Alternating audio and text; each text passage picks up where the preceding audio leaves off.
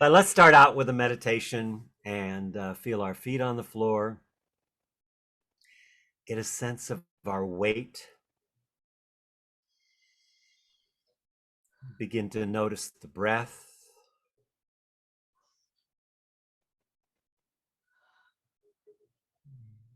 Feeling that sense of being here. Allowing the breath to just naturally breathe in, pause, release on the out breath,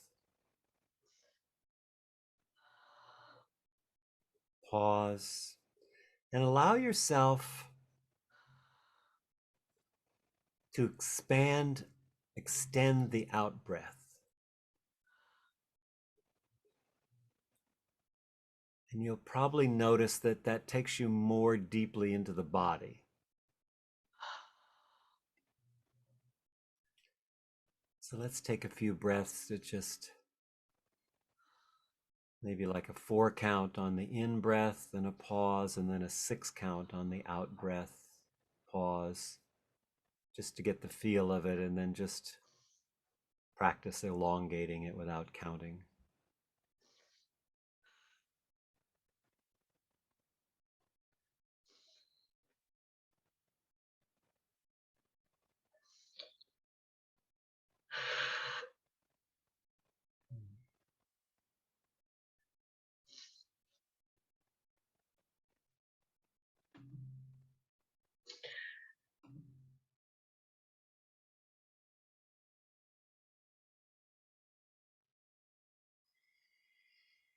And what's going on in your body this morning?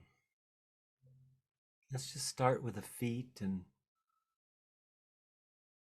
get a felt sense of what's happening in the interior of the feet.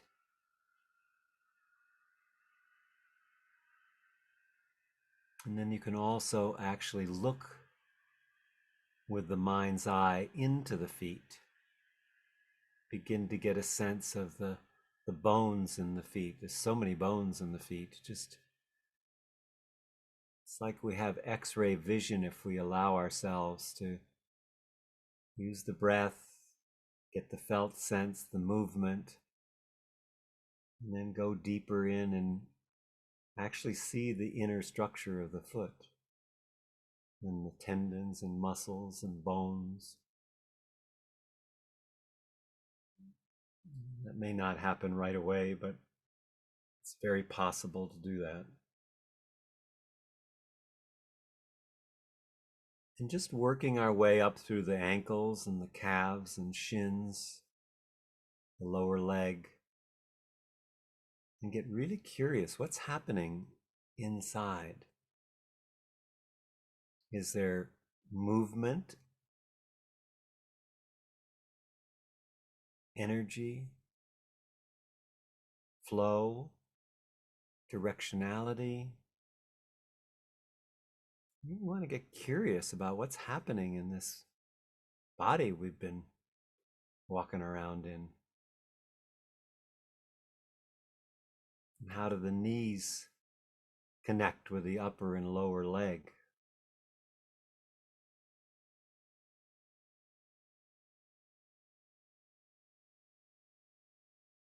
And then the thighs and the hamstrings and the femur, and how that fits into the hip socket and the pelvic floor that you're sitting on and feeling. So we're looking for movement. We're looking for numbness, which is not nothing. It's something to be aware of when there's numbness, or I can't feel it, or there's pain, or there's tension. So we really want to get curious. Feel the tailbone, how it connects through the pelvis and goes up the spine, curves and curves back in and up and meets the brainstem.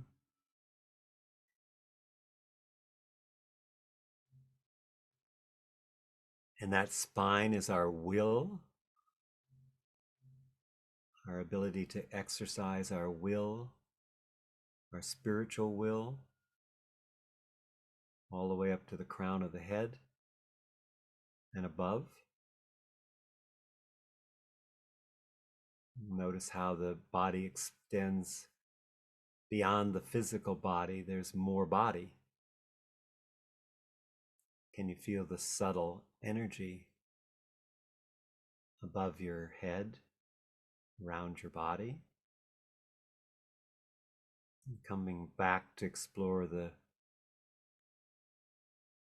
organs of your body, the kidneys and spleen, liver, stomach, digestive, diaphragm.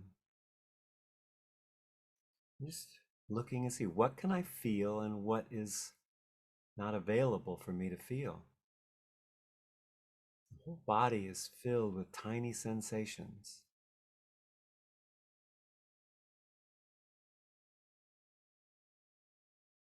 In the solar plexus, the power center, the heart area, in the lungs.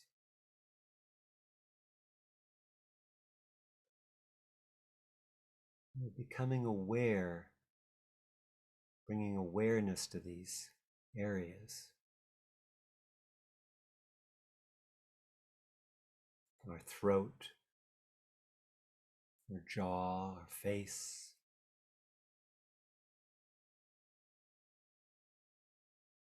And just kind of getting a sense of the whole body and how it's amazing how it just all is coordinating all these things without us doing anything. All the parts working together, all the different systems.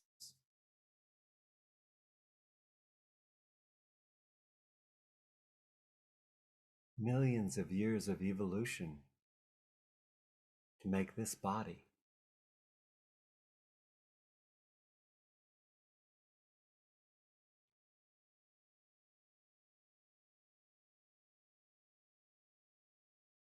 And then let's move into the emotional realm. Notice the shift between looking at your emotions and looking at your body. And just go back and forth for a moment. I'm checking my body,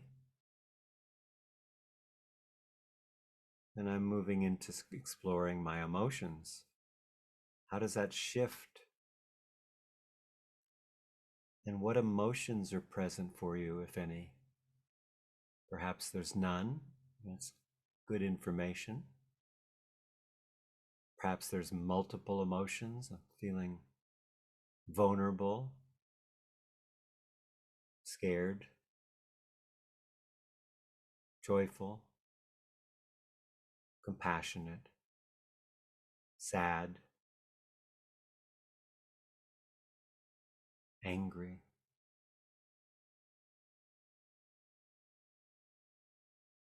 Shame.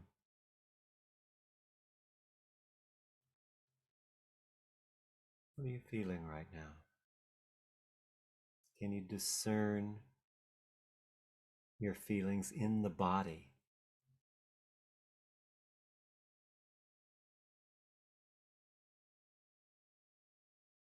Where do you hold your sadness, your grief? Where are they in the body? Where's your anger? Where's your fear? Where's your joy?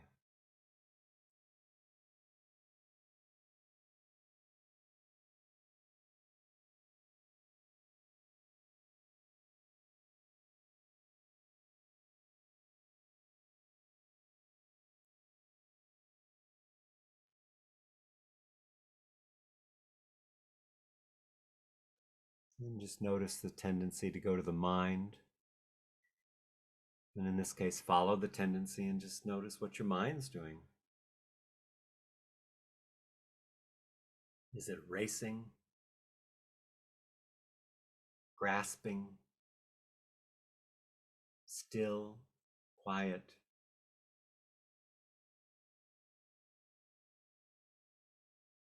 uncertain, efforting, relaxing? What's the state of your mind? Is it up floating around above you, around you, outside, focused on the past or the future? Or are you able to presence yourself in a way that stills the mind? Presencing stills the mind.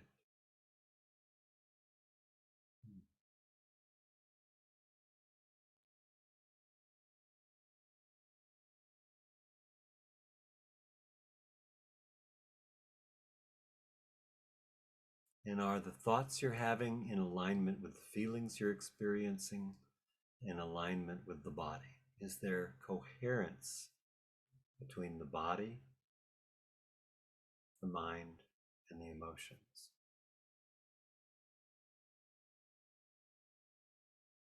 And just notice whatever you notice.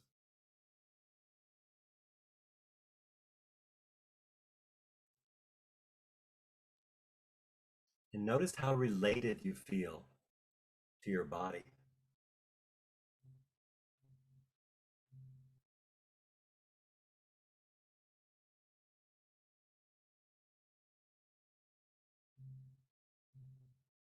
Notice the likes and dislikes, the areas, just the story of how you're related to your body, to yourself, to your story.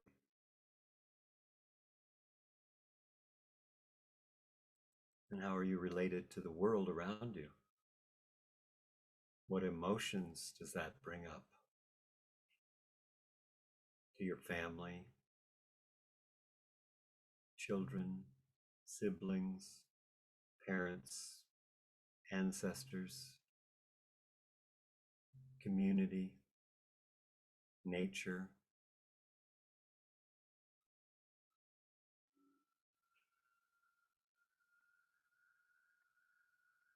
Maybe I don't know how I'm related. Maybe I can't feel that. Maybe I feel a lot of connection and mutuality.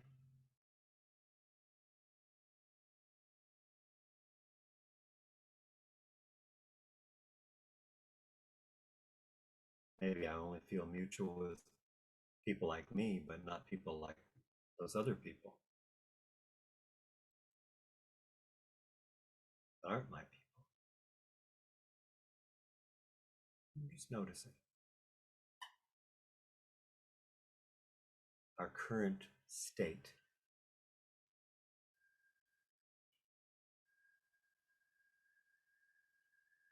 And then a couple deep breaths.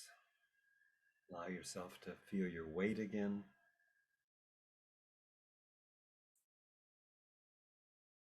Feel your pelvis on your seat, your feet on the floor. Then let's come back softly and just in our heart welcome each person and see if you can stay in your body and actually be with each person on the screen. So I'm feeling myself, feeling you, feeling me, having my coffee. Or whatever's going on, just being with each person. And see if you can stay in your body and be with the other person. This is harder than you think. It takes practice. But it's an amazing, amazing gift when you can stay embodied and feel the other person in your nervous system. Actually opening up yourself to receive them in you. That's a miraculous trait that we have.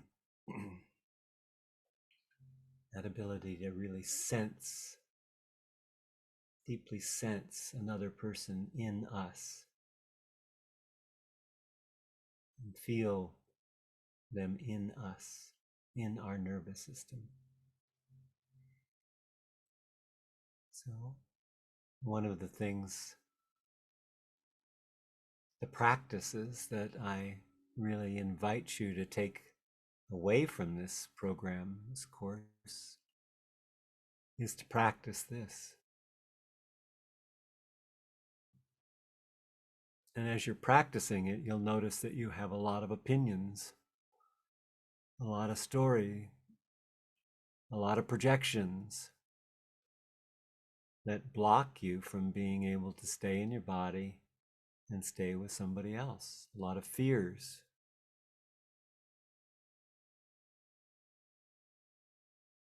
Notice your breath as you're doing this.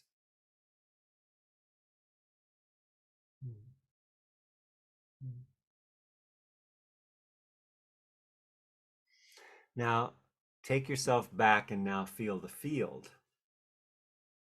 What's the resonance of the field?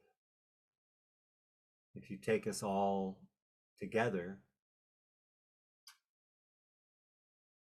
you can remember when you first came in yesterday morning, and you can maybe compare to when you look at the field now, when you take in the we space.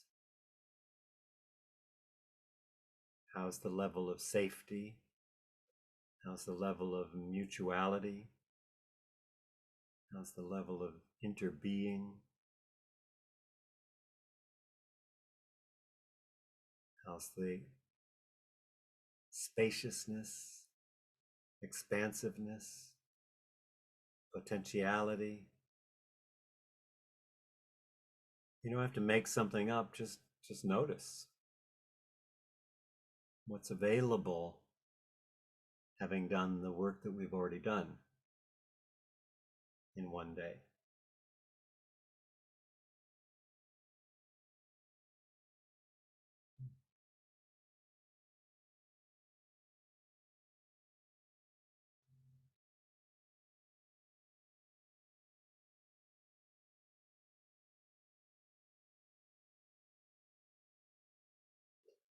Rilke has one of my favorite words is in-seeing.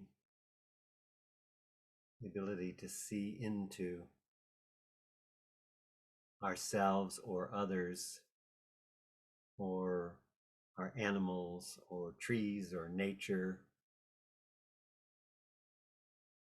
in a deep sense where there's no more I. When you're in-seeing, you dissolve into whatever it is you're exploring. So that's the nature of contemplation. In contemplation, we haven't talked about much yet, but we're going to do a contemplative meditation later on. We're probably going to do more meditations today.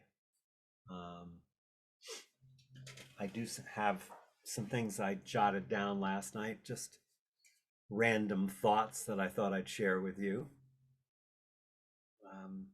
that came up from things I wanted to make sure we either covered or repeated because they were important. But before I do that, anything anyone wants to say about their experience right now of just starting out this day? Anything from comparing yesterday? Tina, yeah? No? Anyone? We good?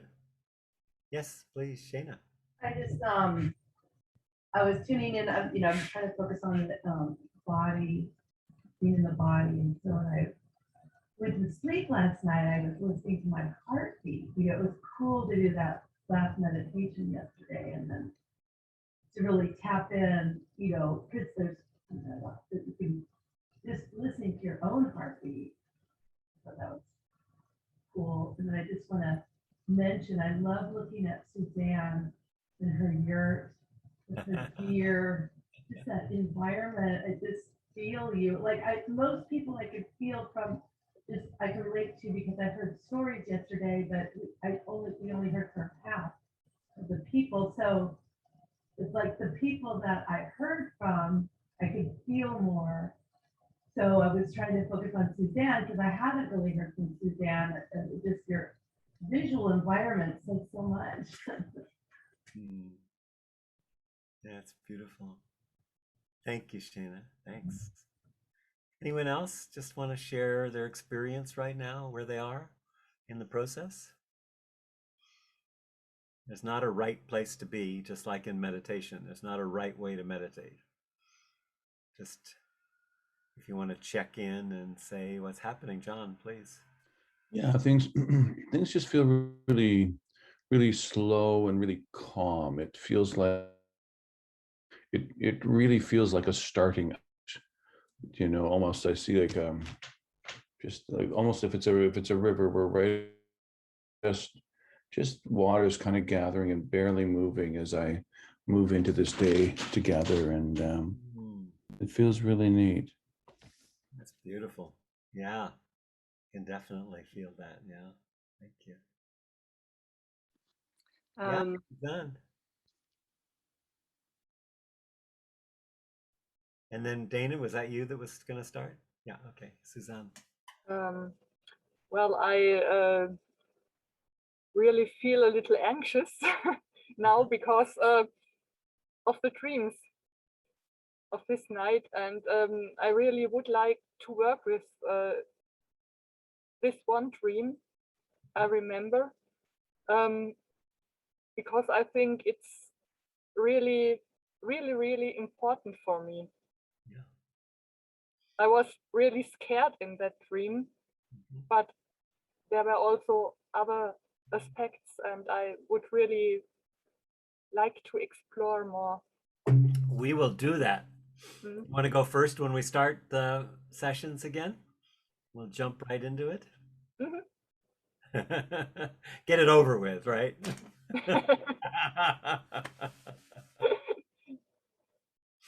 Okay. Yeah, if that works for you, we'll just start with you.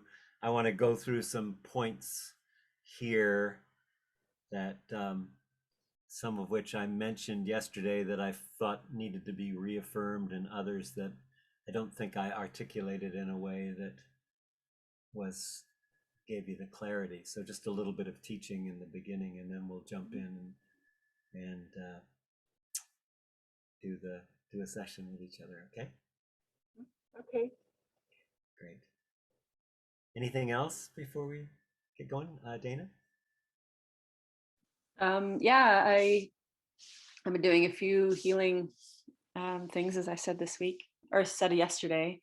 One of them is this request to feel more, and that exercise we did this morning, I've done a few times, and I really feel like I could feel more. And I woke up this morning feeling really tender and just like, oh man, I don't want to get out of bed. Like well, actually, no, that's not true. I woke up at 5:20 and was like, oh, I'm gonna go see my dad at the hospital because I'm gonna be online all day and not be able to see him. So I went to the hospital at 5:30, and of course everyone's asleep. So I came back home and tried to get back to sleep. And I don't know, it's the wild stallions of my mind propelled me into action.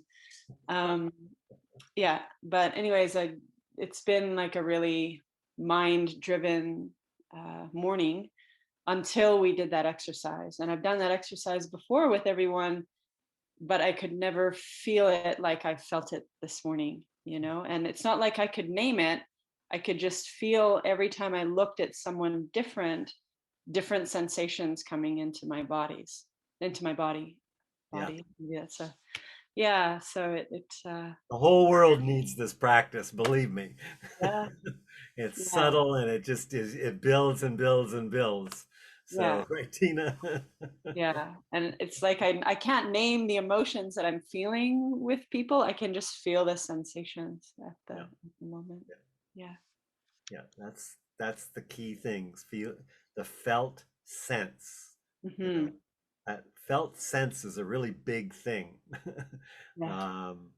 I could do a 10-week course just on felt sense. Yeah. Um, And there's such a subtle difference between your own projections. I'm seeing that now. It's like something, because I used to be a photographer, something as simple as lighting on a person really sets a mood for me. And it's hard for me to strip away the aesthetics of an image, of the way someone is on screen and the way they are, and it almost felt like I was maybe kind of feeling that this morning. Yeah. yeah, yeah, great. Mhm. Yeah, you look very beautiful with the backlit behind you there. Oh, thanks. It's both the energy, but I mean the backlight really. uh, You just named it, like as a filmmaker, you see that. So yeah, I was just noticing, wow. Thanks. Beautiful. Anything else? Anybody else want to speak? Daisha, did you want to say something? No, you just wanted your coffee. Okay. So let's see some of the things I wanted to talk about. So what are we doing? Sorry, there's one more question. Jiren, do you have something to say too? Oh, you've got your Yes. hand up. I'm Yeah. sorry. It kind of fades out in the whiteness there. I'm sorry, Sharon. No, Please. no, that's okay. I just put it up and that's maybe me waiting till the last second. So I just wanted to share that I feel resonance with the group on two levels. One, the stories and the work that was done yesterday, all of it is a part of me as well. So really gratitude to the people who've been sharing and doing the work and being vulnerable, because I can't speak for the others, but chances are we're all being touched. The second piece of resonance is just knowing that people are showing up, whatever they may be coming with, just showing up and wanting to do the work. So there's a deeper resonance there, right? So thanks, everybody. Yeah, beautiful. Yeah. Thank you. Yes, I feel that. So I was saying, what are we doing here? So primarily, we're awakening from the mind field and moving into the heart field. And in order to break up the structure of our narrative, of our story, we really have to pull the carpet out from under ourselves to be able to deconstruct. And one of the most important ways of that is really what Jaren just said, is listening to people's stories and seeing how they relate to your story, and notice that it's actually a story. And that begins us to break down the structure of the story and the hold it has on us through mutuality. What is mutuality? I talked about that yesterday. It's love. It's presencing. It's bringing ourselves in, and it creates that context of love where we have more inner space. And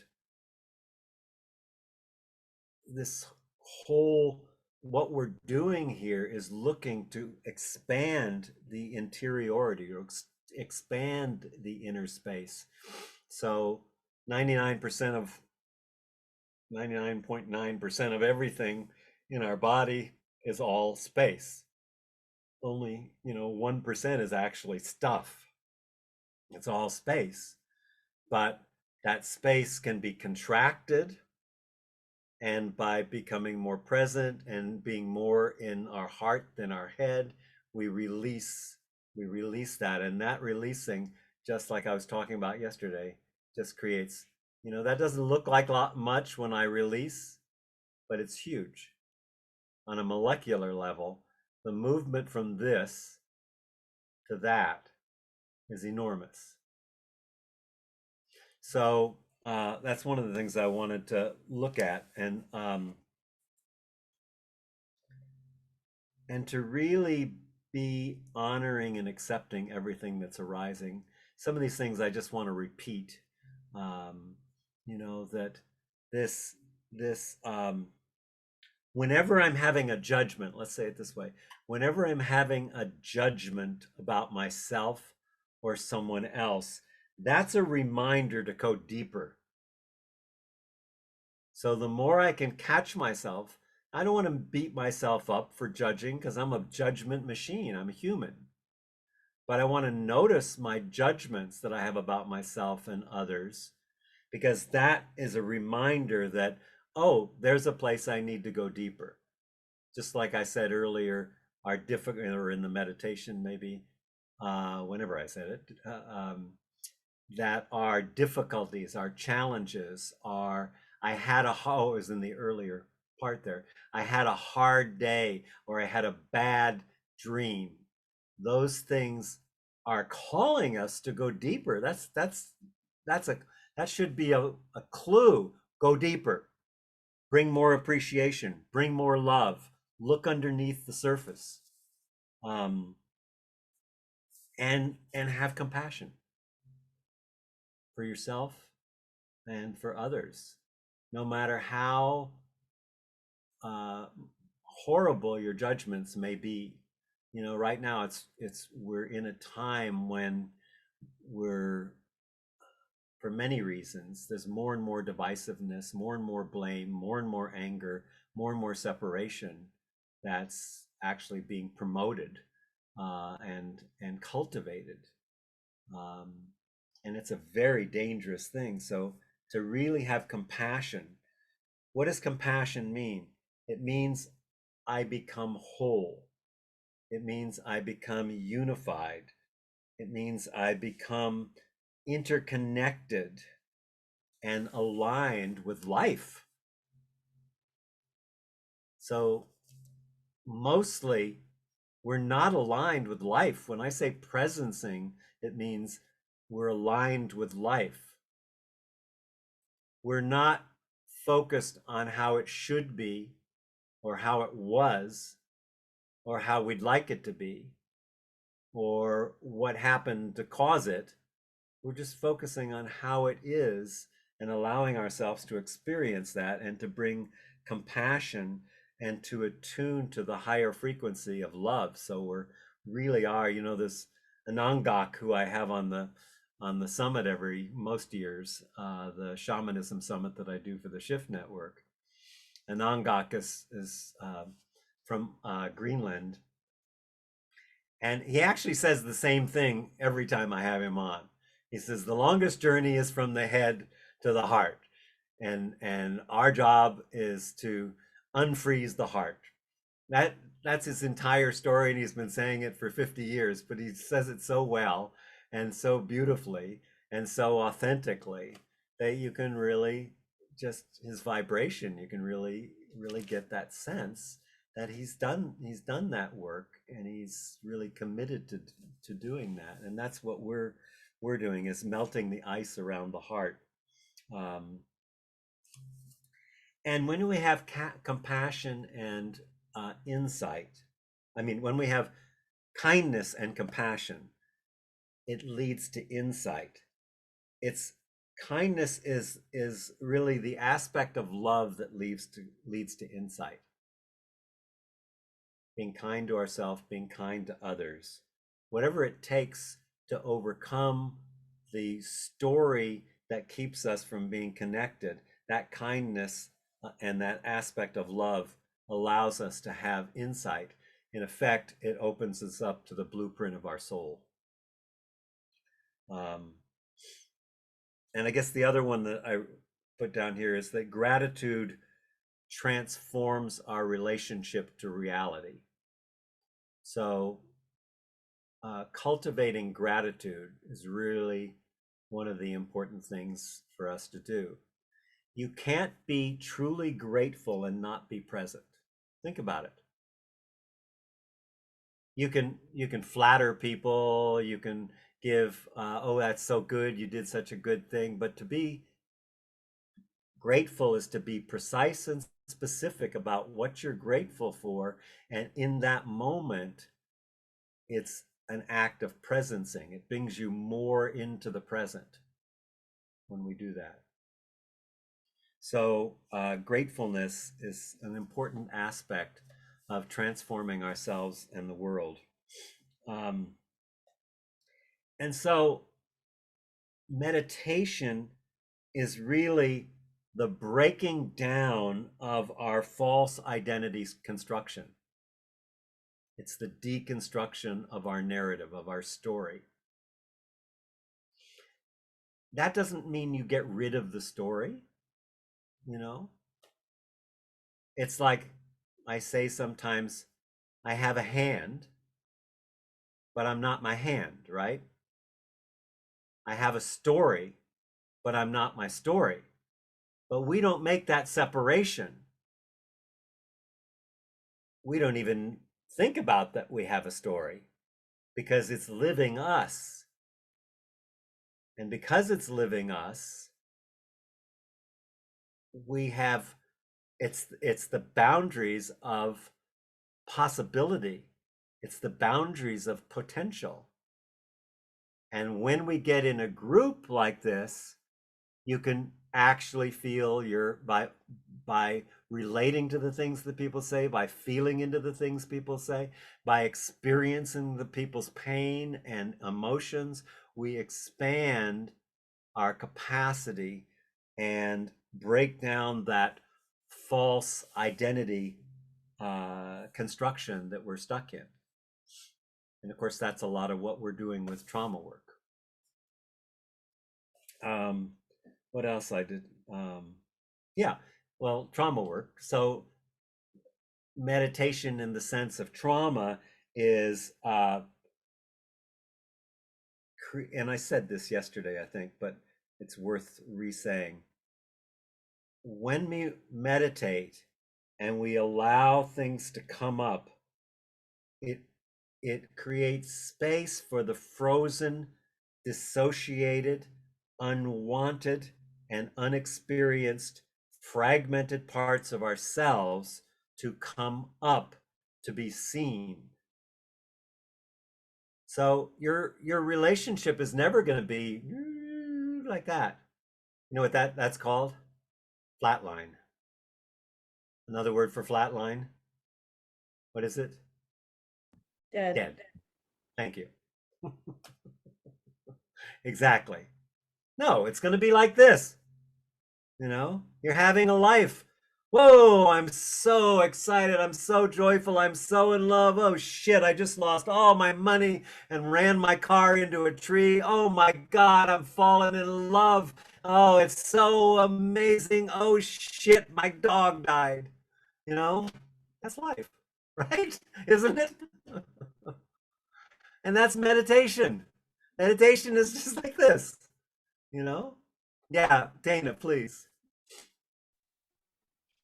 Well, I'm just curious about the term equanimity then, and Mhm. how it relates to this. Okay, so here's the cycle, right? We're going like this.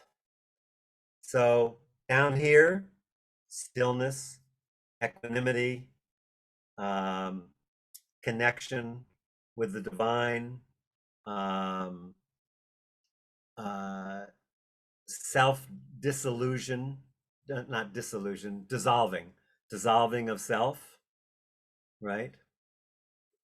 But all of this is part of the aliveness, part of the movement.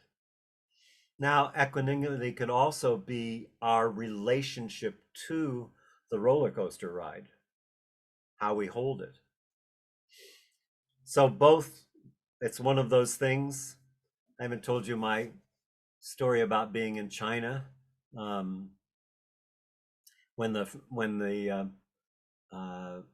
bamboo curtain raised, I had the opportunity to go into China right afterwards with somebody who'd been there for 32 years, an American who had spent 16 of them in prison. I have many Sydney stories, but we were at this temple, and there were these guardians at the temple. They're kind of lion gargoyle. You've seen them before. They're in front of the temple, and Sydney said, I said, what do those stand for? And he says, oh, those are the guardians of the truth. I said, the guardians of the truth. What are the guardians of the truth? Said, paradox and confusion are the guardians of the truth. So, in this story, we have to do this in order to be able to dissolve to go from paradox to unity, and embracing the whole thing, and move through the confusion and the narrative, the stories, constant searching for something, anything that would validate its story. So those are the places that we go through. So anyway, how's that, Dana? Does that address what you're saying? Yeah, thanks. Yeah, let me see what else I just made a bunch of notes last night. So I can't say enough times that difficulty is, when we talk about difficulties, challenging, hard, bad, when we use those kinds of words, that's an indication to go deeper, because that exposes the walls of the room that we live in. So, we live in a room in an apartment building, and we have our trauma, and we have our dissociated parts and fragmented parts through all the different ways we have that. But we're aware of that room, but not the whole building. In other words, the whole of the world that is locked into similar kinds of dissociation and trauma and soul loss. And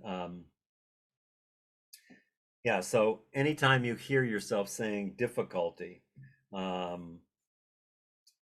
because when I see someone, so when I look at you and I just kind of casually look, not the way we've been training to look, for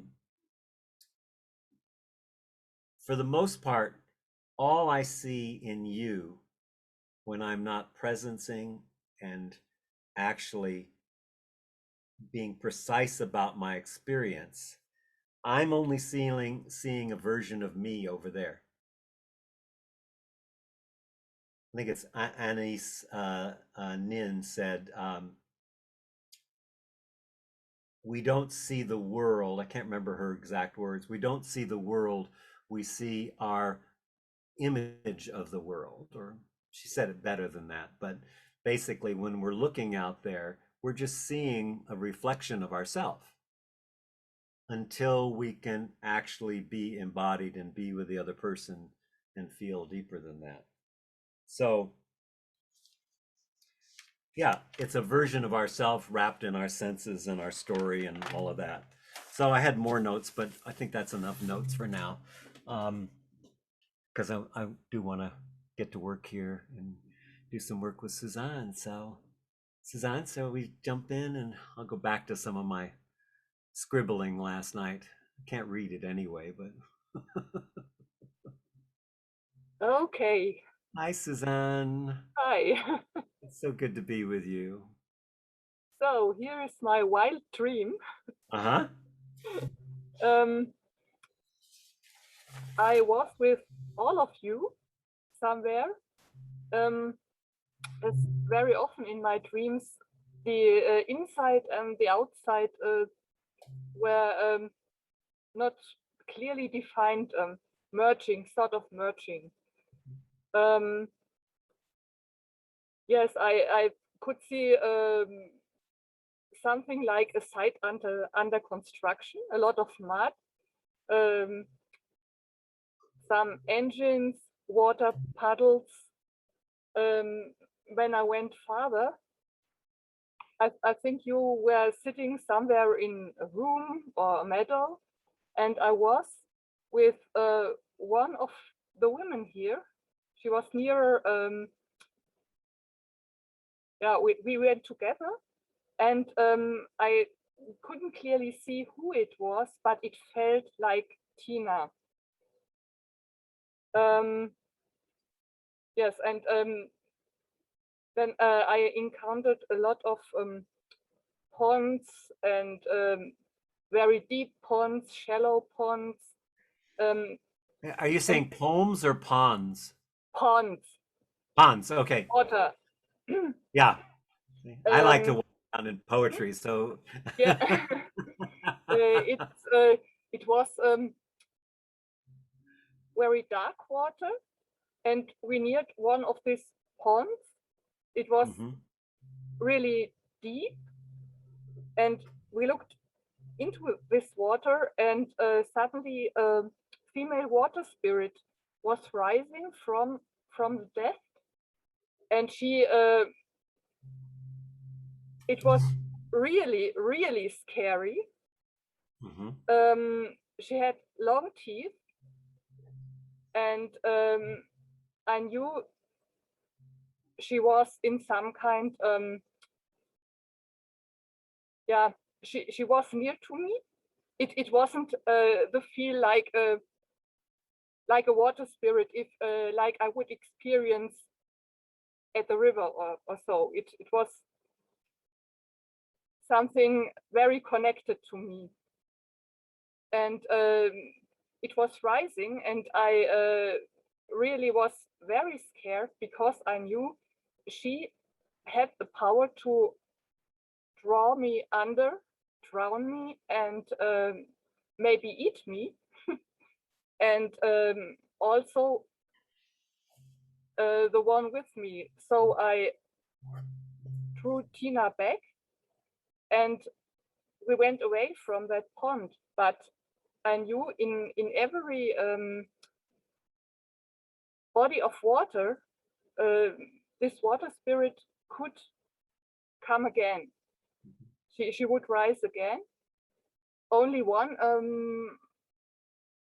yeah, one little, well, one little pond. It was full of water plants and life there. I knew it was safe here, Mhm. and I don't really know what happened then, but this very deep pond where the water spirit lived was emptied, and I went there and I found like a little mechanical toy, Mhm. and the water spirit was trapped in there, in this toy, and this was not right. It felt completely wrong. Mhm. I knew it had every right to be there. In the water, it was out of its element. The power was still there, but it was trapped. Mhm. Um, it was really so very little. It fit in the palm of my hand, this toy, but it had an immense potential. Um, it was That's a really, great dream. I love oh, it.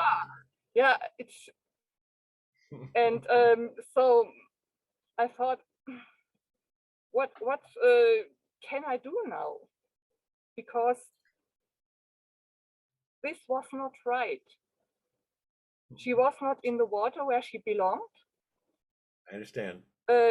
She has every right to be like she is, like every spirit or water spirit. A water spirit is a water spirit. It just is.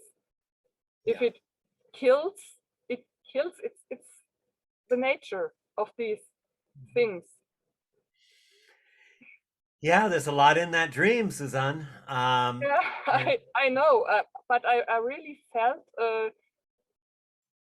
I felt guilt, because you felt guilt? yes, Yeah. Uh-huh. because this I thought this pond was dried out because of me, because of my fear, and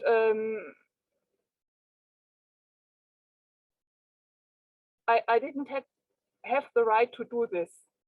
or to let this happen. Yes. So, yeah, so let me say a little bit about analyzing dreams. Also, analyzing, for those of you who are shamanic practitioners, um, you know, when you get a spirit or a power animal, this applies also. Before you go to an expert and look it up in the animal cards or the dream, Jungian dream analysis book, you want to go and really look for yourself at what do each of these things represent and stand for you? What are the voices of the deep, dark ponds and the shallow ponds? What is the significance of Tina, you know, being there, or her energy being there? What is it that the spirit is trying to tell you and represent for you? And what is, you know, you notice some great details in there. The being trapped in a toy and the guilt. So before I ever say anything, always do your own analysis. Don't listen to the experts. Now, I have lots to say about it, but I want to hear your analysis of that dream and all the parts right now before I say anything. Well, I noticed the water spirit was very powerful part of myself, because I felt it wasn't like the so-called usual water spirit.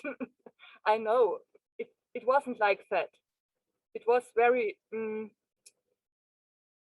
I had a really a very strong affinity.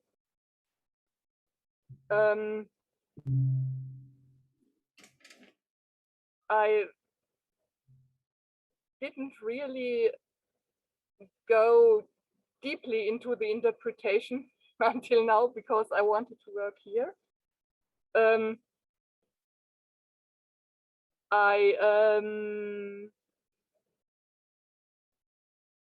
I asked my power animal to be with me. Good. And I asked, how long is this part of myself separate somehow? And did you get an answer? Yes, it was 2 or 3, when I was 2 or 3 years old, was the answer. Since then it wasn't really with me anymore. And at the same time I got this picture. I met this power animal more than 25 years ago, but when I met the power animal on a shamanic journey, I remembered a very early childhood memory of this animal, and this picture came up. I later asked my mother when this could have been, because I saw there was a pile of grain for the chickens, and she said we only had chickens until you were 3 or 4, and so it must have been that time. And my power animal was a wolf, and it was hiding behind this grain pile. I met it there, and he was well. Everyone told me wolves are bad, and read some fairy tales to me with really evil wolves, but this one wasn't. And I said, don't go, you are not going to eat me. He said, no, I am not. I could remember this later. And You look so, like that? yeah, it must have been the same time in my life when this part was lost, went into the deep water.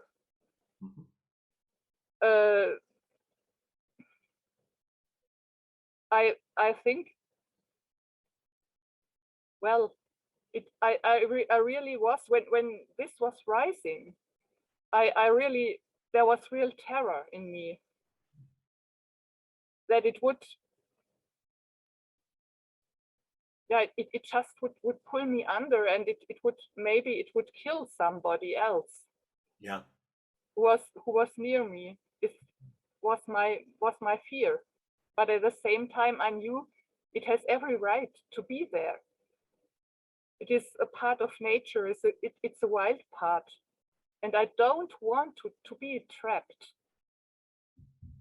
Right. It's trapped Not in the toy. not in this ugly toy, like some plastic thing and no.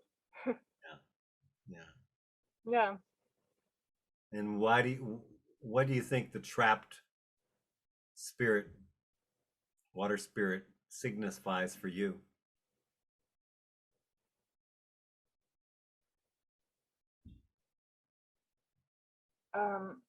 I think it has to do something with emotion, not controlled.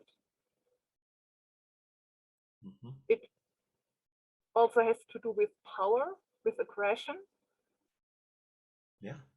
But I don't, I can be aggressive, really. It's not as if I push this side away. So I don't really know what, I think it's a lot of things in there. Yeah. Anything else that you see for yourself in that? I was a little worried about this shallow pond where it was safe. It was not, it was full of life. It wasn't,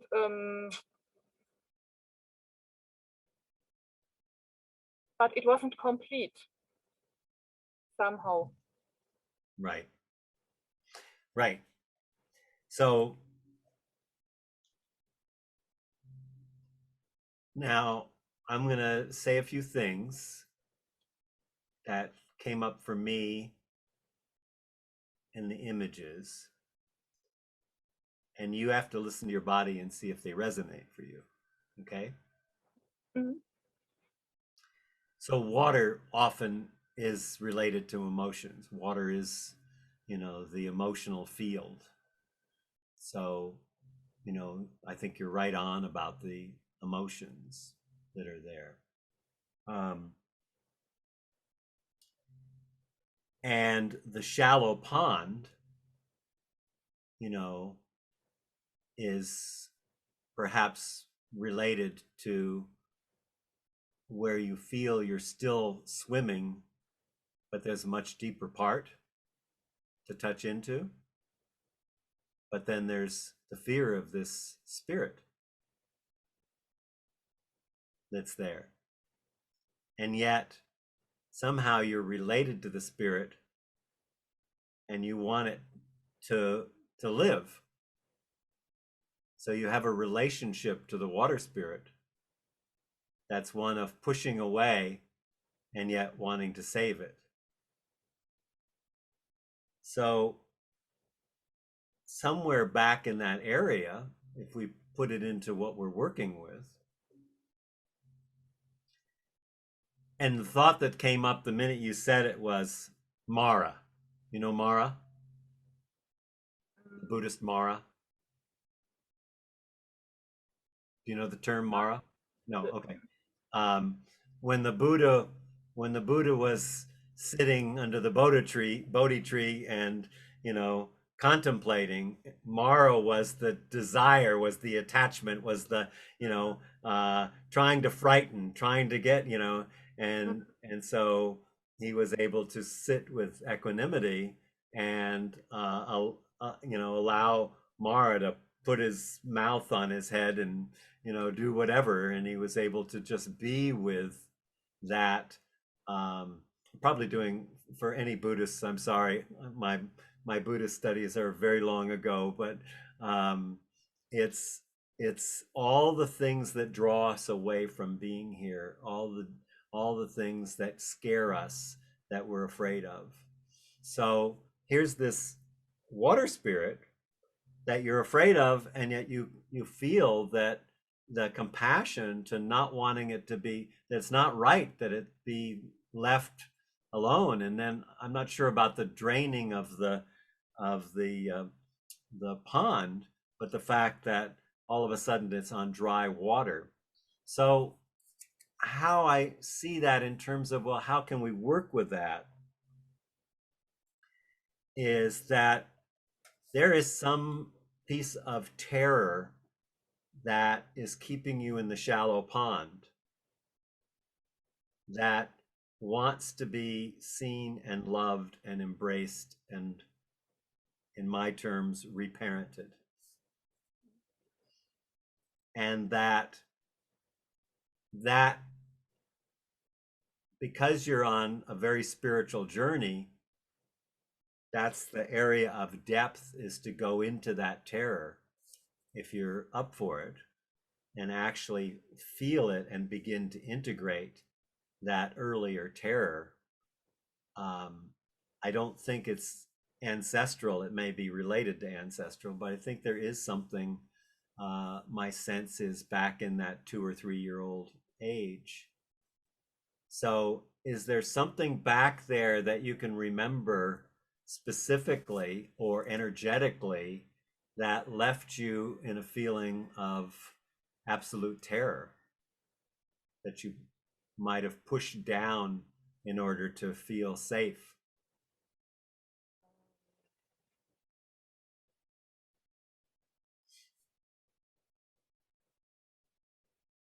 I know that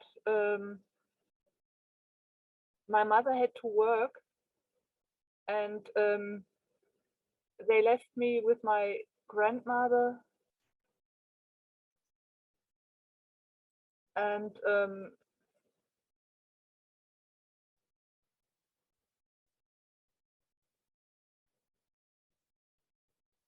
Well, instead I of think going back, I was alone very often.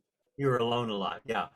Instead of going to remembering the past, just take a minute and close your eyes and drop into your body and see if you can feel the energy, because, and breathe into it, The energy of the spirit, or the energy of the fear of the spirit. okay. And just see, because all these things that happen all have a timestamp. They all have a signature. So somewhere there's some place frozen,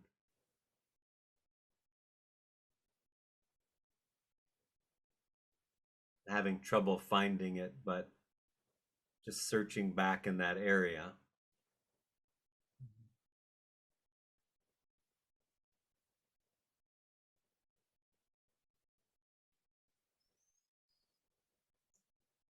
Somewhere in 3 is more what I'm feeling when I look at the Suzanne in me that's checking.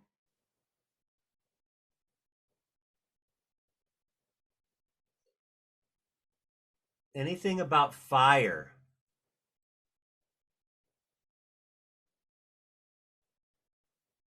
No, I don't remember fire.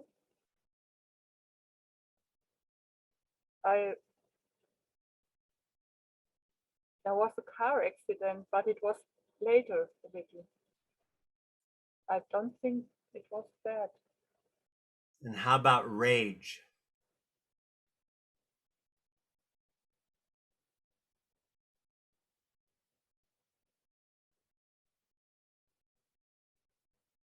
Was your grandmother alone, or was your grandfather there? I he was still alive then, but I don't remember him clearly. He died very early, childhood. But they were really very authoritative, yeah, Authoritarian? authoritarian, yes. I mean, and they didn't they didn't leave me any room to be myself. Mm-hmm. That's got energy in it. Mm. That's got energy in it. Can you all feel that when she said that? They didn't leave any room for me to be myself, had a lot of energy in it. So when you're working with somebody or you're being with somebody, look to what has energy in they're speaking. Some things are just like, oh, and then some things like, oh.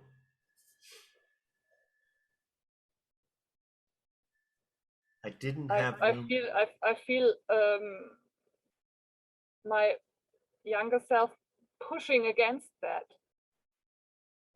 strictness, this always holding me down. Yeah, yeah. What about that your fire was being dampened, your passion, your Mm. self-expression?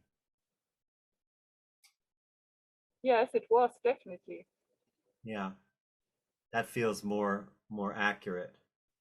That the fire that I was feeling was the inner fire, the wanting to be free. And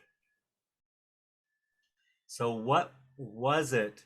What did it take for you to push that down?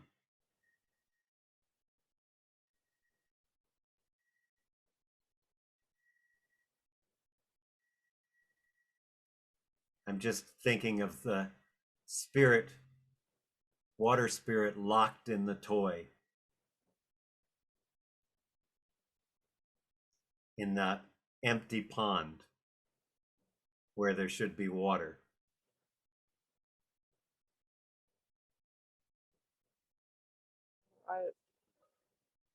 I had to just be a good girl as they saw it.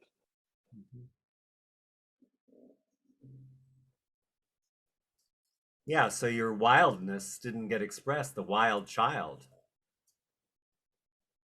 Yes, because they punished me when I was different. Right, right. So you're starting to get a sense of the water spirit wanting to come out? Mm. Quit being a good girl, Mm. that wildness come out?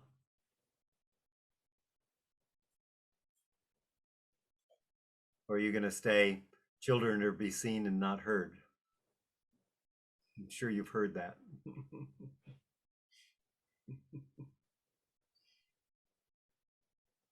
Very common.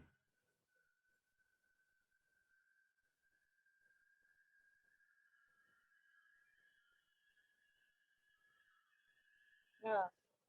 So we want to get to it so we can go back. So how is what I'm saying ringing for you? Don't ever take anything I say, I'm just feeling around in there. So, you know, it has to, I'll get clues, but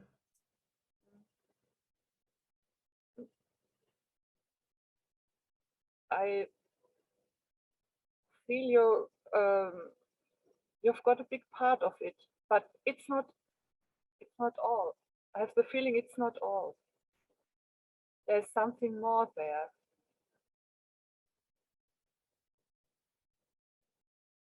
well, what story did you, when you felt you were being squashed, what story did you make up about that?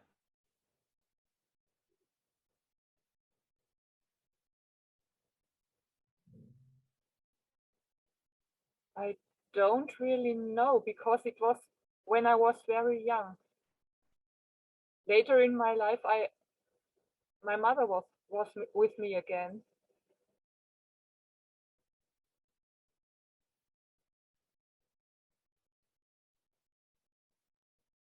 Well, we have enough to do some work. What's missing is the terror part.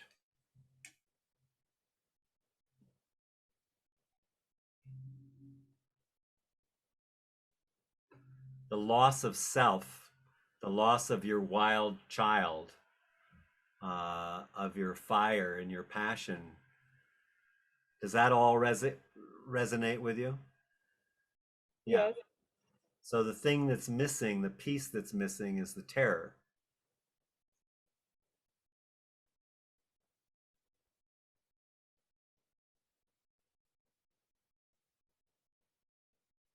Just go to your body. Don't try to figure it out.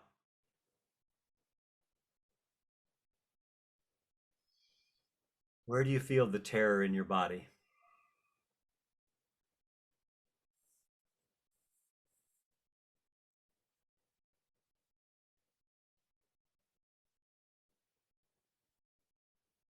Right there?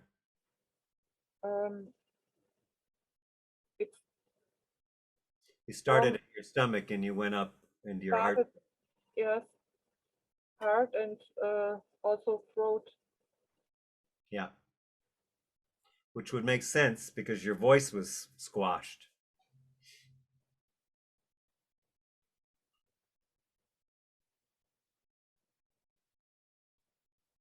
Everybody feeling into this? We all in alignment here, feeling ourselves, feeling Suzanne.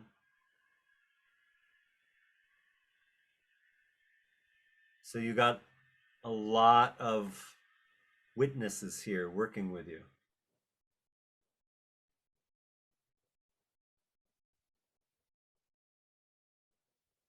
It's just this one piece that doesn't quite make sense to me. Where is the terror?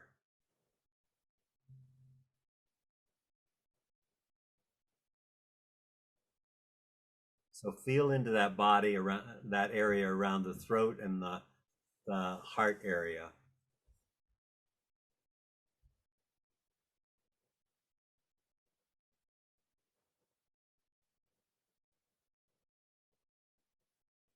No, Okay. I can feel it. I can feel it now. You can. Yeah. You can feel it. Right? Yeah. That's good. You saw fire. There was fire. There was fire. If I wouldn't do what they said, they burned my toys. They burned your toys. Yes, Ah. they burned my teddy bear, all these things, they were alive. Yeah. I got it. I got it.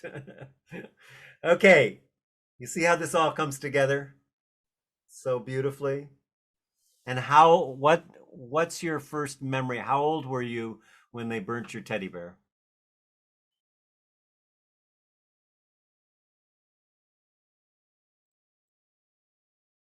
Maybe a little under 3. Yeah, that's what I get, right close to 3, but not 3. Yeah. Okay, let's go back there. You ready to go back? Yeah. Take your adult self back there. So remember, you're an adult. You've made it through all these years. You've developed. You have the capacity.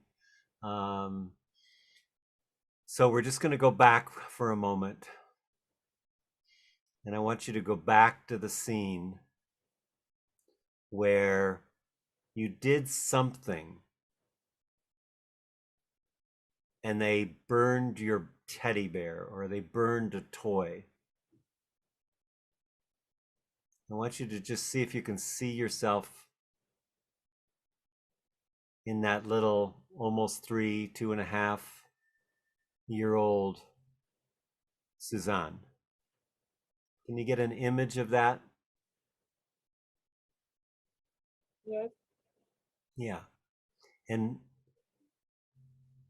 you can see the fire and the burning, and your grandparents, your grandmother. You get a sense of that.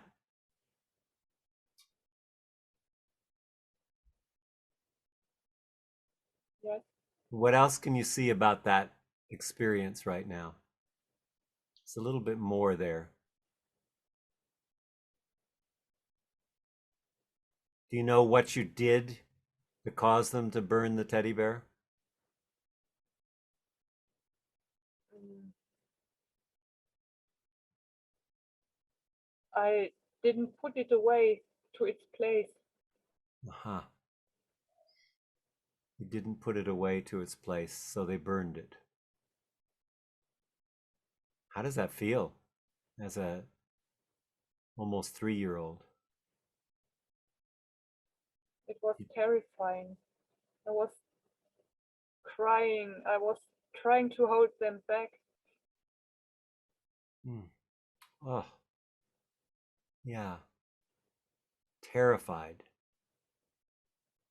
And these giants are burning your beloved teddy bear, which was a companion with you in your loneliness too.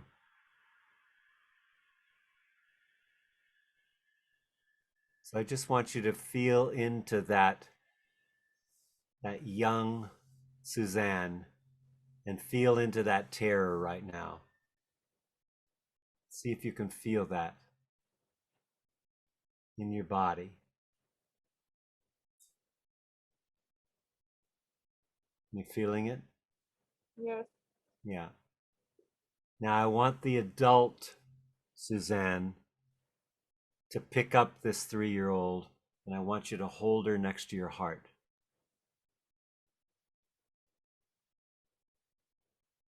Yeah, yeah. And see if you can feel her heartbeat in your heartbeat.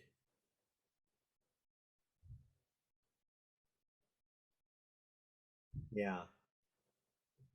Yeah, just allow yourself to relax into that.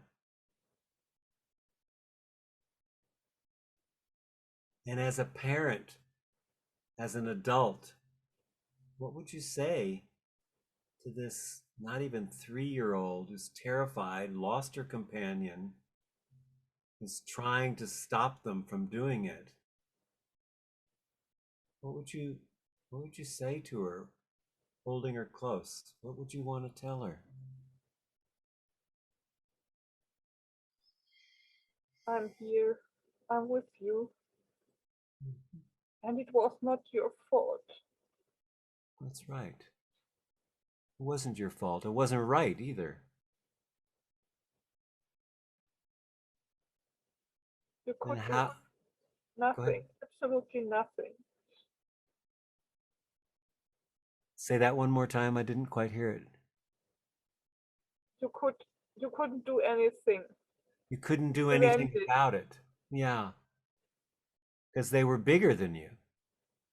They were giants to a 3-year-old. And do you still get scared sometimes? Yes. Yeah. Well, tell her that. Tell her you get scared sometimes. And it's okay to be scared. I also get scared sometimes. It's Yeah. okay to be scared. Yeah.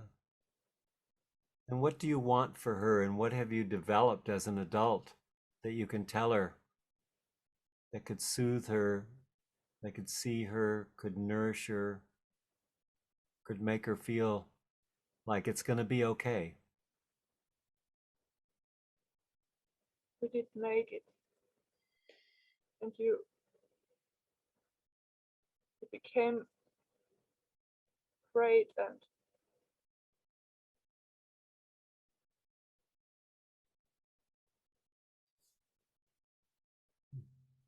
could protect so many.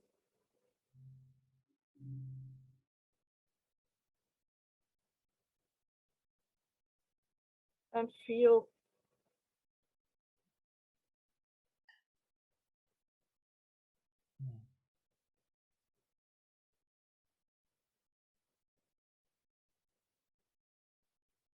feel many new connections, winning new companions.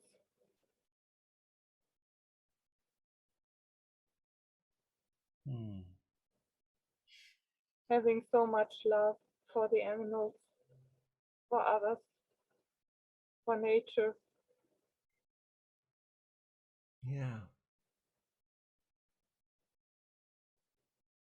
So she got to express her love into the world, didn't she? Yeah. Her love for nature and for life and for the animals.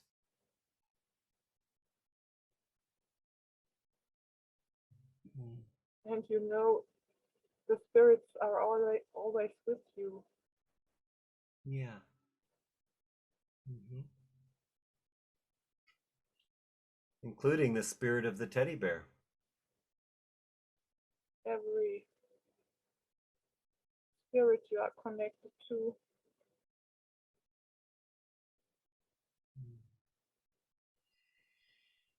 And keep breathing into that, Susanna. Really feel yourself holding her tight. Maybe put your arms completely around her. Yeah, yeah. And feel that sweet, precious, innocent child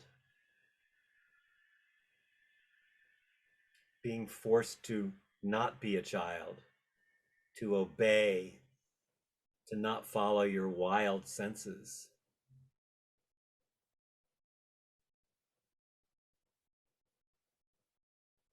Hmm. I love the two stags behind you. It just reminds me your ancestors are at your back. Oh, this is my ancestor clan. Is it? Yeah, it feels like that. We want our ancestors at our back. They are at my back. Yeah, yeah, it's beautiful. They told me I belong to their clan 2 Yeah, years ago. yeah, yeah. So let's take a deep breath together. Hold her a little more. Everybody just kind of hold little Suzanne in your heart. And make a wish for her. Everybody make a wish for the well-being of little Susanna.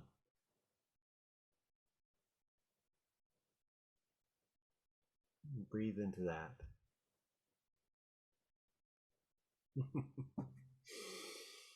Beautiful. How do you feel right now, Susanna?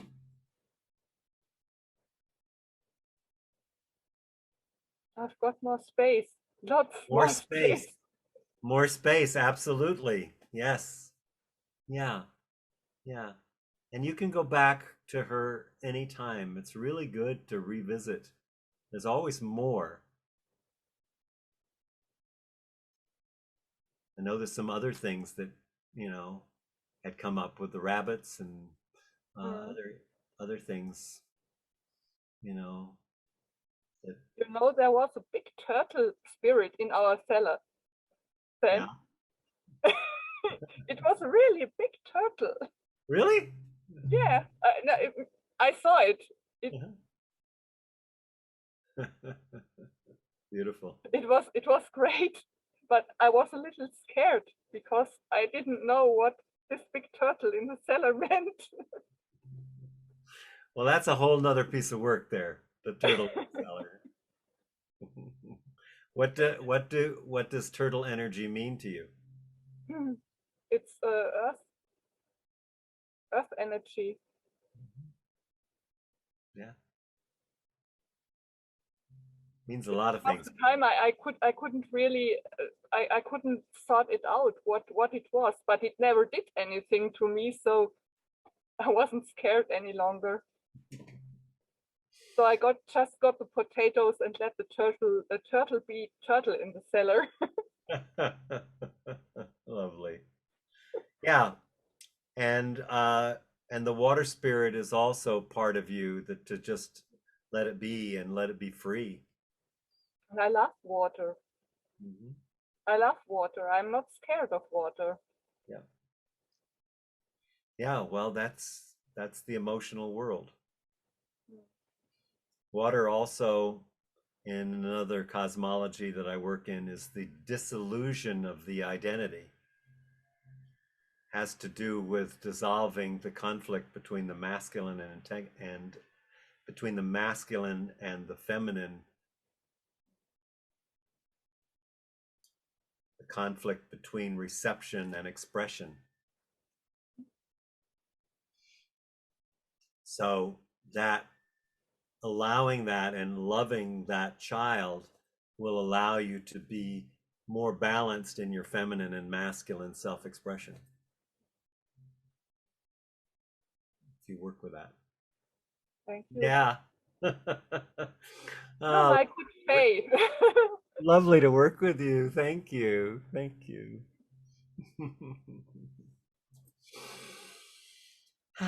Okay, let's stretch. Just stretch a little, everybody. That was good. You guys are doing a great job of holding the field. Really great. I just want to acknowledge you.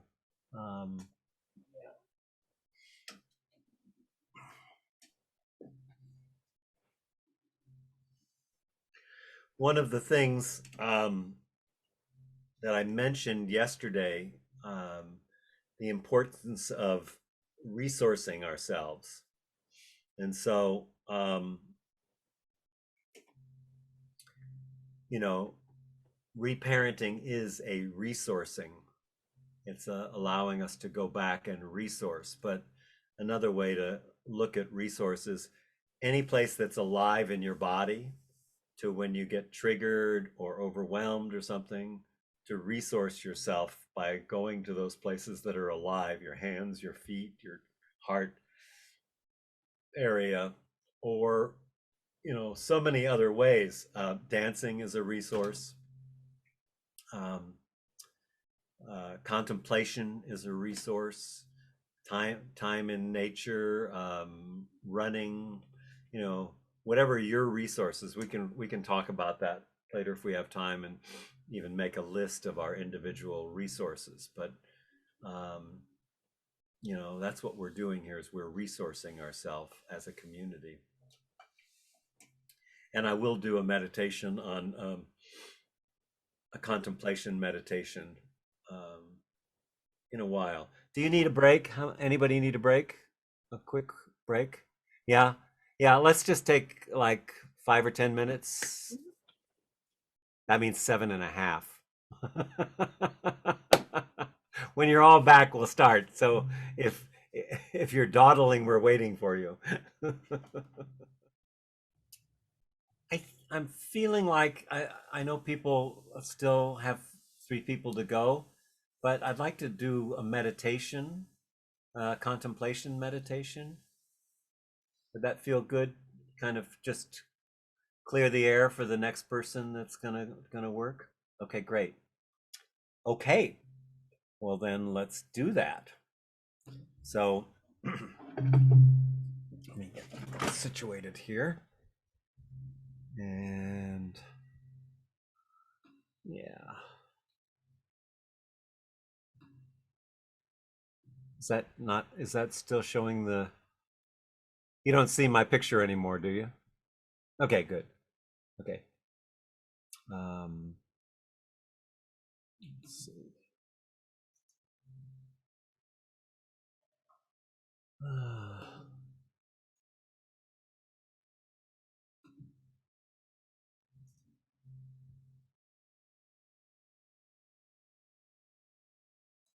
Okay.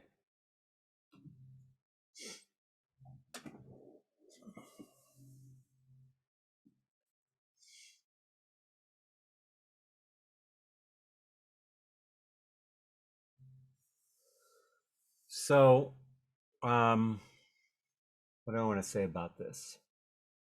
I think I already said pretty much everything I need to say about contemplation. That what we're doing in contemplation is to enter into the essence of our experience, so we ask a question, and then we don't try to answer, we sit with the question and see whatever arises. Were you waving to somebody or? Yeah, sorry, Don was leaving, so I was Oh, waving okay. to my Okay, son. good. I didn't know if you wanted my attention. Okay. So when we're doing a contemplation prayer, we're really looking, we're sitting with a question that's important to us. So let's just get ourselves in a meditative state of mind, state of body. Feel our feet on the floor. Just do a check-in of, what's happening. And we're going to do an exploration here.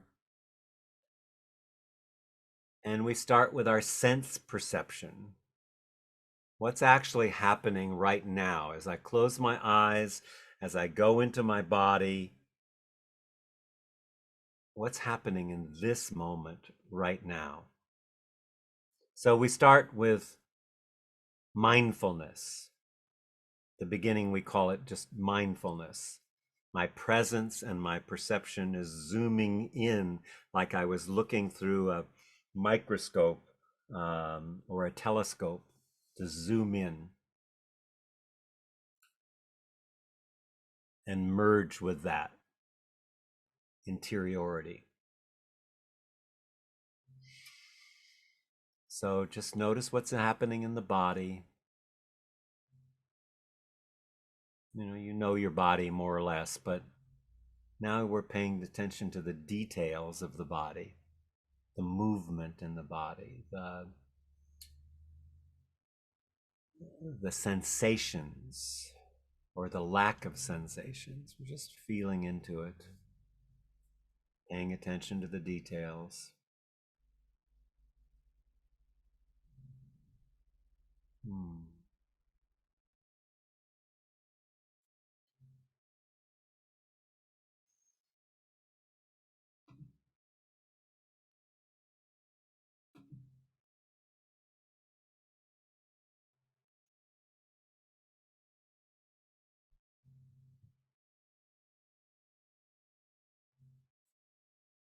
And I want you to come up with a question.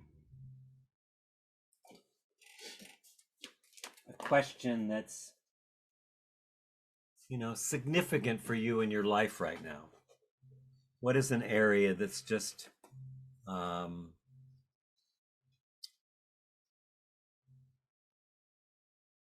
significant question? And we're just going to sit with that question.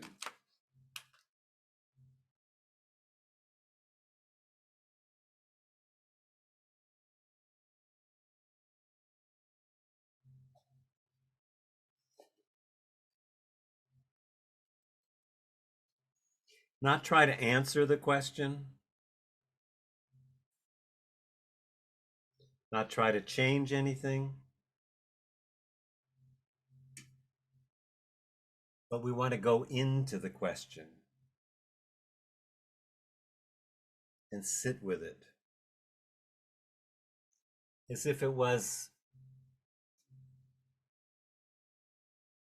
a beautiful object or a beautiful experience or something. We want to look into the question, feel into the question, give ourselves to the question.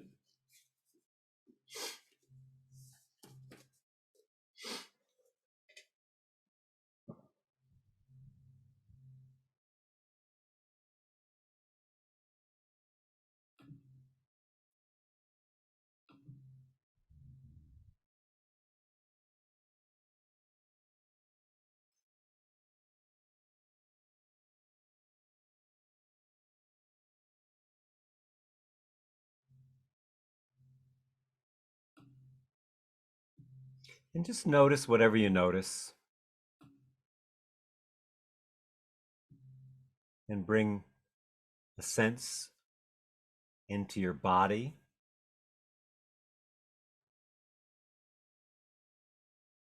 Bring a sense of not knowing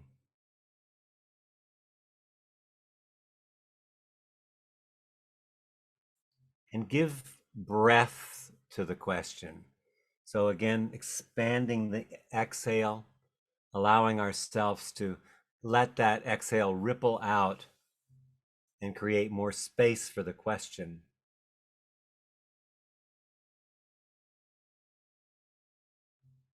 Feel that spaciousness as you breathe. You're just kind of holding the question in the background.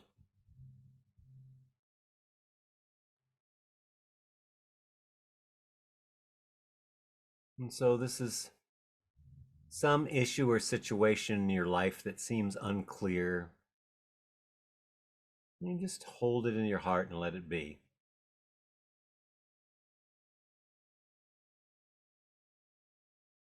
And let the question kind of flower on its own. Let the mind give a little more not knowing to it. Letting go of all the ways you've thought about it before that didn't lead to a resolution. And let that just go to the background.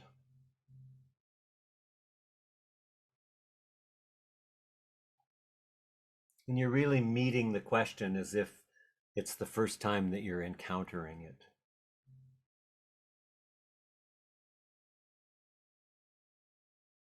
Bringing a new listening to the question or the life circumstance, or feeling it as a felt sense, feeling into the circumstance.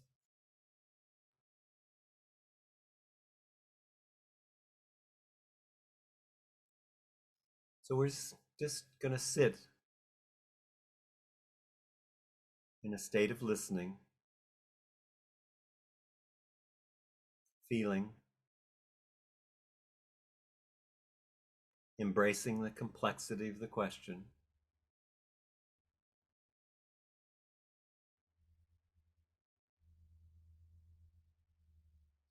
And as if you had the ability to increase the map of the question,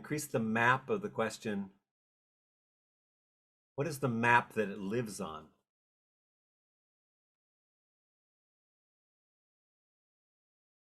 And the layers and relationship of the question, and how does it interact with other systems? And again, just bringing curiosity, adding components of your life.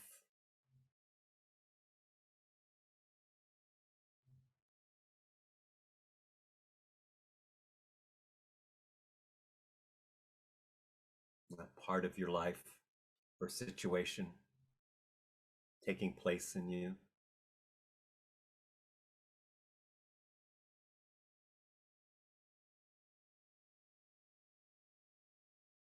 And just relaxing into the question.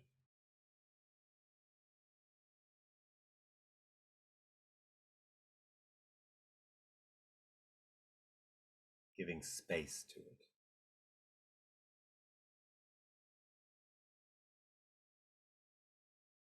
Notice any tendencies to hurry or figure out or go back to old things that you've dealt with. But we really want to sit in a sense of curiosity.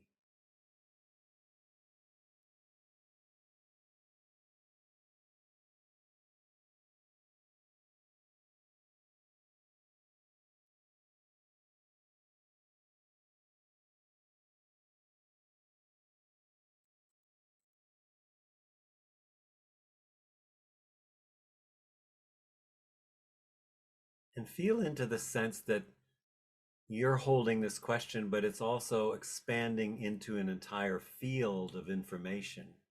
The people that are here with you in the we space. So it brings more perceptions, more space, spaciousness.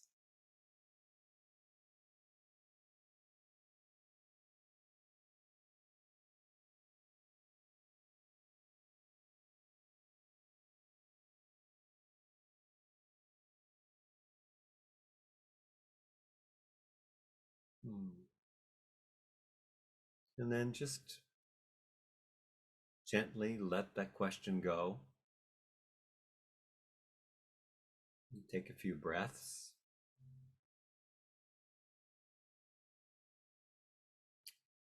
Feel your body. And just softly begin to bring yourself back.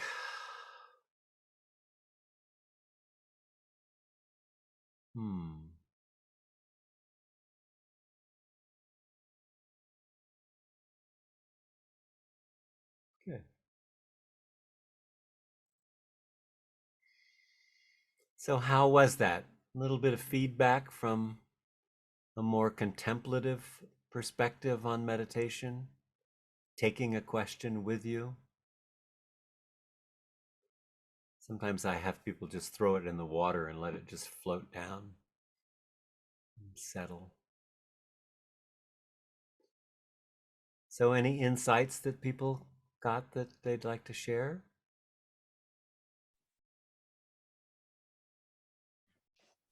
Yeah, John. There we go. I'm in my witness protection plan. So I can see that. That was kind of cool. I got distracted, and I just listened to your words from that you started with yesterday about just don't get wound up about a bad meditation. Just it's all okay. And so then I got a little bit curious, and then I got distracted again as stuff kind of settled over me. But I felt my question settled quite deeply, almost like it was in water. It settled deeply, but then other stuff would settle, and I'd forget what my question was, and I'd be like all discombobulated, and then it would come back, and it was really neat. I really enjoyed that, Michael. When we're done with this, all of the responses, I've got a question. So we're breathing in through our nose and out through our nose. What are the differences between using different breathing techniques? So well, there's many different breathing techniques, but this one for meditation is the most useful. I mean, there's different nostril breathing kind of things, breathing through the nose and out through the mouth. There's different body sensations, yogic. There's so many different yoga breath patterns, but I kind of don't deal with that. I stick to the basic, your normal kind of breathing, and then creating more space through that breathing. So, yeah, I don't add that in this work. I love breathing practices, but the best place to do that is find a good yoga teacher that does all the different breath patterns, and they're wonderful. okay. Another area of breathing would be to do breath work. I've done that. I love that. Yeah, and there's lots of different kinds. I'm actually trained in transformational breathing with Judith Kravitz, which is an offshoot of Stanislaus Grof's work. And then lately the hot ticket is Wim Hof, Crazy Dutchman. That's amazing stuff. Yeah. So Fun. breath is just I've got, I don't know how many books up here on breath, just breathing things. Whoops. What happened? Everything went black. Not for me. I see everyone still. Yeah, nothing's changed for me either. Pardon? Nothing's changed for me either. Oh, okay. Okay, good. All of a sudden everything went black. So, yeah. So thanks, John. It's not something I'm going to cover much in this course. Just the intention of this course is to bring uber awareness to the breath, and to the breath you're having, not the one you think that you should be having, or that you had before. That's the most important part of the breathing for this. Yeah. Beautiful. Thank you, Michael. Yeah. Anything else about the contemplation? Yeah, Tina, and then Shana. Yeah, I really loved what you said and reminded us to set aside what we had, what has come up for us before about the question, because this is a question that's not new to me, but I've gotten nowhere with it. So it's really just sitting with it again and being curious and noticing different aspects of the depth of the question was what I really appreciated about this meditation. And then gently placing it back inside my, just letting it go back into my body and just to reside there until next time. And that's where the insights will come from. That, all of a sudden you'll have a download and go, oh, wow, I never thought of that. So the more you make space, now that you've settled the question in your body, the more you make space, the more room for insight, literally insight, to come in and to work on it. So instead of your identity working on it, basically your soul is working on it. Yeah, thank you. Yeah, that's beautiful. Thanks. Jiren has a question. Shane is next, and then Jiren.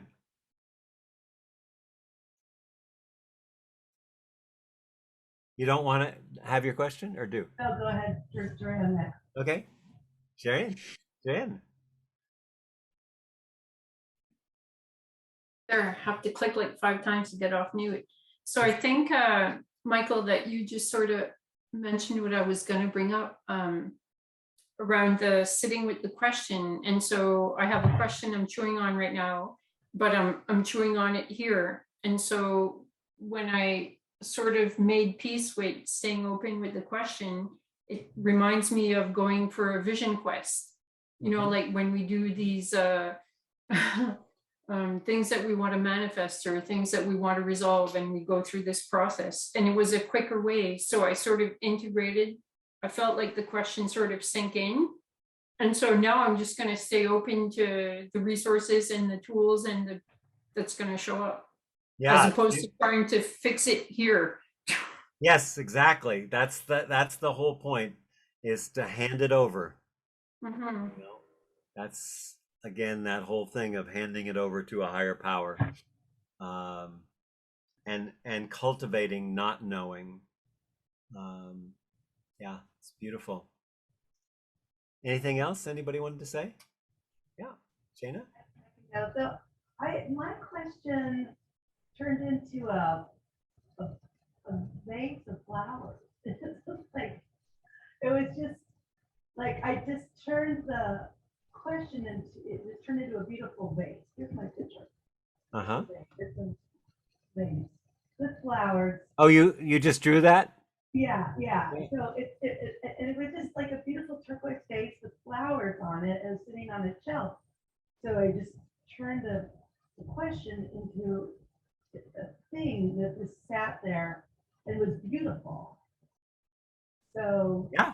it was fun to be able to let go of trying to answer it, but to let it turn into its own like thing. Now, the next step there is for you to take the picture you drew and contemplate the picture. Yeah. I'm super visual that way. So yeah. It locks in my head. So now when I think of the question, I'm not thinking of the answers.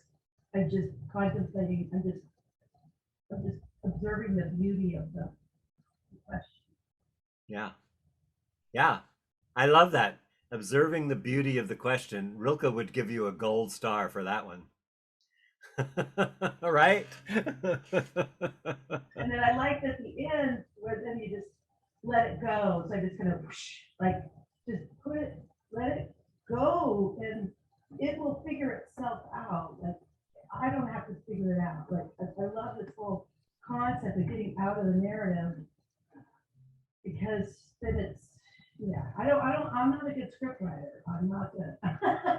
As an ex-drug addict, my scripts are pretty bad. Well, that's a really beautiful drawing to just throw together there and to, give you a visual. So I think that's a great way. I hadn't actually thought about so much drawing the what comes up, but you just gave me a whole idea for a whole nother workshop.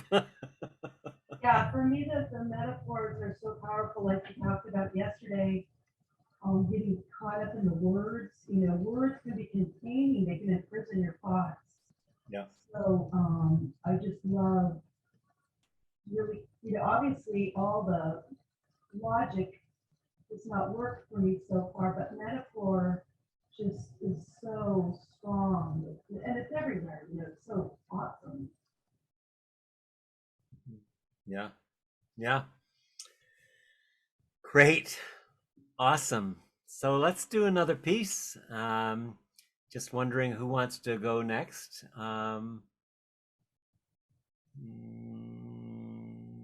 Jirani, you ready?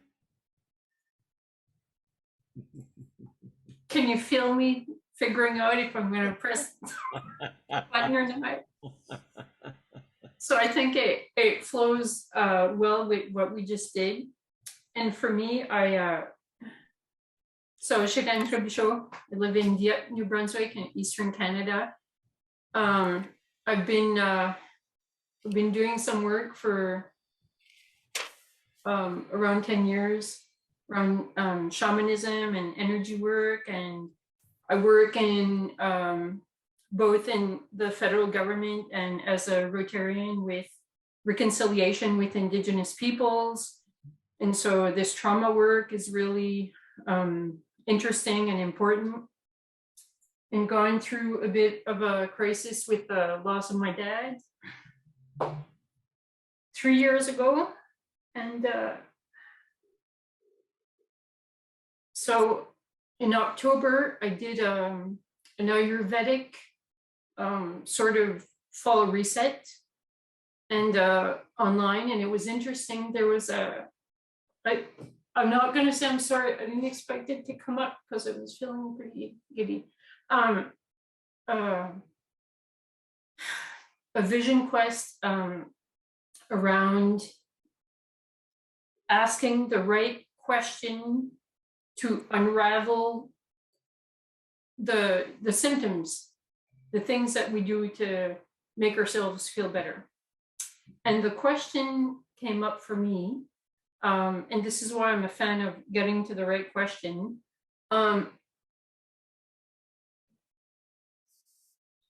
How do I build a strong foundation of basic needs and safety in order to flourish? Mm-hmm. Okay, so that was my question. Mm-hmm. And after that, I met Michael a couple of weeks ago on a free session he was doing. I'm doing the Thomas Hubble Collective Healing right now.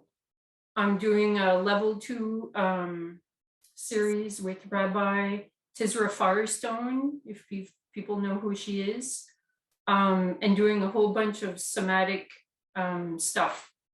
And so I'm here to see what shows up, and I want to share that when the session was finishing, the last one, and that I don't know if it was Michael or I can't remember her name right now, Suzanne, who talked about being forced to obey. Okay. I'm working from home. My work phone, which has rang like 4 times in the past year because we do everything online, rang, and the phone number was research. So being forced to obey, research. Okay. And so this is where I'm at, and so on the path, and on the path for myself, and on the path for learning, because I want to be able to stay present in my system so that I can connect with others when I'm doing this reconciliation work. Yeah. Yeah, well, first of all, thank you very much for the work you're doing. That's such important work right now. It's, a big part of the cultural healing that needs to happen, the trauma cultural healing that needs to happen. So I just salute you for taking that work on. And I'm really glad. I didn't realize you're in the collective trauma. I didn't realize that. There's so many Yes. people in it. It's like 1,000 people in that course.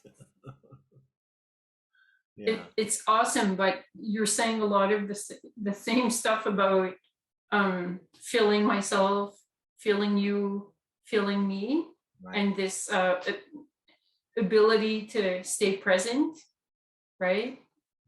And Yeah, and to clear. that comes from Thomas. Mm, Actually, there was another person before Thomas. I can't remember her name, but who said that. But it's really a powerful thing that Thomas does in all of his courses, and I do pretty much in all of the courses that I do too, because and this is important for the work you're doing.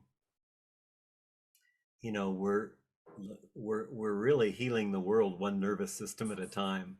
You know, every time we can actually feel our nervous system and feel someone in our nervous system and do that work, we're making more space in the world. And yeah, just acknowledging though the work you're doing. So strong foundation and safety to flourish. Do you have any thoughts about what the barriers are to having a strong foundation and feeling safe and flourishing?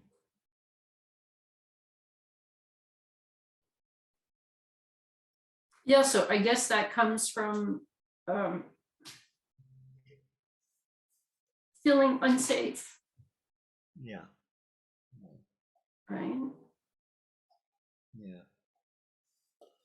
Yeah, I can feel that very much. And a lot of sadness there, hey? Mhm.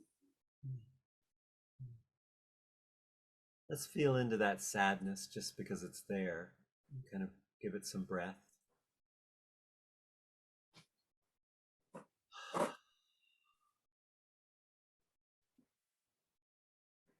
Do you have any early associations with that sadness? You know, we're talking about flourishing, and then there's the big sadness that comes up.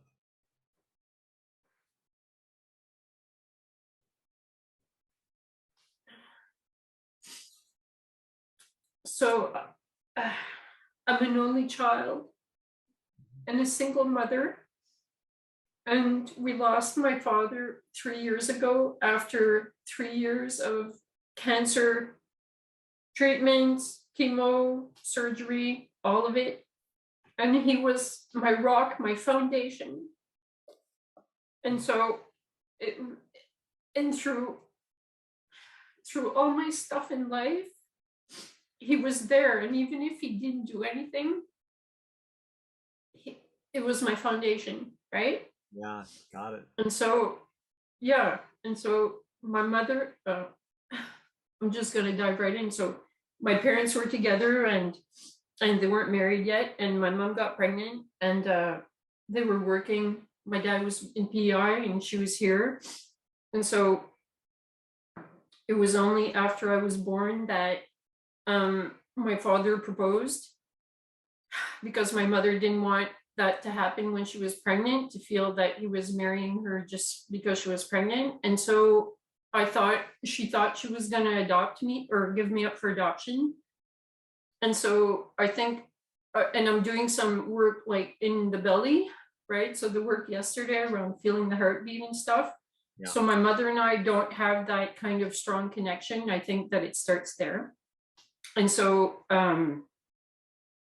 my father stepping in, and that story that I have about my father, that my father saved me and I only have the life I have because of what my father was to me. Okay. And so it goes deep. It goes way back to, and I can identify it there where I see my father as sort of, and even though I'm educated and I'm capable and I run a house and my father's loss really, somebody talked about having a stool that used to have 4 legs and then there's a leg missing. And so you have to adapt, right? So I'm adapting and I'm integrating the trauma. Yeah, so I have a foot sort of in the suffering story, and I have a foot out that I'm adapting. So that's why I'm probably crying and laughing at the same time. Yeah, yeah. Wow. Yeah, I can really feel that connection with your father. Mhm. I'm gonna take a little bit of a tour here and come back onto something that relates to your story. In all indigenous cultures, as you know, working in indigenous cultures, there's always a creation story. And with each of us individually, we all have creation stories. And those creation stories shape our world. My friend Michael Mead, some of you may know Michael's work. He's a brilliant storyteller, and he was telling a story one time about what he called his creation story. And he said his mother would always tell this story in front of him, and she'd say something like, "Now that one," pointing to him, the night he was born, it was the worst night of my life. There was thunder, and how Michael tells these stories. There was thunder and lightning, and it was horrible. It was so much pain in this long labor, and always told this story about how hard it was birthing him. And then one time she said to him, um, "What makes you think you're a wanted child?" Can you imagine?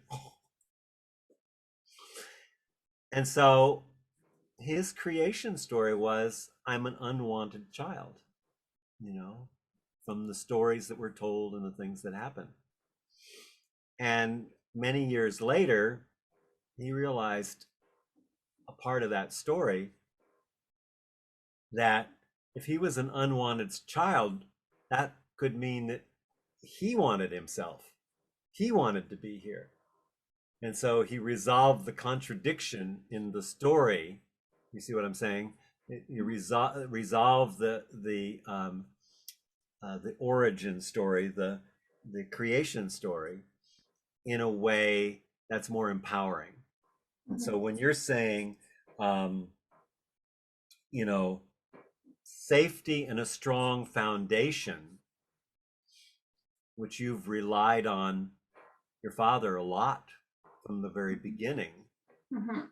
from being unwanted by your mother. I mean, I'm not saying that was always there, but that, you were going to be given up for adoption by her. Mhm.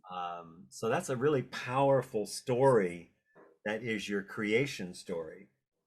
And think about if you lived with, from your earliest memories, that you were going to be given up for adoption. How safe would you feel?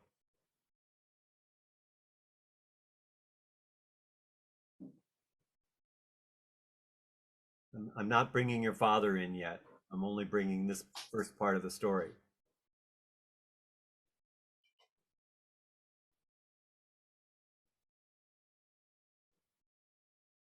Well, it doesn't feel safe. Yeah, it doesn't feel safe. My mother didn't feel safe when she was pregnant, and so I bathe in that. Exactly. That's where I'm at. I'm at the embryo. Yeah. I'm at the being. In utero. Yeah. I'm at a being, an egg in my mother as she was being formed in her mother. Like, that's the work I'm doing now. I'm bringing it. Perfect. Yeah, that's exactly I'm bringing it way back. So it's rewiring. Okay. So this Right. is what I'm working on. Right.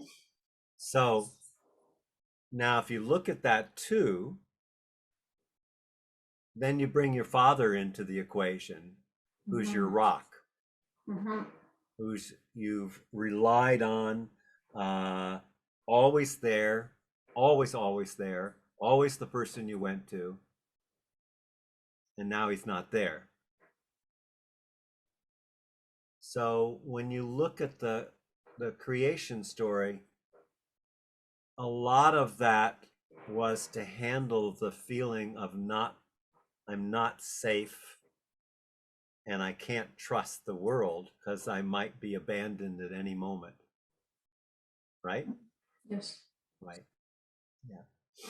So there's also a cord, a connection with your father that is still there that's causing some pain. That's not to say you shouldn't be grieving and feeling all that in any way.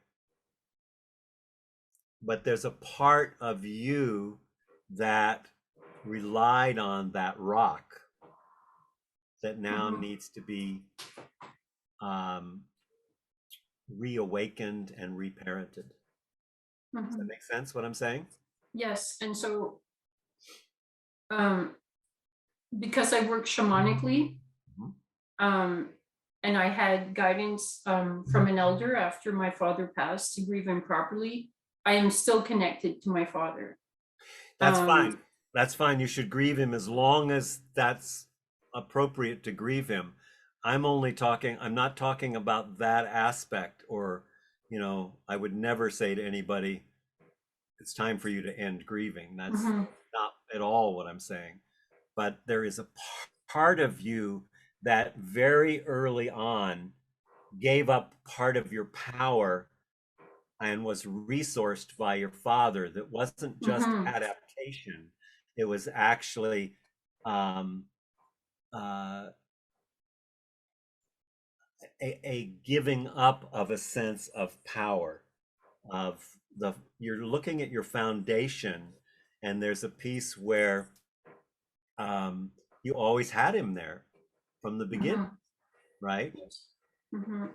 So that's the piece that feels like, what is that piece that, because that's not to deny the love and the connection and the grief in any way, but it's like, you learned certain skills because the reliance on him became a pattern that you didn't have to draw on your deeper essential power, your essence, your soul essence. That's what's coming through for me anyway. Yes. Does that resonate with you? Yeah, so just to clarify, when I say that I'm still in contact with my father, I mean that he's a guide now and he shows up in his own way. Okay. So the piece that's broken and that I'm aware of is that when he died, had I not been a mother to a son that I love and who needed me, I would have died as well. Yeah. I associated, like, I can't live without my father.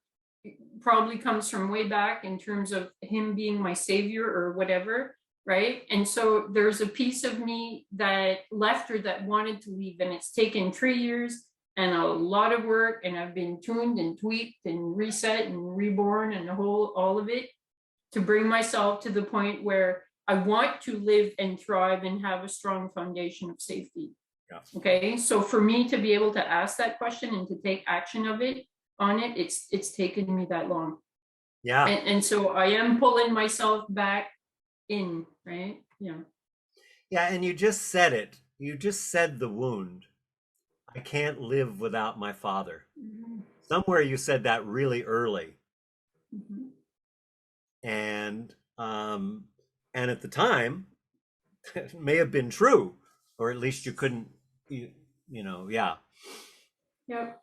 So that's the area.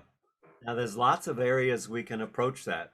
We could do a journey with it, we could reparent with it, all kind of in the same area. But can you see an early memory where anything happened that you said that exact thing? I cannot live without my father.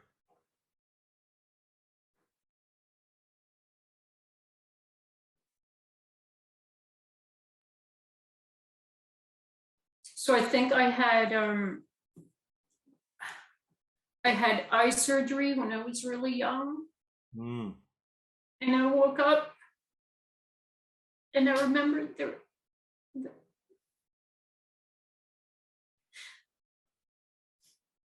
was patches on my eyes and I couldn't see. And it was my dad's voice and my dad's big strong hand making me feel safe, right? And so the being put asleep and the waking up with trauma in your eyes and stuff like that was probably a connection made there. Yeah, I can feel that. How old were you? Probably around 2.5, 3.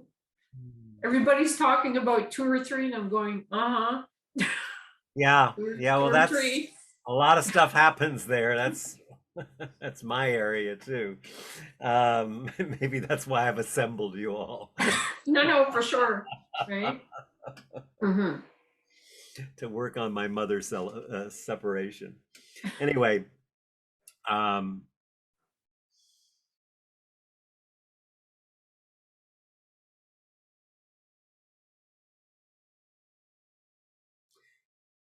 I want to go back to that experience. And I want you to go back there with your dad, though, in the bed with the patches on your eyes. Can we do that? Yeah. So let's just journey back there. You and I go together. And you can bring any power animals or any spirit guides that you want. I know I can feel the experience you've got with this, so bring them along with you. And let's you and I just go back there. We've got a field that's holding us. We go back and you go into the hospital. So first start with going into the hospital. Can you get a sense of being carried into the hospital and feeling, what did you feel there? Like something's wrong, something's going to happen. I can feel his nervousness. Yeah. He's carrying me. Yeah. So he's nervous and you're feeling it. That's really good. That's good. So noticing that. And he comes in with you. And then there's what happens. What can you remember about it?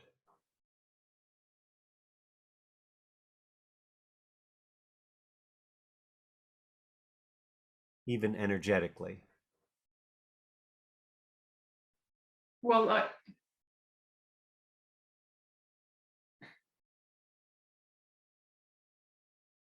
like it's not right to have them cut into your eyes. Right. So first you had an anesthesia, I take it, right? Yes. Okay. So first they're going to put a mask on you and put you to sleep. Yes. So Needles. And needles. Okay, needles. Right. The smell. Exactly. The smell of the gas. Yeah, exactly. That's what I was looking for, the smell.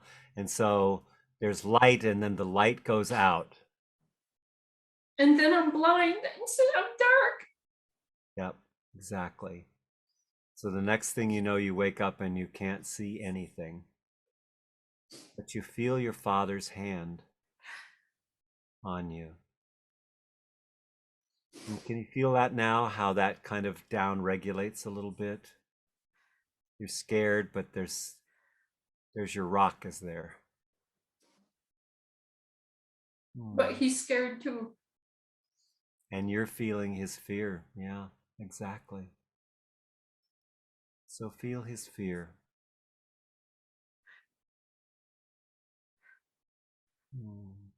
It's like I have to calm us both. Exactly. This is what I'm talking about, how we take on a parental role. Here's a person you love so much. He's scared. and you're feeling that fear and you're scared, but you feel like you have to take on your father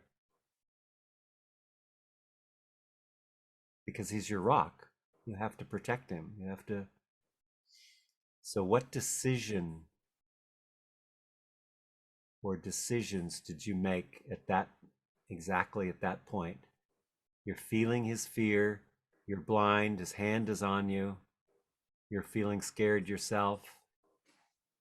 You can't even actually distinguish between his fear and your fear, probably.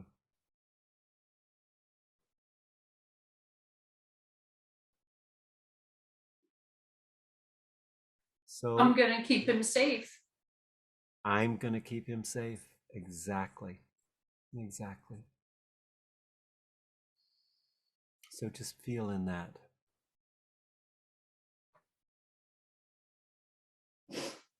Now, I want you to really bring yourself into presence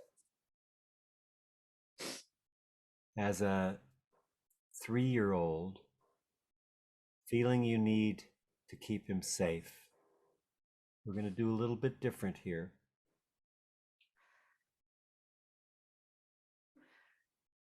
And I want you to say to him, Daddy, I'm scared and I feel like you're scared. Tell him that. Papa, j'ai peur. Et je sais que t'as peur aussi. Yeah. And tell him you feel like you need to take care of him.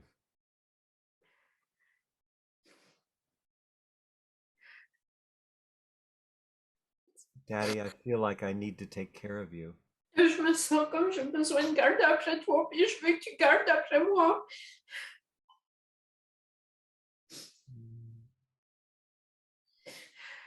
And now I want you to listen to what your father responds to you and tell us what he would tell you in that situation.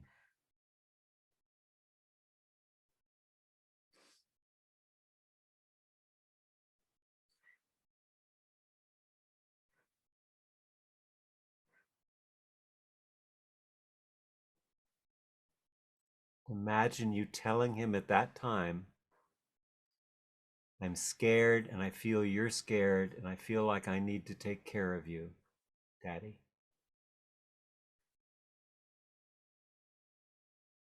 No, you don't need to take care of me. I'm here with you. I got you. Yeah. And he did, but he was scared. What would he say about that? Would he, say, yeah, I'm scared too, but you're going to be okay? Yes. Yeah. And what else would he tell you about the kind of life you're going to have and what he wants for you?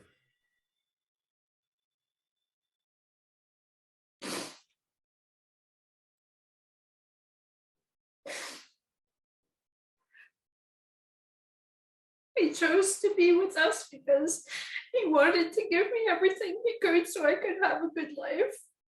Yeah. Oh, he did. Pardon me? I didn't hear the last part. He did. He He did. did do everything he could so I could have a good life.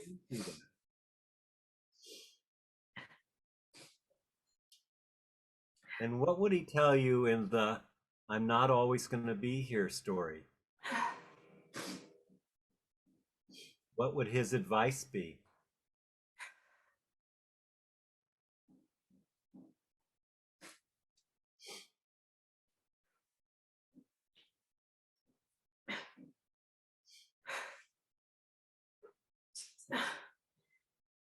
When he left, he told as he knew he was leaving, he told my mother that he wasn't worried about me because I had a solid education and I was strong on my feet, and he knew that he had done a good job with me. Yeah.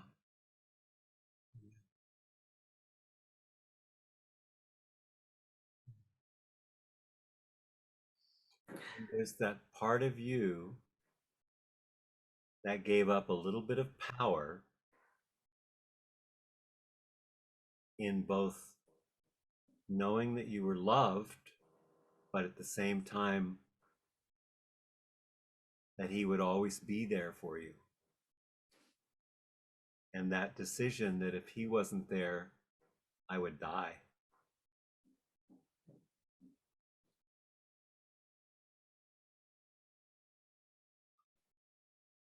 Now, how do you resolve that story, that narrative, in a way that allows you to reclaim sovereignty?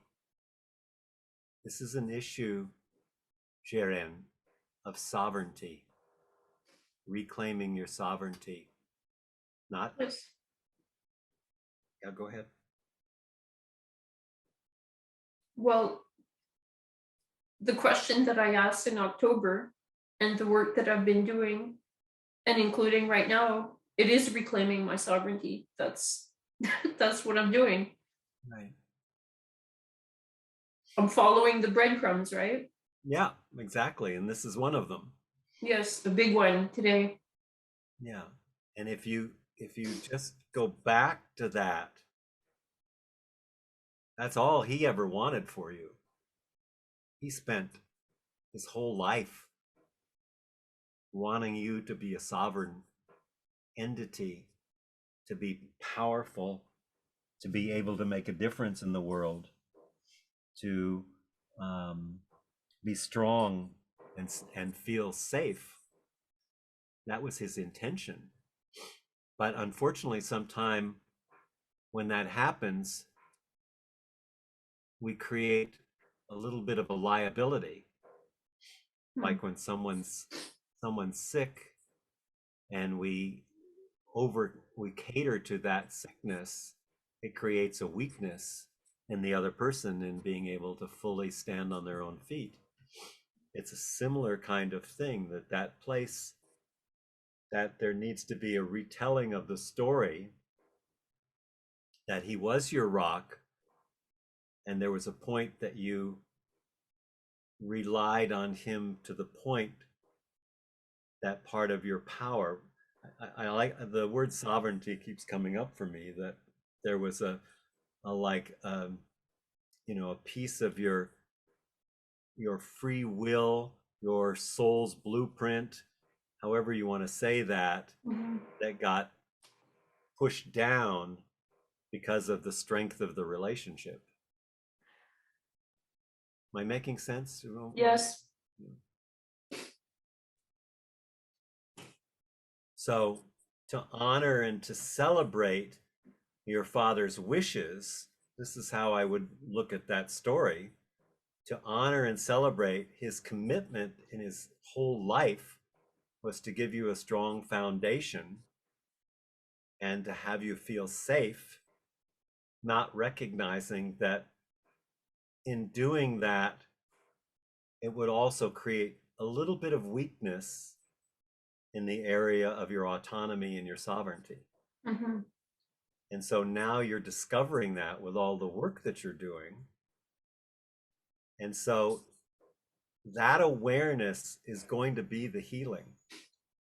There's nothing that you need to do or any further you need to go other than to recognize that sometimes the things that give us our strength also give us a weakness that we have to then develop that part of ourselves.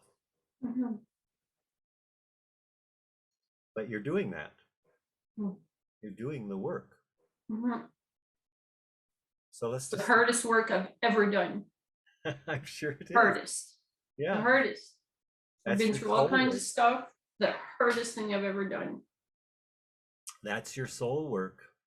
Mm-hmm. This is your creation story being updated. Yes. Yeah. And that's Mm-hmm. that's what it is. So take a deep breath with me, huh? And with everybody, let's just take a deep breath.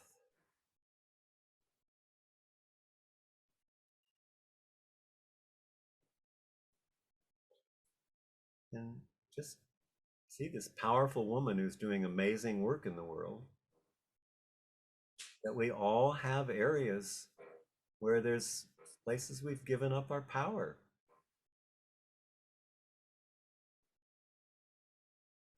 that we've decided we weren't safe.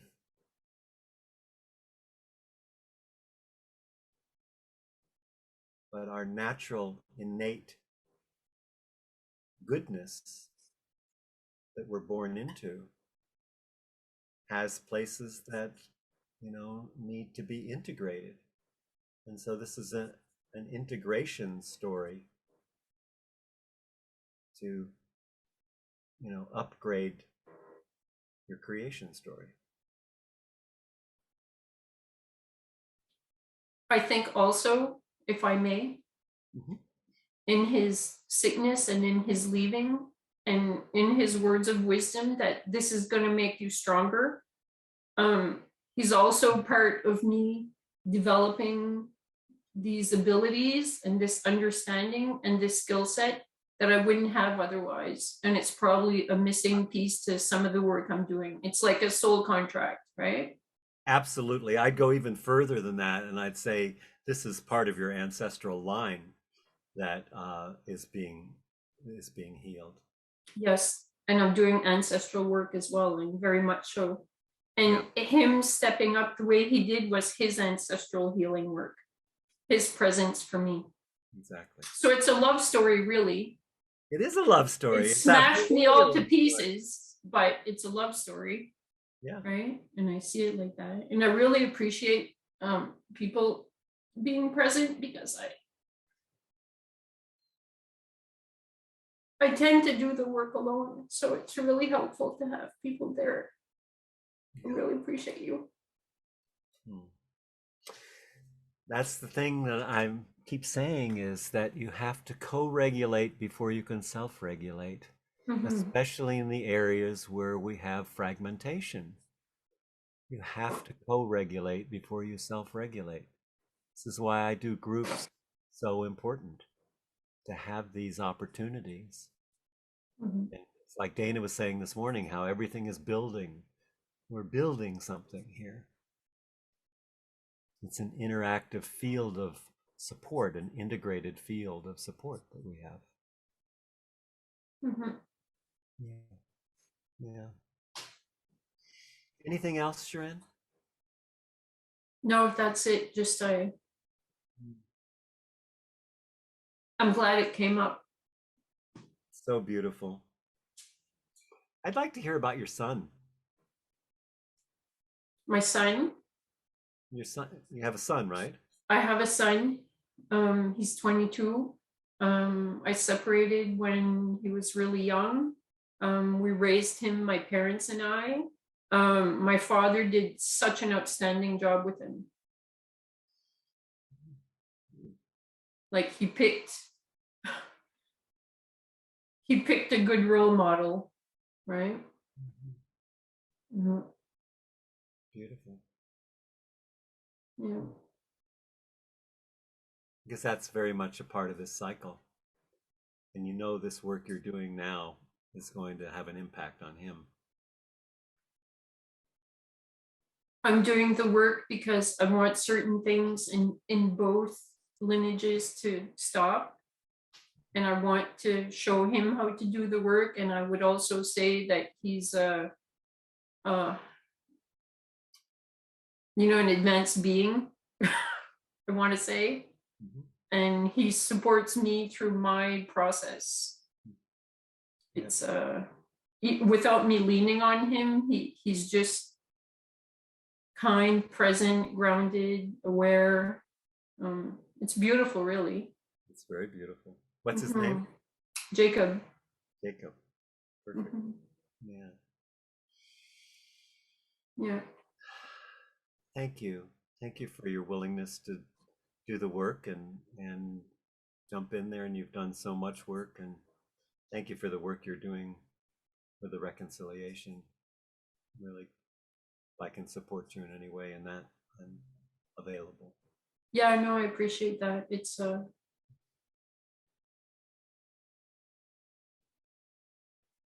I understand about intergenerational stuff, I guess.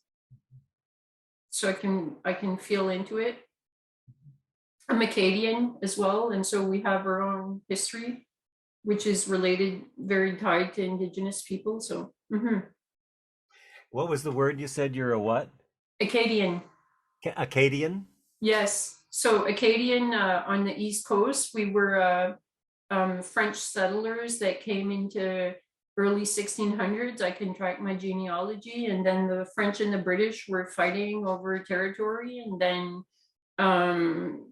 Britain won in the mid 1700s, and we were expulsed. There was an expulsion. France didn't take us back, and so we were sort of spread out all over the place. And the Cajuns in Louisiana, that's the Acadians that made their way down there. I see Tina, yeah. And so we're sort of all over the place, and so we don't have land anymore, but it's our culture.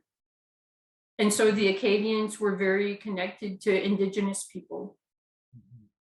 Right? Wow. Yeah. And so, yeah. So lovely to be with you. Thank you so much. Oh, well, thank you, Michael. Yeah. Yeah, that's great. Okay, let's all just take a deep breath, maybe stretch a little. I'm going to get some water. Okay, yes.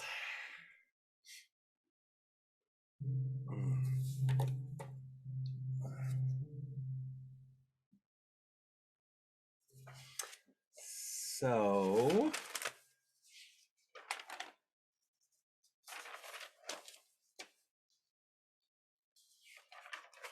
I'm going to go back to some of the notes that I can't remember where I stopped here.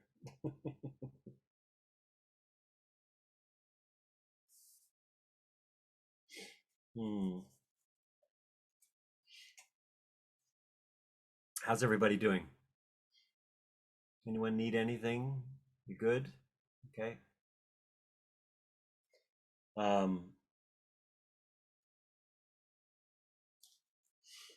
So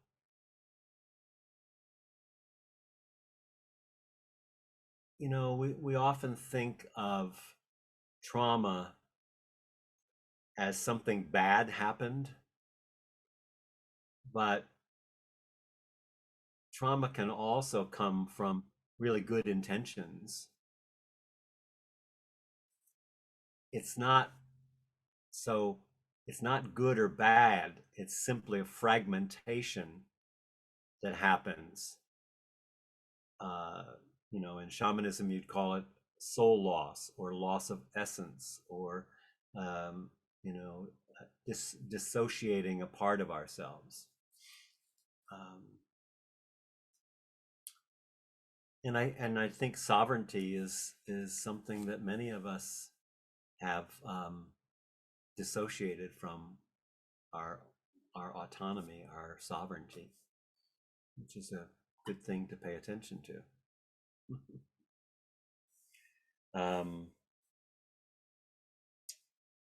I can't read my writing here.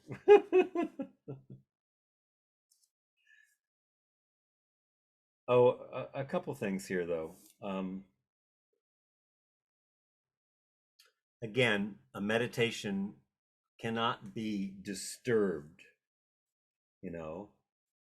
It's only if you have a preconditioned idea of what meditation is that a meditation can be disturbed. So meditation is presencing a state of not knowing, of that openness that comes from letting go of having to be in control, having to know, wanting to have it differently. So there's no bad meditations, but there are a lot of fragmentations. And the reason so much of the Jiren said, what did she say?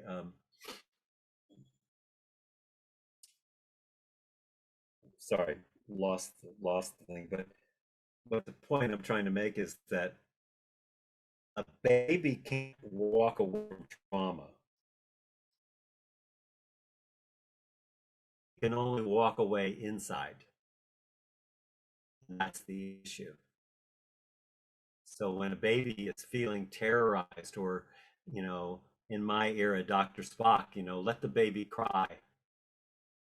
That's an enormous trauma to the baby. You put the baby down, and Dr. Spock says, just let the baby cry to sleep.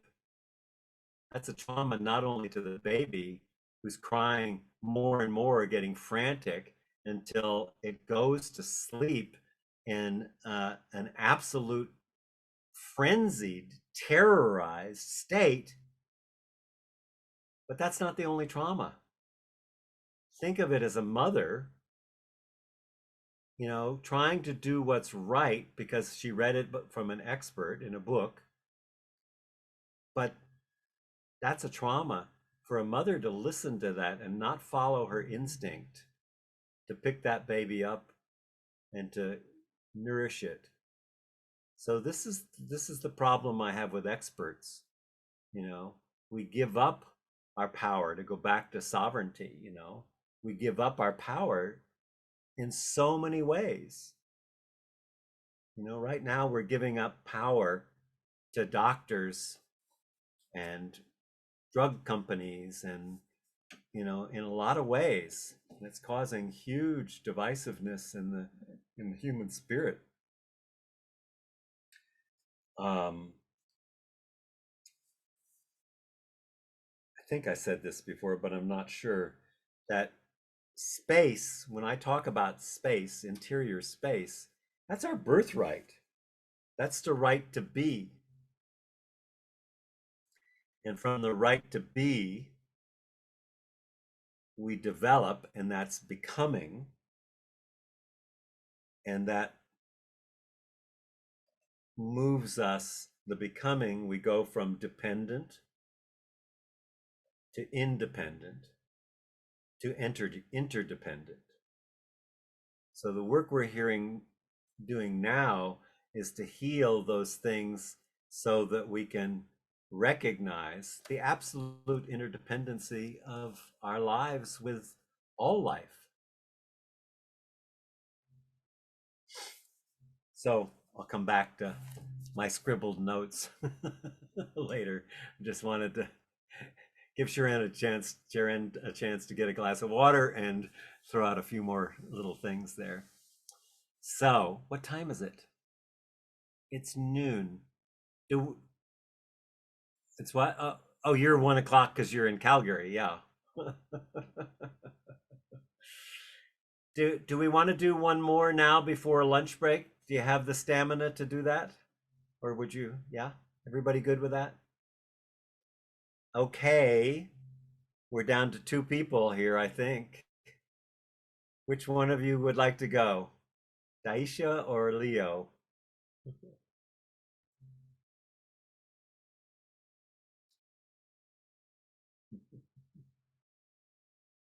Okay, go ahead. I knew it was you. Go ahead, Daisha. Oh, me. I was saying Leo could go if you wanted. I know, but it was you. Oh, okay.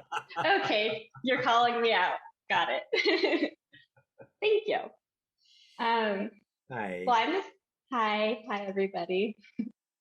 I'm just going to share what my intention has been, and that is to be with, to explore my numbness and be with that, and to, when feelings arise from other people sharing, to try to let that flow, because I always feel constriction in my throat because I try to push it down. My intention is to explore the numbness and try to allow what arises. Got it. Yeah. By the way, there's a direct correlation between the numbness and the feelings from others that you're pushing down. So when you go to push down those tears that come up, or the the feeling of wanting to speak but inability to speak, that part, you know, that's directly related to the numbness. And mostly we think of numbness as nothing, but numbness is far from nothing. Numbness is information from our system that that's a location, a place where there's trauma, there's frozen past. So, Daisha, I know, feel free to say whatever you want about your own story. You know, I know a fair amount about your backstory.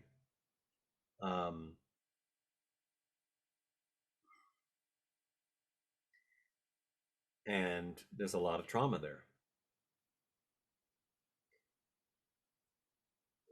So,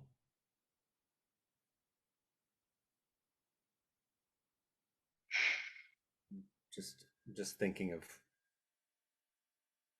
where to go here with you.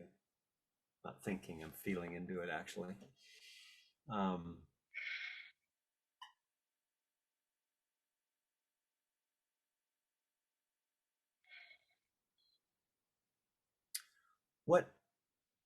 What stands out for you in terms of, if you were going to say, I feel numb because, what would you say?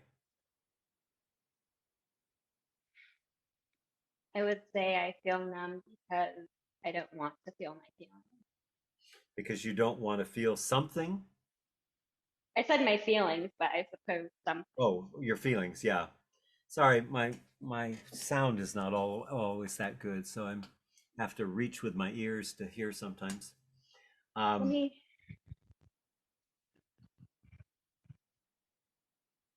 if I plug it in, it will sound better. Your mic, you mean? Does this sound any better? Yeah, great. Yeah? Okay, cool. Yeah, perfect. Awesome. Sorry about that. Got big ears, dear. Yeah. Yeah. So, yeah, I want to track. So how with the space here that we're in and everything, tell me on a scale of 1 to 10 how safe you feel.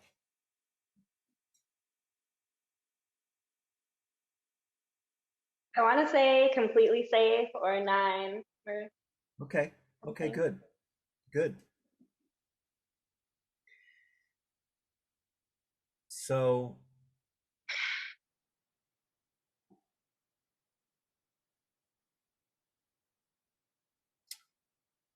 can we find a time that you first felt that kind of numbness, frozenness?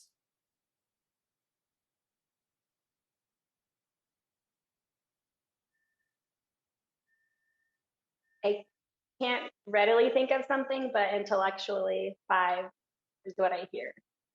But 5. I don't. Maybe. Is that I don't know, around, to be honest. when was the incident with your father and your mother that we've talked about before? And you can talk about it if you want or not. Okay. It's when I was 6, and so. Okay, so what do you want me to? This is before. You don't have to share it if you don't want to. That's okay. Let's go to 5 though. That's what I wanted to know. Was it before that incident? Okay. So it was before that incident. Okay. So let's just go back to 5. Okay. Let's work there. All right. So you're 5 years old and something happened and you froze, got numb. Can you remember what happened? The first thoughts that come to mind are that I was in a class in 1st grade, and I I was the only kid who didn't speak Spanish in that class. So then they switched me to another class where everybody spoke English. So um, everybody in the first class was Hispanic, and I'm not Hispanic, but I am brown. So maybe that's why they put me there. But that's the only thing that comes to mind. How'd you feel about being put in the other class?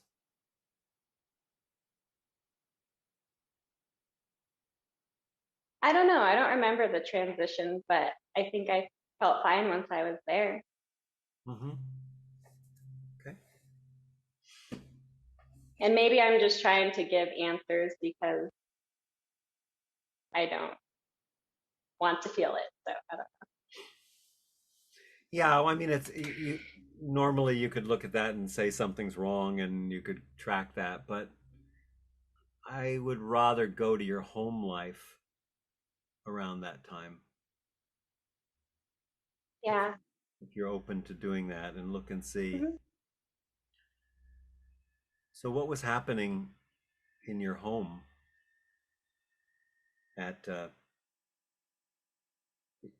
did you say 5? Yeah. Yeah, okay. 5. 5. Uh, both of my parents did drugs, and my dad was abusive to my mom and to my brother, which I don't remember but learned later. Mhm. Was he abusive to you? I don't think so. And Just what's the earliest time you remember him being abusive to your mom? there was a time where That time. I was downstairs, and we had a big fish tank, and my dad was mad at my mom for something, and he pushed her into the fish tank, and it spilled everywhere, the water. Yeah. Yeah. And you were upstairs watching this or what? And no, I was downstairs next to them, so I was there. And I guess maybe he came downstairs from the upstairs. Okay. And so what were you feeling at that time? What happened? So your dad pushed her into the fish tank and there was water everywhere and fish. What was little Daisha feeling? Just like panic, and it came out of nowhere, and What came out of nowhere, the incident or the panic? the incident. Uh-huh. Right. Right. So it was like total surprise. Hmm. And then there's panic. Yeah. And can you remember any decisions you made at the time? Right. No, I'm not really feeling very present in it. Okay, well let's just go into your body. Feel your feet on the floor. It's natural to not feel present when we're looking for our numbness. So that's perfectly in alignment with what we're doing. It's doing exactly right. Just breathe and come into your body.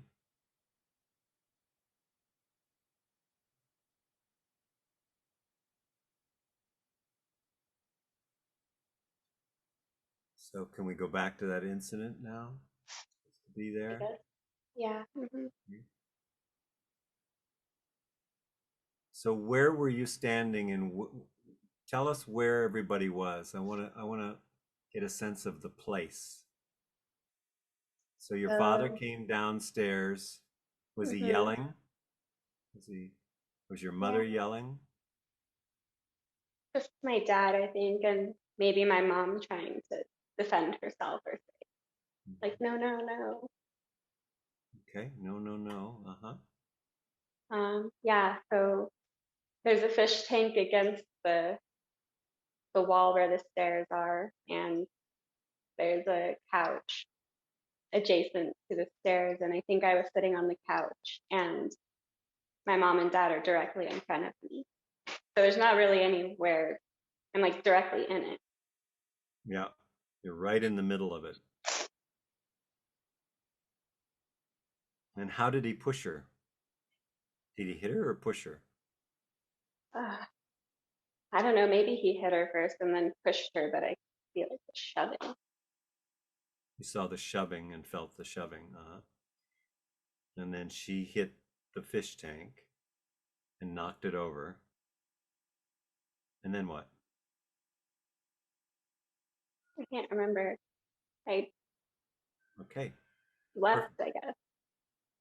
Well, perfect. No, you can't remember. There's a numbness there, right? Hmm. So I just wanted to see where the numbness came in. So go just before you can't remember, when your mother hits the fish tank and there's water. Can you remember anything about what was going on with you? Did you feel fear, terror? Well, in my heart right now, I'm feeling like a constriction, and it kind of feels like all of the violent incidents are converging in my heart right Into now. one place, yeah, because there was so much violence, right? Hmm. But this is one of the earlier ones that you remember, right? Yeah, just probably just not too long before the really bad incident, Right, right. which we can talk about if that feels better to go there. I don't. Yeah, I mean, I don't think we need to go there. It's all right. I mean, um, just so people can hold it, there was a violent interaction, very violent interaction between your father and your mother, Hmm. per perpetrated by your father. Yes, my dad beat my mom with a hammer. Yeah. And then she survived, Yeah, she survived. and She then he went to, died and came back to life, and he went to jail after we watched the police chase on TV, and then he overdosed. then he overdosed and died. Mhm. Yeah, that's the story. But we want to go back to these earlier incidents before, because there's a place right there where you're right in the middle. You're 5 years old, you're on the couch, you're right in the middle, and this first violent scene happened. So see if you can take yourself into being on the couch right there and just feel that experience. I know there's many experiences, it's easy to collapse them all, but we just want to take this one incident, and everybody's holding you right now and feeling you. So just feel into yourself.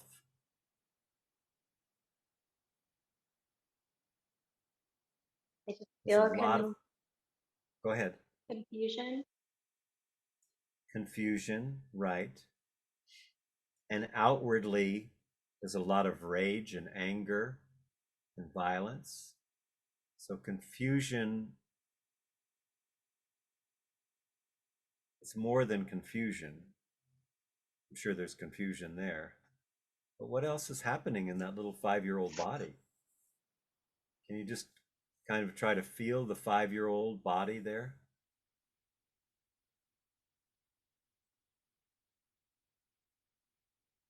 Maybe this is what I'm trying to keep numb. Well, it is. That's why we're working at this exact precise place. I There, feel some type of sensation like in my stomach and like in the spinal area and my chest, and maybe wanting to waken in my arms. that's good. So you feeling a little bit of tension in there? Yeah. Excellent. Excellent. Okay, just be with that right there. Breathe into it.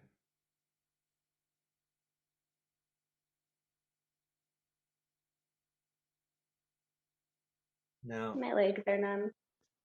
what? My legs are numb. Your legs are numb. Uh-huh. Right. So that's pretty classic response, trauma response. You're frozen. So let's go back. Let's go back and work with the 5-year-old, okay? So you're an adult. You're going to go back and pick little Daisha off the couch. I want you to just pick her up and hold her next to your heart. Yeah, good. That feels good, doesn't it? Yeah, I can feel that. Yeah, so just breathe into that. Let's just do that right now. That's enough. Just feel little Daisha. Can you feel her heartbeat? Get a sense of her heartbeat and your heartbeat. Yeah, yeah. And can you see how sweet and small she is? Yeah, Just scared. that's right. Exactly. You're very scared right now. Feel that in her body. Now what can you say from an adult to the 5-year-old that's so scared and that's numb with fear?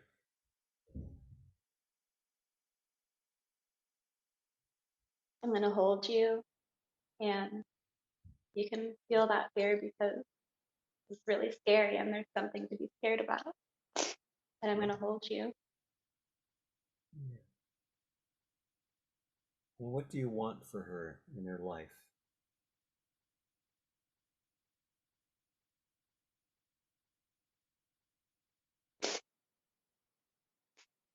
Well, I don't know. I want you to grow up, and how do you want her to live her life? Happy and free. I want you to be happy and free. Free from what? Well, I want to be free to explore and just live and not worry about bad things happening. Right. Right. Um, And yeah. I don't know. Maybe she wants to be free to love and be loved, but I don't know. Maybe she doesn't want to do that. Well, what do you think? But she probably does. I think so. It just feels so scary to like be Yeah. present and take chances and like let things happen. Yeah. And tell her a little bit about the things that you've been able to do and the chances you've been able to take and how you've taken on your own life. And you've We get continued to it. we get to travel and explore and get paid to watch doggies and kitties and always come into wonderful situations and get to work with wonderful people and have beautiful opportunities. Yeah. Tell her I know you can't see how it's going to work out, but everything's going to work out. I can tell you that for sure.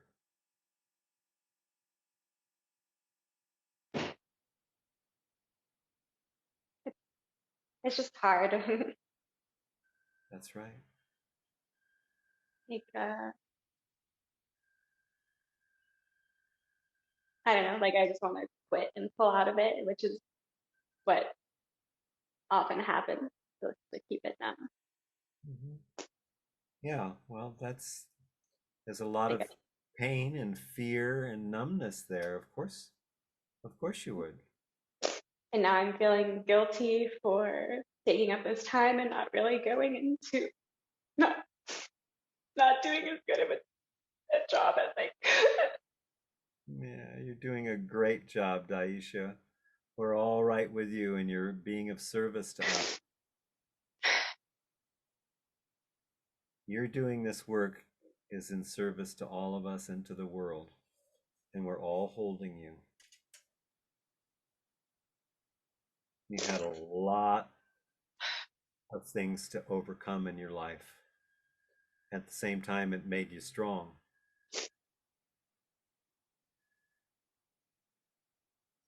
I guess I would tell her it's You okay to what? be here. I'll tell my child self it's okay to be here and take up space and have needs and express yourself. It's Thank okay. Yes, thank you. And that reminds everybody else here, it's okay to be here. Okay to take up space. You were born to take up space.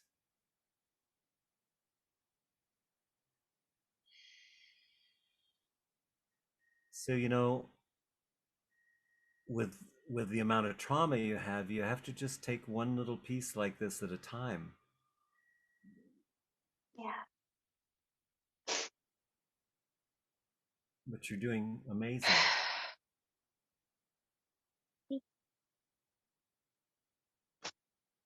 So part of the issue, Daisha, is when you find yourself judging yourself, that's when you really need to open to loving that judgment, those judgments that you make. I'm taking too much time, I'm not enough, I'm taking up too much space. That was the story in your family. You don't need to keep having that story. And when it comes up, what does that mean? When it comes up and you feel numb or you fall into the story, what is it going to take? What do you need to do? Need to scoop myself up and love myself and say it's Yes, okay. you need to love yourself, love what's arising in you, love, all the feelings that you have. I And feel little by so little, uncomfortable, but so uncomfortable. Yeah, but can you feel it? I can feel it right now. That's spreading inside you. Can you feel that spaciousness is opening up? Just yeah. a little bit in your chest and opening up here in your ribs. Oh yes. Yeah. So that's enough, you know. Yeah. Just let that be, wow, I did this piece of work today.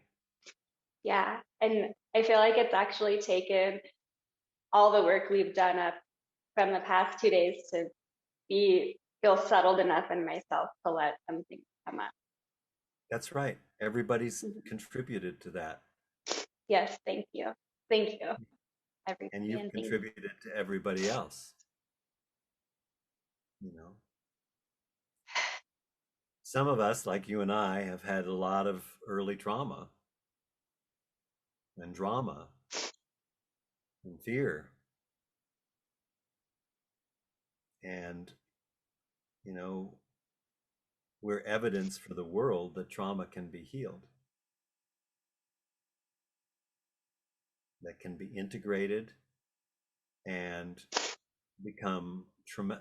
We go from trauma awareness to trauma integration to trauma healing, which spreads out into the larger space. So whenever you have a client that you're working with or anybody, you know, your ability to feel them helps you to feel yourself and creates more space for yourself. Does that make sense? Yes, Yeah. yeah, Yeah. which is what I've experienced here this whole weekend so Yeah. far. Thank you. Yeah. I love you so much. I You're love you amazing. too. You're amazing. Thank you, Daisha. Thank you, everybody. Thank you, Michael. Yeah, great work. And could I just say, it feels so good to be in this space with everybody. So thank you. And I hope that people are going to do the Advanced Mystics program because I need practice, you know? So thank you. This feels good. I love you all.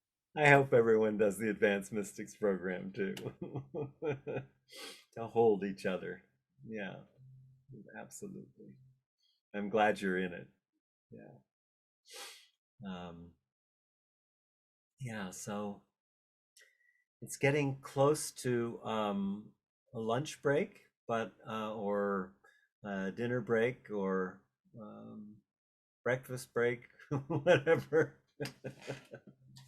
So let's any questions, anything that needs to be said right now? How are you doing? I just want to do a quick check-in before we take a break. And Leo, we'll work when we come back, okay? Great. Thank you. I'm going to take the risk and say Marie is still feeling a lot of knots. Yeah, yeah. And can you allow those knots? Yes, what I'm really realizing is you just stay with what you're feeling and let let that be okay. To just be there with it, sit with it.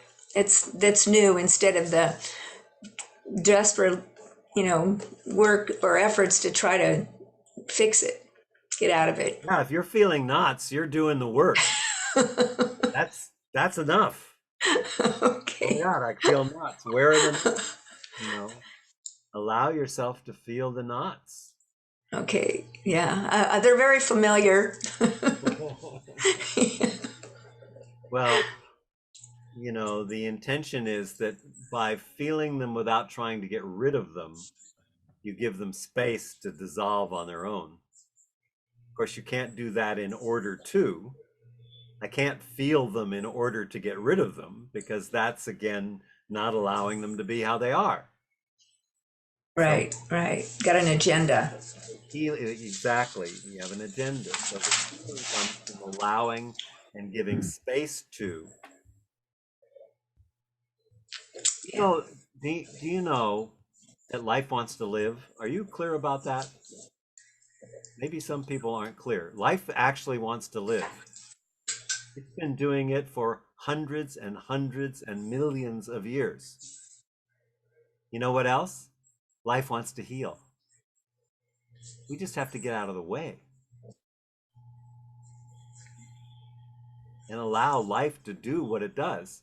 When I get a cut on my finger, you notice? It heals. It heals by itself.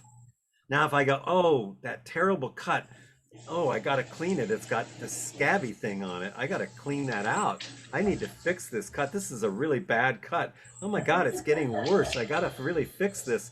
Oh, it's going all the way down my finger now. It's bleeding.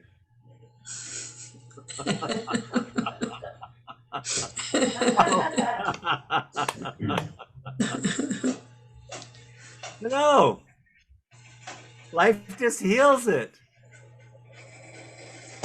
Healing wants to happen. I really saw in Suzanne's dream how that operating, how her dream moved her to a big piece that she healed. Yeah. It was beautiful. Yeah, everything is calling to us. Everything is calling us. These curtains are calling me to awaken. The monitor is calling me to awaken. I just have to pay attention. So I have a question. Yeah. Like especially today's stories. Like I was like crying at every one of them, but I feel like I was crying like in compassion and empathy. But I feel like I mean, I was putting myself in each situation. And it just, it's just they're heartbreaking and also heart opening stories. So I just don't want this to be some sort of my ego trip, like, I mean, I feel like it's authentic. I just wanted to say that out loud. Well, it's not an ego trip at all. It's awakening to the interdependency of life. I love the Buddhist term interdependent co-arising. To me, that's the shortest thing that says everything other than maybe saying the Tao that there is. I mean, it really says what's happening. Interdependent, life is interdependently co-arising. And so, yeah, I mean, every time someone's speaking, I'm feeling all those feelings. I don't always want to feel the feelings of the people I'm feeling, but I'm expanding in that. So when you find yourself crying for another, you're developing compassion, interconnection, interdependency. You're recognizing what's already so. Yeah, I mean, I feel like it is authentic because even like Gardner told me the other day that he lost his son at 19, which was just a couple of years ago, and I started crying right then, like, because it just was heartbreaking. But I think it's real. I'm not making it up. Yeah, yeah. Well, thank you for attuning your sensitivity to the group. That's what we're doing here. And I think that is a little bit of the core of potentially my self-numbing by use of substances to, just alcohol pretty much, cigarettes, but it's numbing because I think I feel deep, like I feel intensely, like I don't know if I feel too intensely, but I mean, I feel a lot, so. Yeah, I understand that. I mean, I sometimes I feel so much I think I'm going to blow up or the whole world's going to blow up. Especially if I got angry, it would annihilate the entire 7.5 billion people on the planet if I let myself really rage. Feels like that. Yeah. So allow ourselves to feel it. Allow ourselves like to the grief, grieving someone that you loved and that loved you.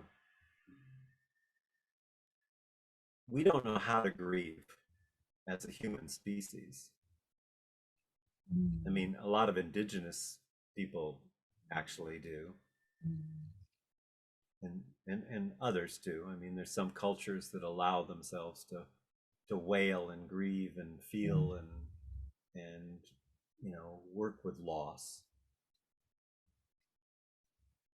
But how do you grieve 200 species a day that's come extinct on the planet every day?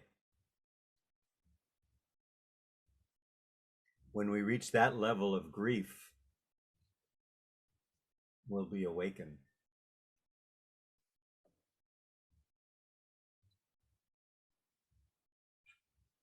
That doesn't mean I'm not saying to wallow in grief. I'm saying to feel it when it's there. And the only way we'll ever get to joy is to be able to fully grieve. The only way to ever get to compassion is to fully grieve. The emotions are all dancing together. They're intertwined. They're teachers. Each emotion is a teacher. There's no bad or good emotions.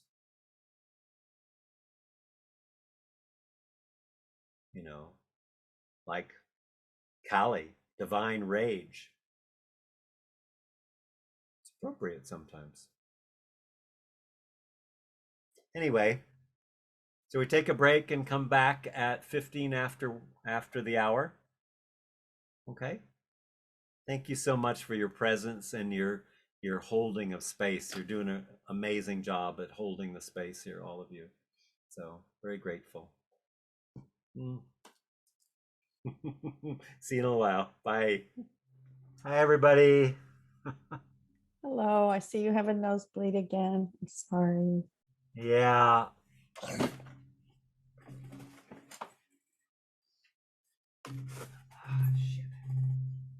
Yeah, they've been really bad. I almost went to emergency last night, but I couldn't get out of here. uh, Michael, wow. Are you losing a lot of blood? lot. Yeah, I lost a lot last night. Uh, just on the just got it stopped before I had an ambulance come to take me to the hospital because I can't get out of here. I'm snowed in. So that's fine. Hopefully it will stop soon. It's been going most of lunchtime, so hopefully it'll wear down. Uh, I think what I'd like to do is turn my camera off so you don't have to see me bleeding, and do a meditation, and then come back. So, can you understand me? I don't sound like Peter Pan or Donald Duck or something. Aw. So yeah, I'm going to turn it off because it's a lot of blood coming out. So the minute I let go, Aren't you supposed to put your head back? no, you would put your head down. Oh, okay. Anyway, not a big deal. The show goes on. We're all good, and I wanted to talk about grasping. Uh, so, and I want to do a meditation to look at that. So, one of the things, the pitfalls of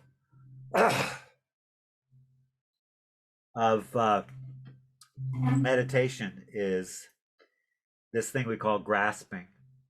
So I grab onto a thought, I grab onto a sensation, and then I create a story with it. So, I might be sitting in a diner and I look over and I see this beautiful woman. Wow, that's a beautiful woman. And I'm present to the experience, but then I go, wow, I'd sure like to have sex with her, or then get together with her. God, we could have a wonderful time together. She really looks like she would like to be together, and maybe we'd get married and have kids, and pretty this is grasping, right? And oh God, then there's the divorce, and pretty soon you're going, oh, what was I doing? Oh, I was meditating, wasn't I?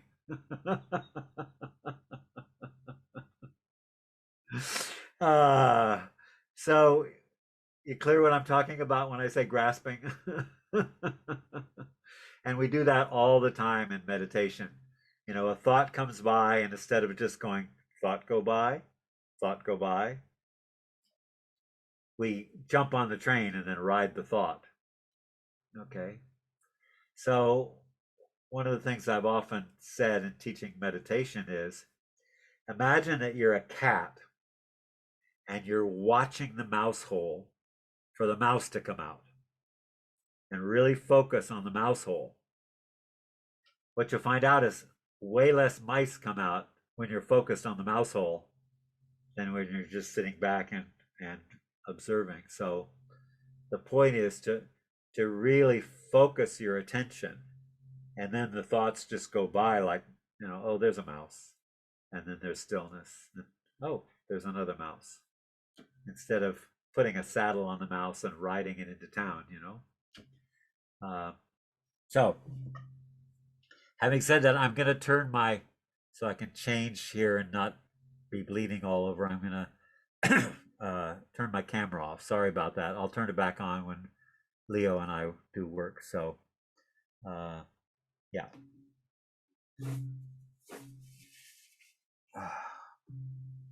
So let's get yourself in a meditative, seating position. Feel your feet on the floor. Sorry, I'm just looking at a message here. Let me see what that says.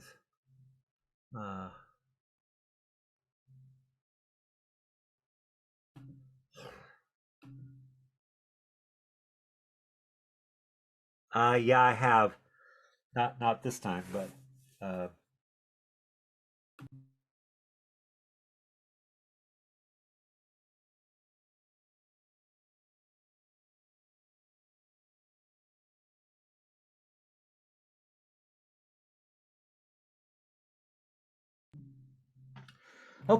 so we're doing a meditation, and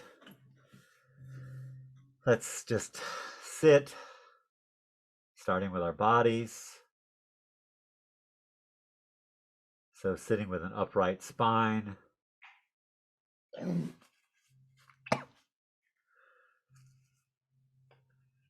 And tuning into your breath for a minute.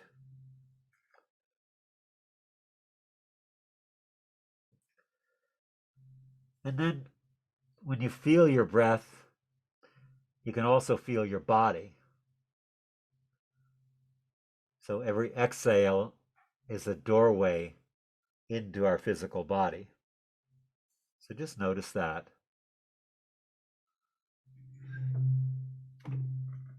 And maybe as you tune in with your body, you can see more and more the longer you just stay with it.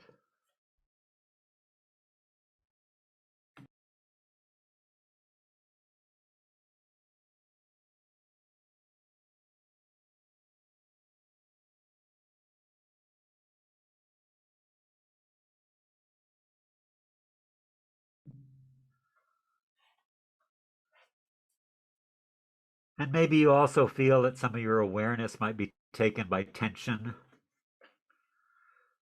or inner stress patterns, or maybe pain or numbness. And some of your perceptions might even be aliveness, the subtle flow movements, and many tiny little sensations. And keep on traveling a bit through the body. Maybe you want to start with your feet, feeling your feet on the ground, pelvis on the chair. Feel the weight of your body touching the surface.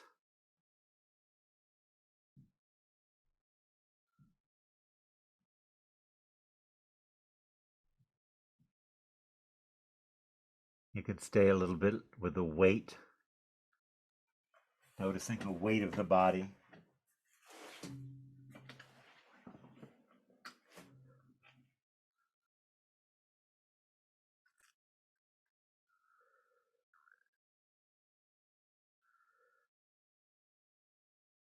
Feeling the pressure of the weight on the surface.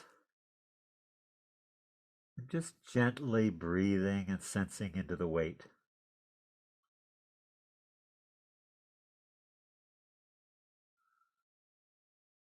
And from that weight, let's expand into different areas, like your upper legs. See if you have access through your inner body attunement. Getting a sense of your thighs, exploring the bones, the muscles, the tissue, the skin, the blood flow.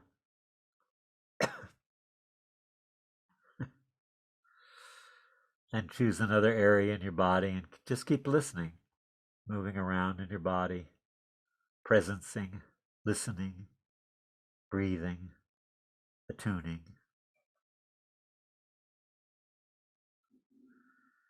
And as you feel yourself,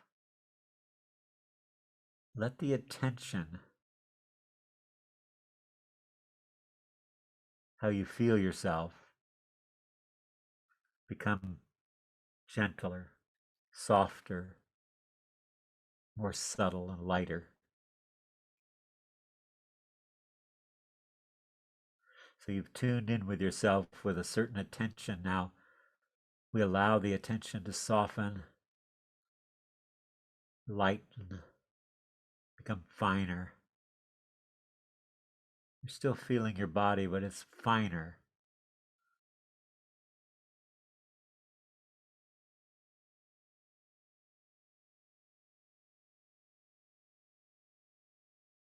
And then listen also to how much space you have inside. How spacious do you feel?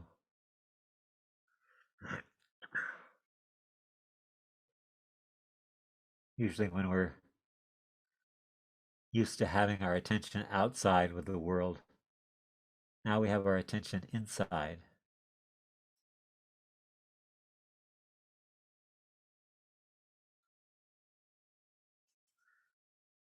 And we can see how much space we have inside.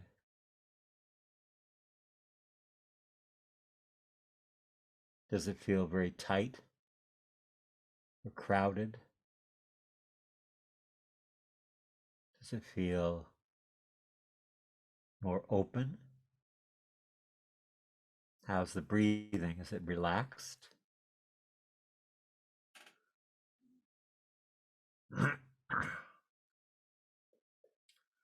Maybe you have more open areas in your body, places that feel more spacious, feel lighter, are able to receive more breath.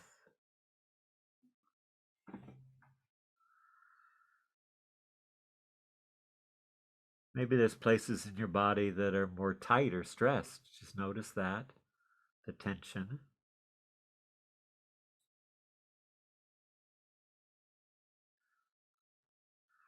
And maybe you feel in those places there's less space. There's more density, congestion.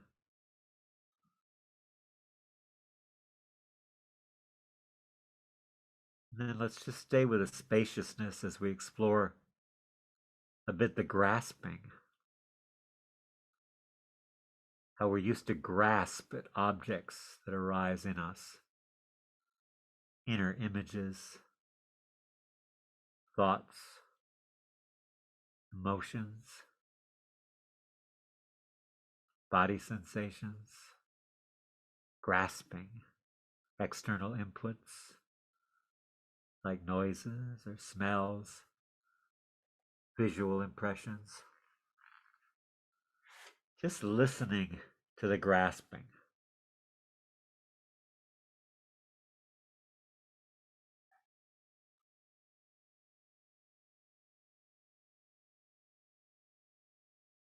The whole inner body perception is something we can grasp or something that flows.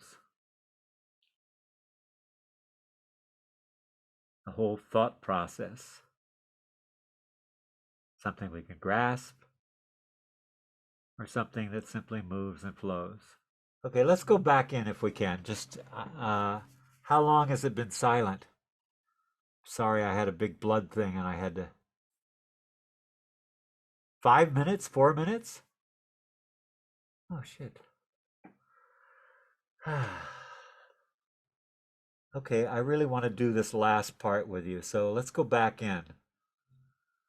Just feel your breath. You can hear me okay now? Okay. Feel your breath.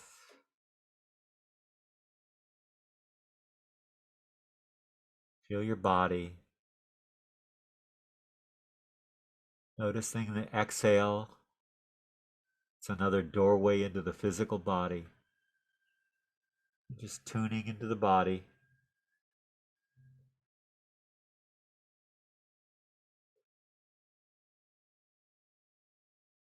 Maybe you also feel some of your awareness might be taken by tension, inner stress patterns,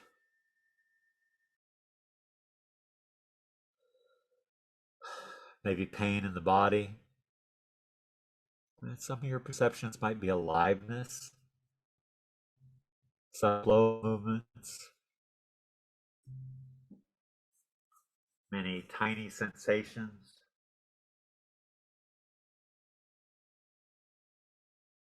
And just travel through the body, feeling the weight, expanding into different areas.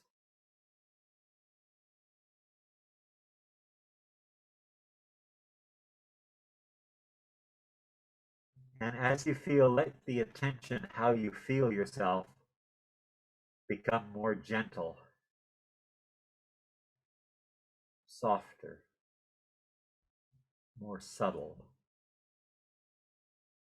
lighter.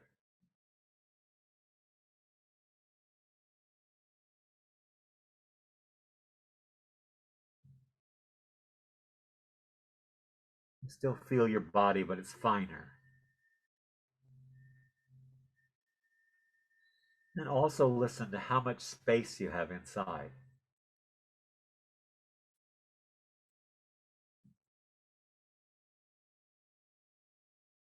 We're so used to have our attention outside with the world.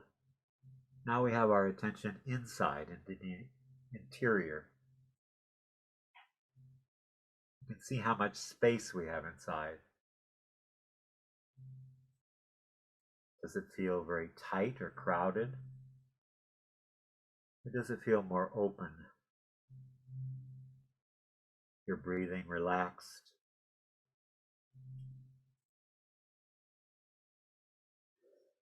Maybe you have more open areas in your body, places that have more space, feel lighter, have more breath.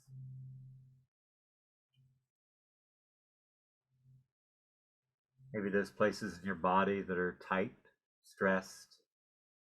Just notice, feel those places. Notice the less space. There's more density or congestion.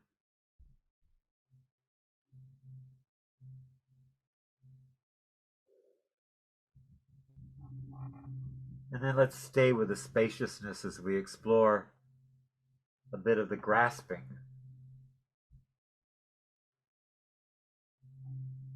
How we're used to grasping objects that arise in us. Inner images, thoughts, emotions, body sensations, external inputs like noises, smells, visual impressions. Just listen to the grasping.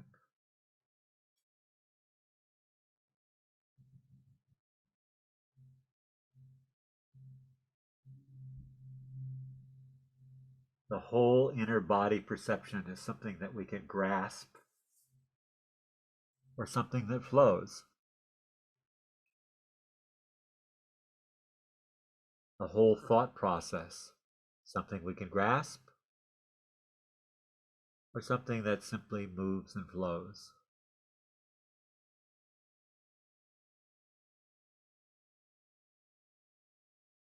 Every time I think a thought, I can witness the thought process.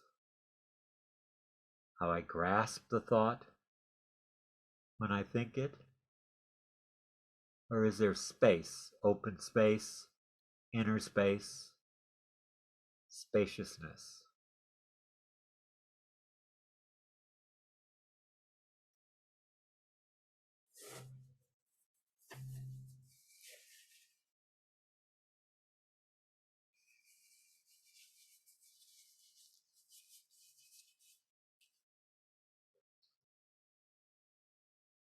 Just witnessing the spaciousness.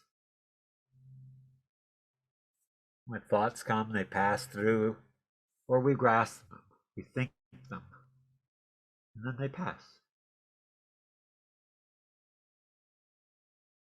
So just watching your mind grasping or witnessing two different states.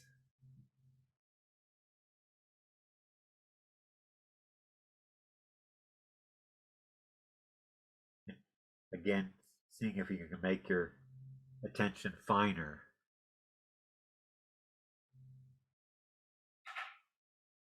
See if you can listen and witness yourself become finer, more subtle, more open, finer.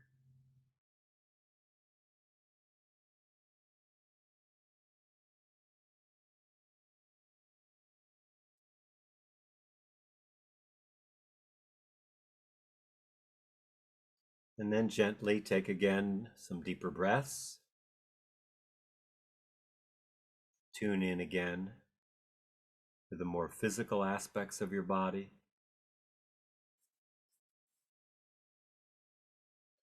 Feel your body, your weight, your muscles, tendons, the physicality of it. And take some deeper breaths.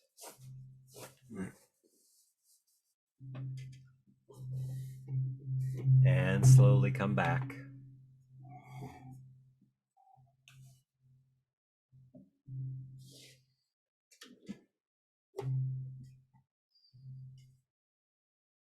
And it's almost stopped bleeding. I have a waste paper basket entirely full of Kleenexes here. So good timing. Leo, my friend.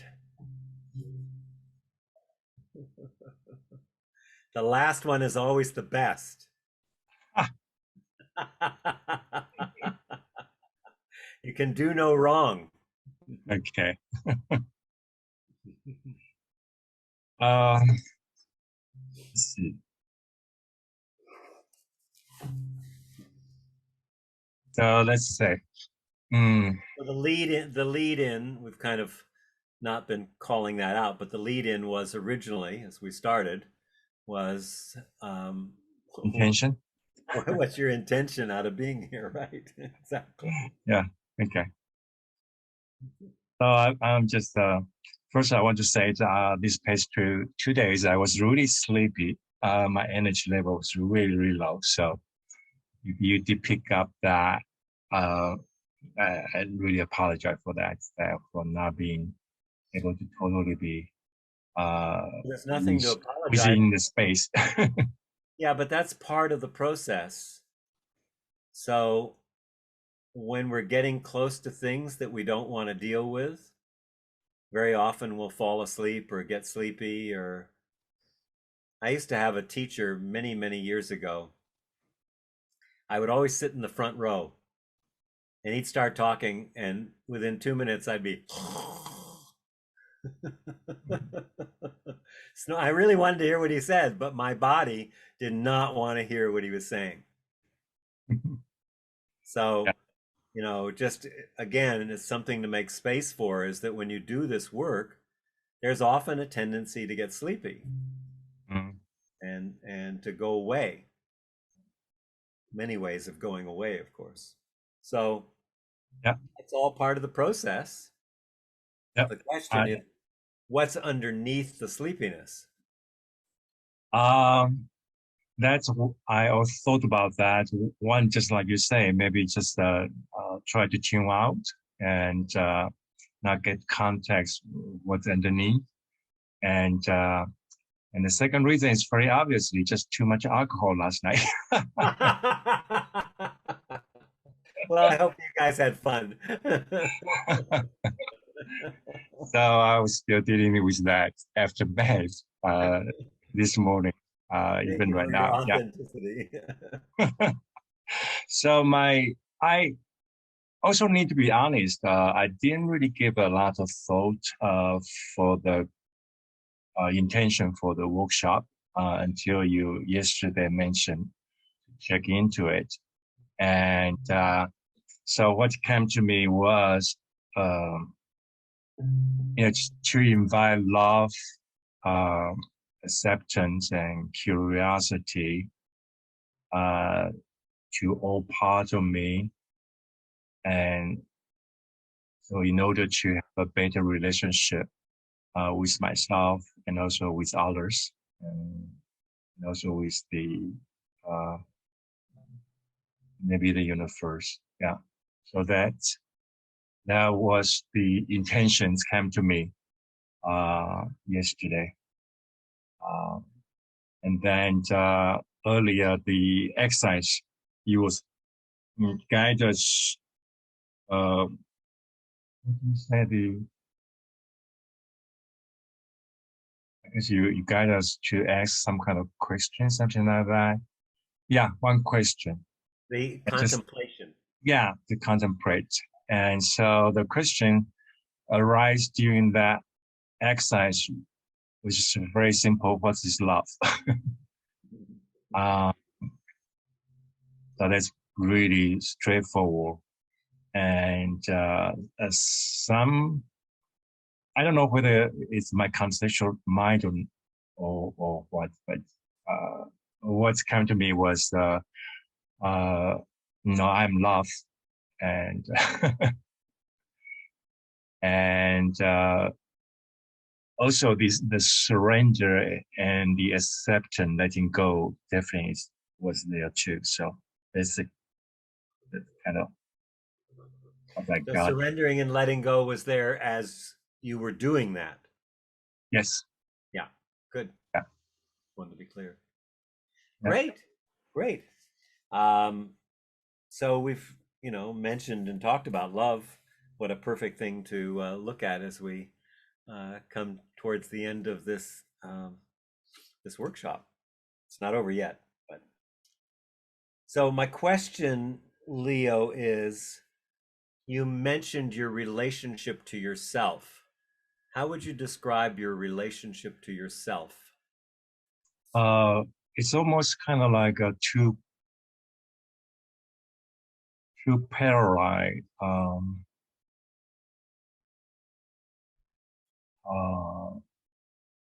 let's say agency. So one side is frequently trying to tell myself to love myself, to accept myself, to be kind to myself. But on the other end of the spectrum, so always there's a judgment, quite a lot of self-criticizing. So it's kind of like so it's always kind of dance. Yeah. around the two ends. Yeah. Yeah, my experience is I don't want to take up too much space. Does that resonate with you? That definitely is there. And but on the other hand, also there's a voice of want to be heard, want to be seen, want to be loved and cared for. Yeah. Well, that's the dynamic. Yeah. I want that, but I'm afraid of taking up too much space.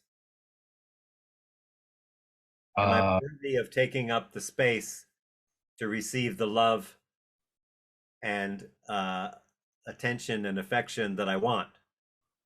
Yeah, I think there's a fear there. Yes. Right. That's the dynamic I'm talking about. So we're kind of in this place of, yeah, I want it, but I'm not sure I'm worthy of it. Yes, that's one of my core beliefs, that Right. I'm not good enough. I'm not important, significant. Right. Yeah. Yeah. So good. So you see that, and you see the dynamic, and how that would, of course, keep you from being able to, even if you got it, you could get 100 dancing horses, loving you, or just and you couldn't let it in. Yeah, I'm pretty aware of that. Yeah. Yeah, I am too. So let's play around with that a little bit. Okay. All right. Okay. So if you look back in your memory, there's going to be some key points where you decided that I'm not worthy of that. It feels very much like me, like space. I'm not worthy of taking up this space. I'm almost apologetic that I'm here filling this space, but I don't want to fill it anymore because somebody will be left out, or for some reason I'm not worthy of having that space. I'm just wanting to see how that resonates with you. I know almost feel like it's opposites. I would love to have that different kind of loving energy to fill the space. uh, Yeah. so, Yeah, this is again, you're dealing with the polarities of it. mhm. Leo, you're one of the most loving people I've ever met in my life. Oh, that's too kind of you to say that. And the only person that's not getting the benefit of your love to the fullest extent that you can give it, only one person. Yeah, that's me. Oh, that's right.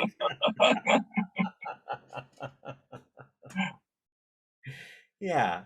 So that's uh, what I'm trying to go back to find that place where a decision was made about being unworthy of receiving.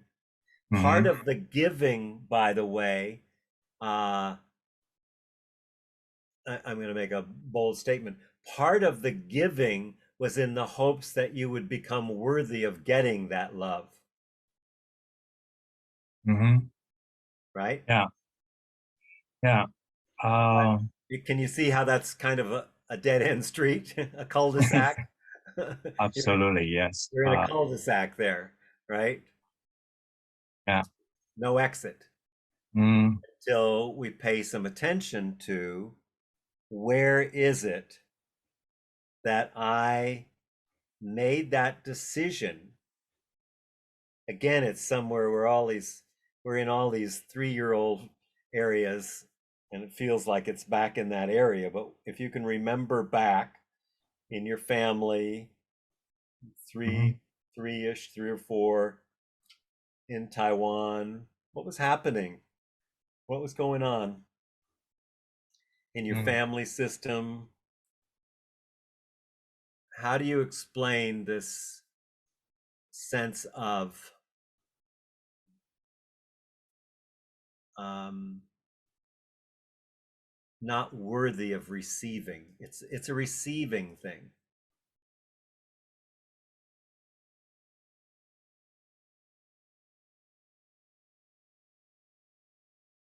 I don't think I can go back to 3 years or 4 years. Okay. Um, Well, what's the my, first memory you have of it? uh, hmm, maybe maybe five, 6, maybe. Yeah. Like someone. Earlier, I did a little bit inquiry myself. That what might be the conditions that I was in for me to not be able to see myself, uh, you know, as my significance, importance, and love. Um, so there are a few things. So one thing come up was when I was that age, I guess, yeah, I'm not really quite sure how old I was. That uh, I was told, the doctors detect the blood or hemoglobins in uh, my labs, and then the bleeding was from my kidneys, and so I was put in a very restricted diet without any salt for a period of time. And so my mom's always need to prepare my meals first, and before she's seasoning all the stuff. So during the timing, my entire diet was just really blank. There's no flavor at all. And yeah, so that's one of the Well, we could use that. We can go with that. So okay. yeah, I mean, all roads lead to Rome, ultimately. Let's see whether we hit the rock. So, but let's look at the family dynamics there. And I can't remember your family, brothers and sisters. You had Yeah, two sisters or one brother. 2 sisters and a brother. That's okay. So that's what I thought. 2 sisters and a brother. So there's 4 of you in the family dynamic, and then there's your parents. So this is And grandma. and grandma was there, and grandma too. Okay. And then there's you who needs special attention. Have to cook a special meal for you, right? Everybody else gets other food, but you get a special meal. Now, you may not have thought it was special because it didn't have salt and spices and things, but in fact, it was a special meal, right? Well, can you see how that takes up space?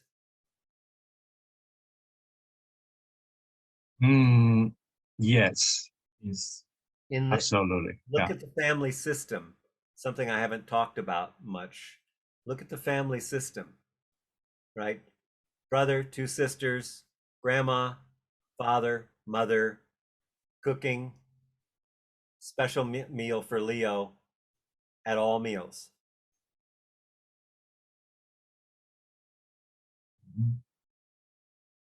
Now I can see it. Yeah. So, I mean, just to look at it, it would be fair to say that I'm getting this extra treatment and I'm taking up too much space. I mean, that's an interesting perspective. I've never thought about it because I would look at from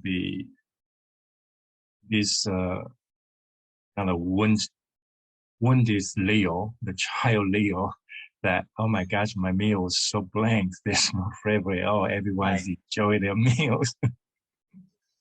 Right. Uh, Right. Well, you might not have looked at it that way, but in the system that was there, yeah, that I can see that too. Yeah. certainly it was extra work for your mother. Absolutely. And it put more attention on you than your siblings.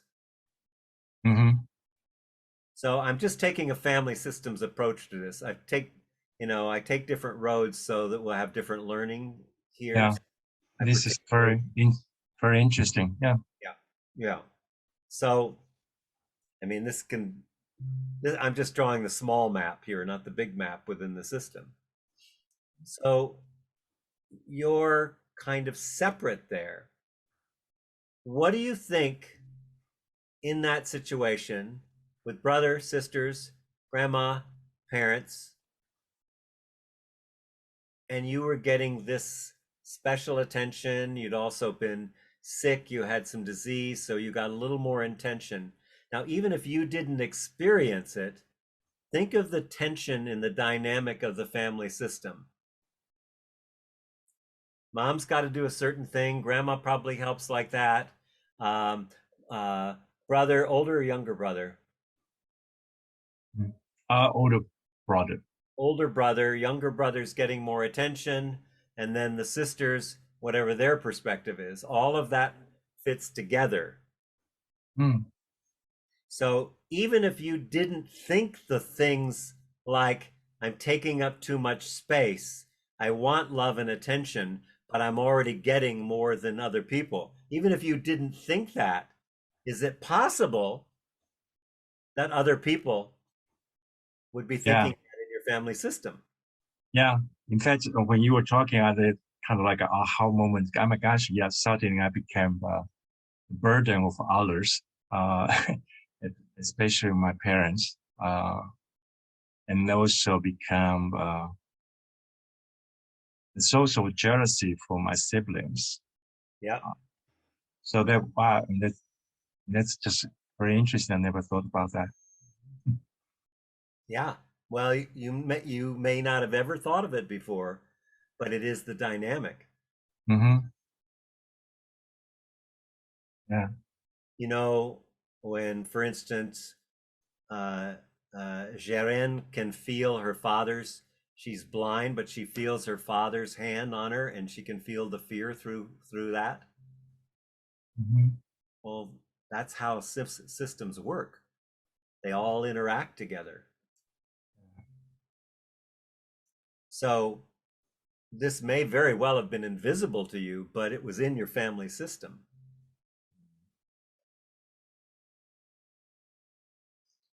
So how would we go to resolve that in the family system then, is the question, right? Yeah. Yeah, right. Well, awareness. Just being aware of that you actually had special needs and you were good at getting a lot of attention.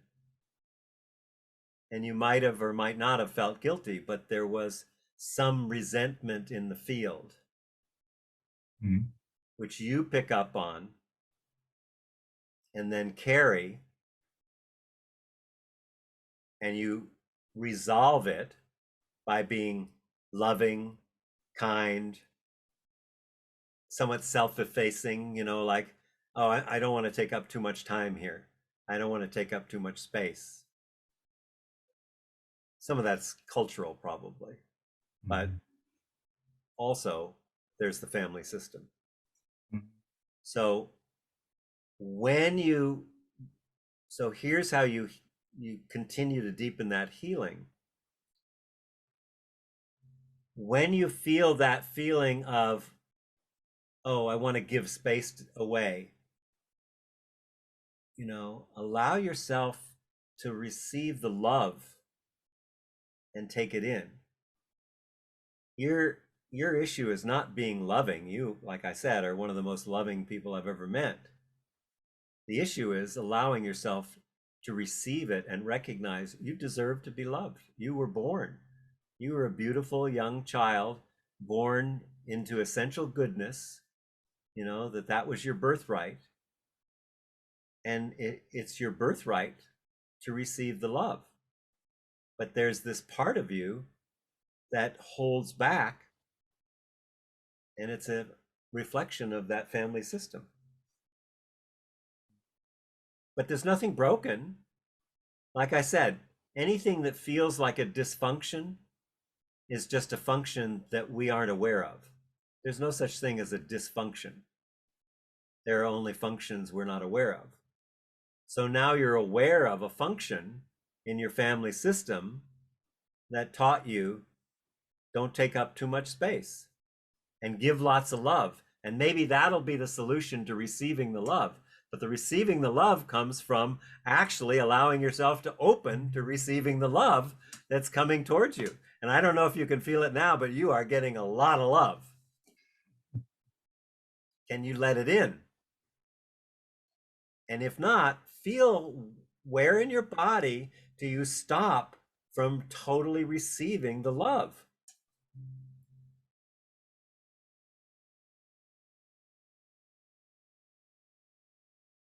In your breath, in the space in your body, in your mind.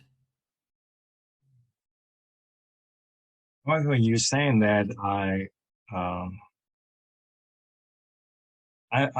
was feeling, even right now, I'm feeling a lot of tingling and vibration over my body. And at the same time, I was always also feel that kind of weight on my chest area, the heart center area. Yeah. And that's kind of strange feeling. Has been there for a long time. Yeah.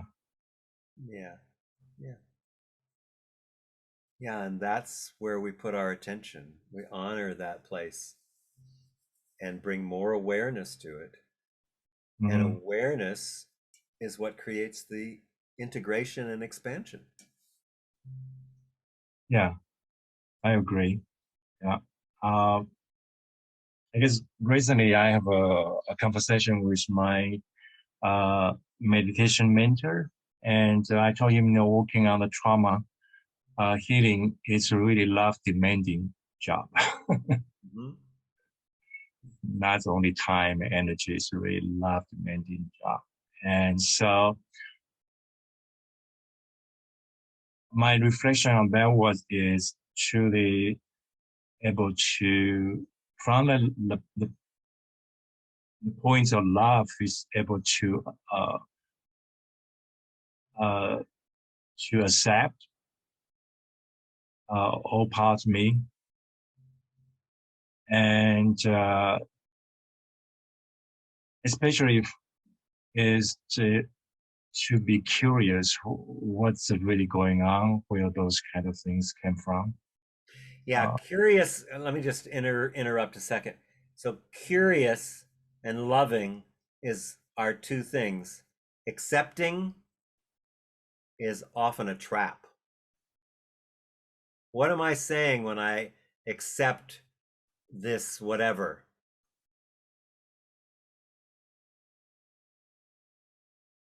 I'm reaffirming its existence.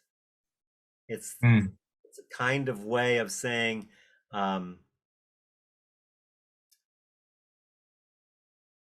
it holds it in place. It's like when I say You talk about identity, to identify it. Right. Well, when I talk about change, acceptance comes in there because I'm keeping the thing.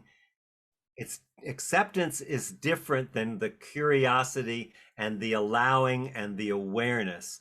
Accepting brings form to it, brings structure to it. Does that make sense what I'm saying? Makes sense, yeah, because I was just thinking, yeah, that's these past few days thinking about the reason why I'm not able to, sometimes not able to perceive the love or giving love, with just that take those kind of perceptions and core belief I have too personal. Yeah. And so I identify with that, and so get trapped in it. Yeah, exactly. Yeah. Yeah, good insight. That's the thing I'm kind of working on. Yeah. Well, again, I don't necessarily agree. Well, it's not a matter of agreeing or not. I'd love to see this trauma integration be fun. Like play. There's a great poem, I think I've said it in the advanced course maybe before, the Robert Frost has a poem. It's actually a poem in a poem, a longer poem, but it's called Two Tramps at Mud Time. And it's raining and it's muddy in New England. And so these two tramps come in and they're philosophizing about work. And getting in out of the rain, and the one tramp says to the other, but yield who will to their separation, but yield who will to their separation. My object in living is to unite my vocation and my avocation, as my two eyes make one in sight, only where love and need are one, and work is play for mortal stakes. Is the deed ever really done for heaven and the future's sake? So unification is what we're talking about. And you're talking about love and need. Where love and need are one and work is play for mortal stakes, is the deed ever really done for heaven and the future's sake? So we can make this play. It doesn't have to be so serious. Even in the middle of your grief, your anxiety, your rage, whatever, work is play for mortal stakes, for heaven and the future's sake.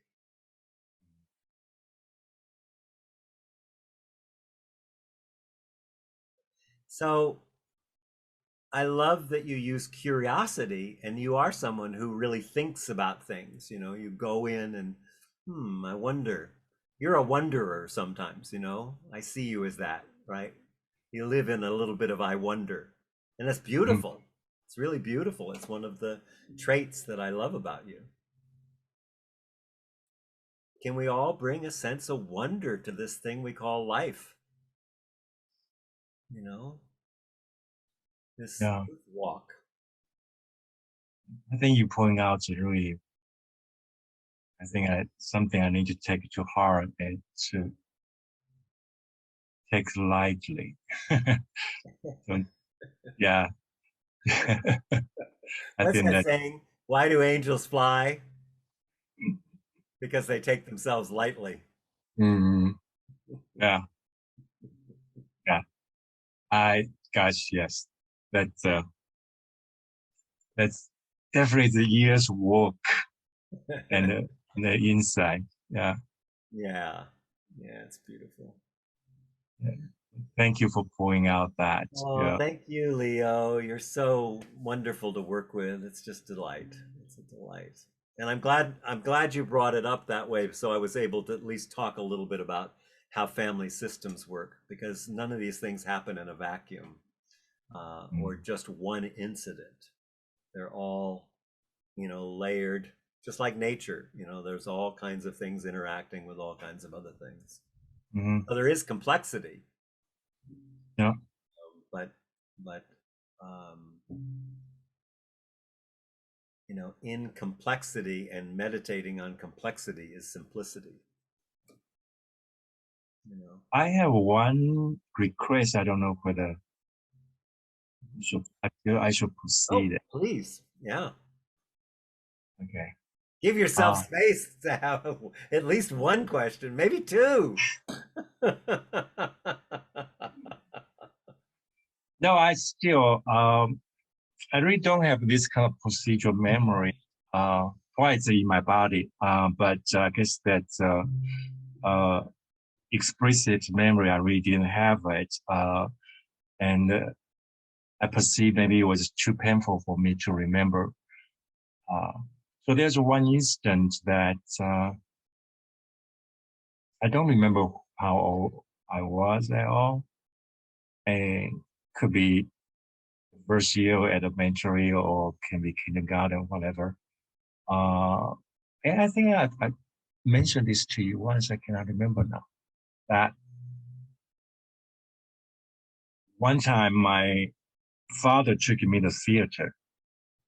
And so we walk into a theater and I remember that, yeah, there's a big screen and then we sit down on the right-hand side. What, yeah, the walkway, we sit on the right-hand side of the theater. And my father sat on my left-hand side and I sat next to my father on his right-hand side. And after we sat down, there's a strange man come over to sit next to me. So I kind of suddenly sit in the middle between this strange man and my father. And the only memory I had was this guy took his hand and brought my hand to play with his genital. And that's the only memory I had for the instant. And I didn't recall that I talked to my father of my mom. You Uh, did. You I didn't. didn't. Yeah. After the incident. And I tried to work with my therapist about it. But I'm just not able to penetrate that resistance to fully recall what's happened afterwards. And I don't know. I mean, I'm thinking,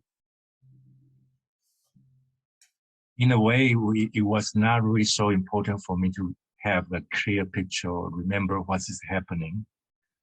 Just look at what's manifest in Exactly. me right now, my behavior, my belief, or that kind of thing.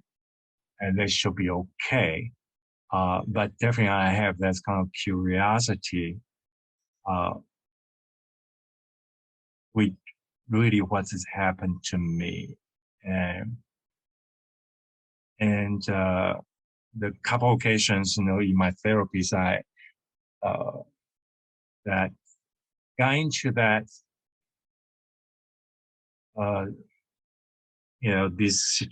discussion with my therapist, and it just brought a lot of pain and tear to me. Just thinking about, wow, that's a possibility for child abuse, or even just the possibility of being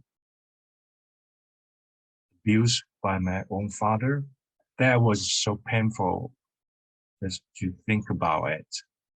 And yeah, and I was also very cautious as well. I told my therapy I wish I didn't make up a story, or I was really deluded.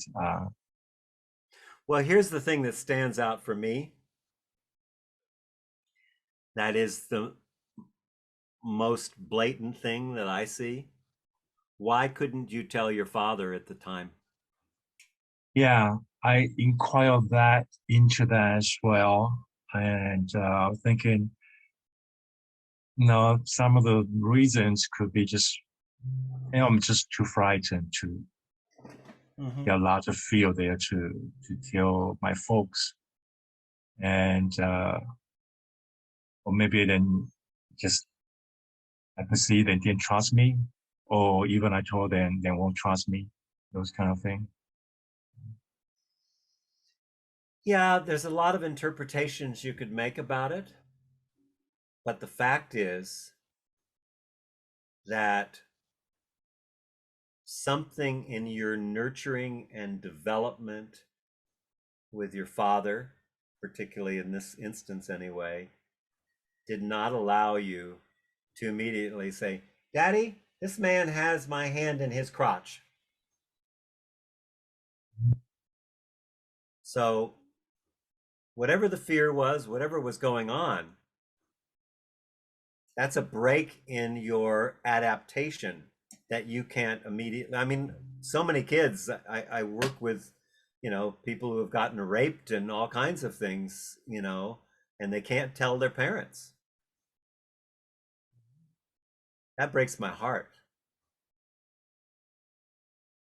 You would not believe how many people I talk to that there's issues like that. Maybe some of you have those issues, you couldn't tell your parents because it wasn't safe. You don't need to know more than that. It's really bordering on creating a story that may or may not be so. You don't have, what you know is that that happened, but you don't know that that means something happened, that you were molested, or it's real easy. That's very thin ice to get on. Mm. There have been some really damaging things that therapists have done by planting things in people's mind that then they believed that they were molested and they weren't. Now sometimes they really were. I mean, I'm not saying that, but there was a time when there was a bunch of people in the therapeutic world that were claiming that they had been molested and they weren't. But you don't need to go there to see that love that you were longing for, the attention and being seen that you were longing for.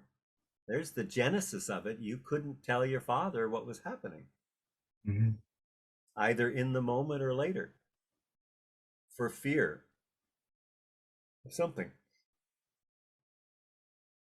Yeah. And that's where you take little Leo and you go, that was really scary. And you didn't have, you didn't feel safe enough to tell your father what was going on because you were really scared, and you were scared to tell your father, and then love little Leo and recognize that, yeah, we get scared. We all get scared. Mm-hmm. That's how I would go that way. You can really get into trouble when you start.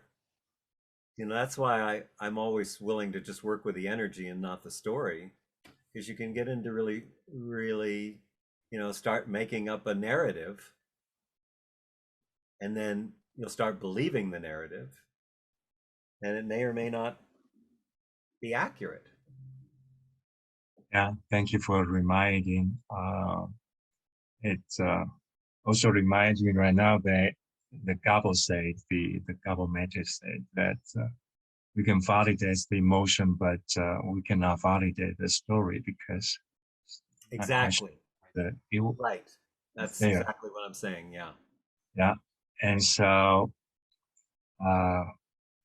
interesting that right now I'm also thinking of it because I'm curious about it. I'm not thinking about it, and so it's truly kind of like a Buddha said, more your mind thinking about ponders on that's what your mind's inclined to. So I think I'm gonna just need to untie that and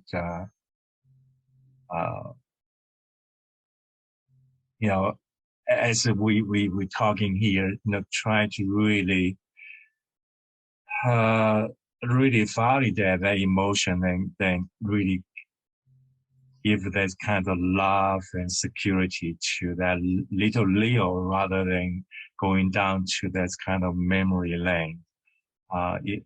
Yeah, exactly. Exactly. And love that. Love that fear. Love that little Leo. Yep. Because loving is presencing, is mutuality, is precision. Yep. The more we can presence, the more love we presence. So if we have places that hold us back from our authenticity, it's pretty almost always, never say always, but almost always, some unintegrated adaptation part, something that was missing in our early adaptation. Yeah. I'm not trying to make it simplistic, but it is simple. In a way, it's simple. Yeah. Yeah. It's not simplistic, it's actually complex, but it's simple. There's a clarity to it, Yep. Yeah. Yeah, beautiful. Anything Thank, else? no, thank you. I'm just really appreciate that I have this privilege and opportunity to be on this path, working on the trauma and healing, and hoping one day there's a post-trauma growth. I think it was there. I should just let those kind of moment to moment little success of victory to sink in, rather than kind of always looking for the final glory. Right. That's the biggest barrier that we have to our integration, our development, and our awakening is not being where we are, constantly thinking about where we're trying to get to. It's never the destination. It's always the ride. So you can just put your arms up in the air and scream and say, "This is it." Yep, that's it. That's right. Woo! This is it, and I love it. Let's all just say that. This is it, and I love it. This is it, and I love it. I love it. So I'm complete. Thank you. yeah, thank you. When you all get down and stuck in it, you just got to go. This is it, and I love it. Hey, Yeah. Michael, Yeah. can we take an art break? Yeah. Yeah.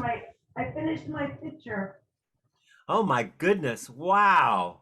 Yeah, I cut it out. So there's my contemplation question. I saw it was a turquoise vase on a shelf. Yeah, There it is. that's beautiful. It's just highlighter and pen and just taped it. It's an art break. That's lovely. And I really do hope that you will contemplate that. And contemplate, I mean, really sit and just be with it and allow whatever arises in you to arise. Yeah, for me, I just took for lunch, I didn't eat. I just laid on my lounge chair in the sun, and I was just trying to be in my body. And I just got this like lovely feeling of like just like love, like just tingling. It was in my left jaw, like it started there. It was just really interesting. But I mean the 45 minutes went fast. It was like, oh wow. Time flies when you're having fun. So let's see, we're in our last basically half hour, 35 minutes. I do want to do another meditation. I want to do a light meditation with y'all before we end. But any other questions, comments, anything you want to say about what you got or what you didn't get, or if you still need something or you need support to move forward? Let's put that business away so we can go into the meditation kind of, clean. Yeah, John. This is kind of related, I think. When we began, I said that I was having conflict with a couple of people. Yesterday, I mentioned that, and in the afternoon, in the afternoon, I had a text conversation with one of those people that just unraveled unraveled the knot really, and then we've got a phone conversation of just love set up for tonight. So it's just wonderful. It's just beautiful. Yeah, that's such a good point, because you'll find when you're doing that, is that you, Buddha? Or is there somebody robbing the house? Booty. Sorry, I got distracted there with, I think Buddha's just stretching and his paws are scraping on the door. It sounded like it was advice for me to begin There with. he is. There he is. There's our Buddha. Get your nose out of there. There's our boy. Now I'm sorry, I just lost what I was going to say there.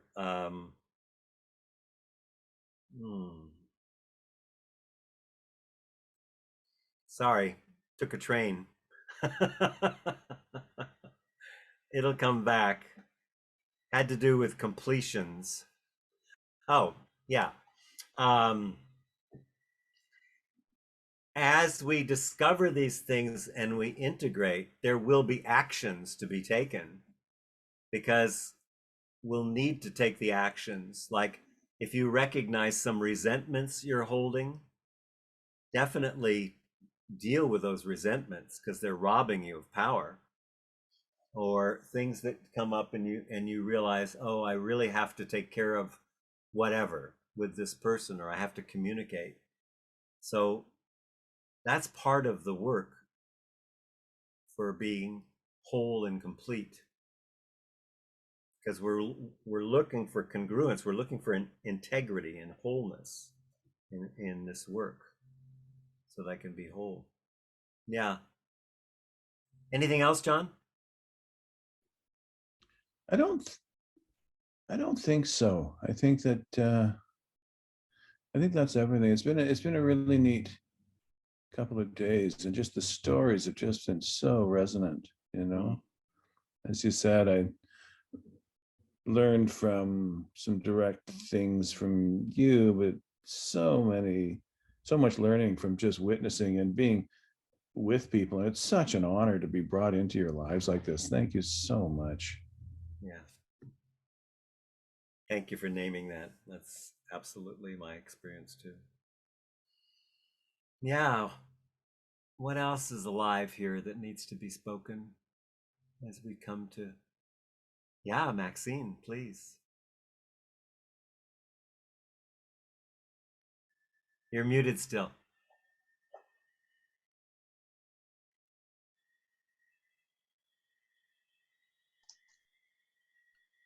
Hi. Hi. I feel like I've been, processing a lot and feeling a little bit drained and a bit tired, and wondering, like I've just been tracking my feelings just in the last couple of, 5 minutes, and obviously been staying pretty connected to everyone, listening to everyone, but at the same time started off the session experiencing a lot of grief and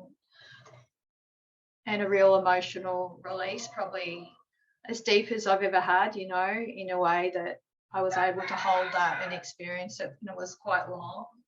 So it was a big release, and so I guess I've been holding now, and I'm feeling like at my capacity, and I feel like, I don't want to stretch myself too much more. I kind of sense that feeling that, like I just really feel like I'm glad that it's ending soon, but I've been really, like everyone said, I've had a really rich experience and feel really, amazed to be sharing with everyone, because it's a big thing to share. Even when we do share easily with people in and out of our days and that, like to come together and each moment we come forth, we're always sharing a bit more of ourselves. And when we are doing the work, like we really have the potential to drop into even a lot more of ourselves at times. And it can be, a lot to hold, and to release at the same time. Yeah, I'm glad you had the release on that. There's nothing that needs to be held on to here. But it is, you just did how many hours? 12, no, more than that. 12 hours of pretty intense work here. So now I actually feel energized myself, but I do know that, that's why we have the ongoing groups that are an hour and a half. And I'd love to see you all on Tuesday. We're starting another advanced group, and you have now passed all the qualifications for being in that group if you desire to be there. I know Suzanne and Daisha are in this one, and Tina and Dana are in the other one. So I'd love to welcome you and have you be there with us. It would be really great. So if you're interested in that, please talk to me about it. It's at 8 o'clock Pacific time in the morning till 9:30. A bit early for you, but early bird gets the worm. Yeah, it was interesting last night. I've got two kids, and we're sort of at the tail end of school, and we've got all this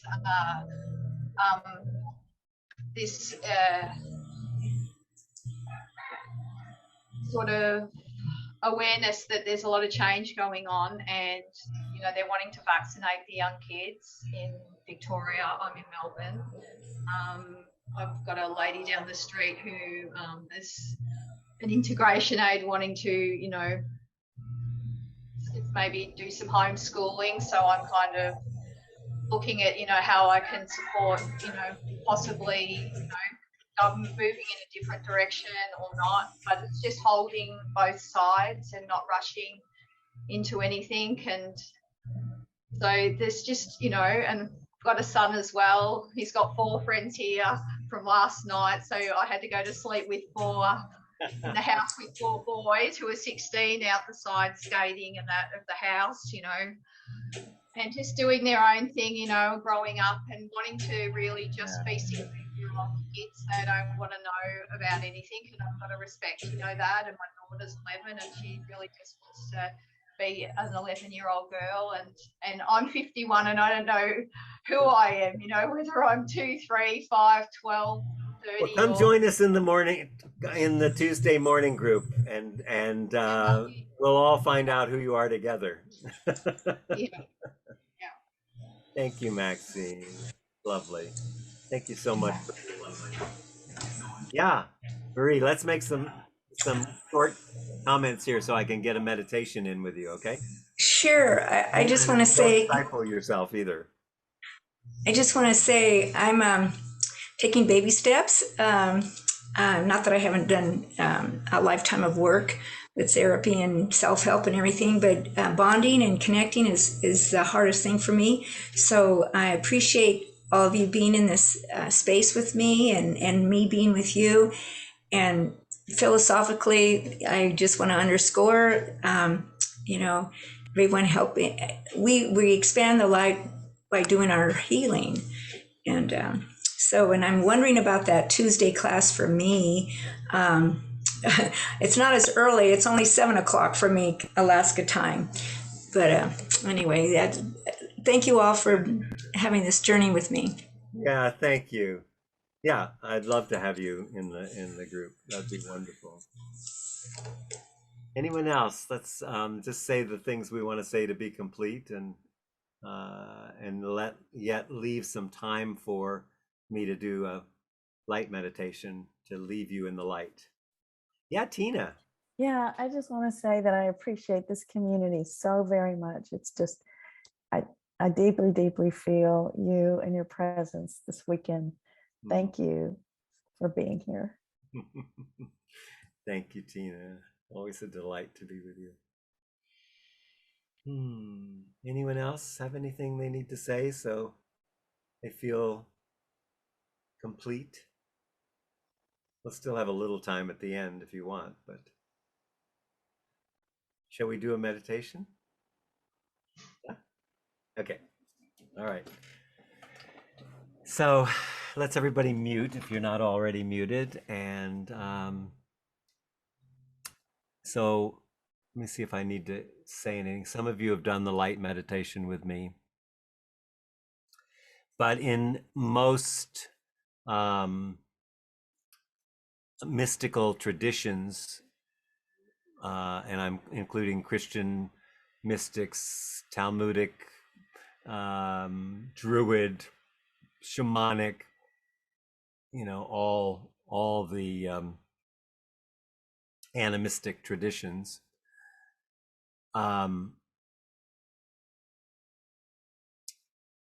All have a sense that of the horizontal and the vertical. So the horizontal is our relationship to the world, to each other, and the fabric there is our emotions, as I mentioned that before. The vertical is the connection with our soul and the light of our soul and the higher power. And so the light meditation is really intended for us to open to the light of our own soul, which different traditions say different things, but somewhere from a foot to a meter above our head is where people sense and feel the blueprint of their soul. And so this meditation is intended to bring that down through. Now, I'm not going to go into the third eye and using that, and I'm just going to invite you to feel that above and see if you can sense, feel, or experience the light flowing into you. Now, everybody here is way more open, you know, physically, particularly, and available to do that. So this is kind of to be a culmination of all the work that we've done. So let's close our eyes and come back to our body and our breath, and just focusing in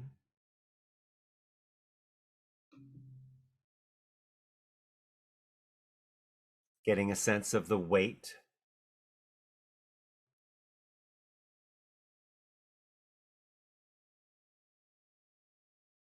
the sense of presence,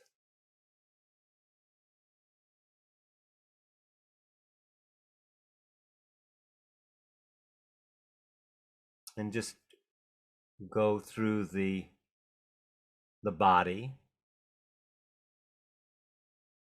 and notice any part that's numb, any part that's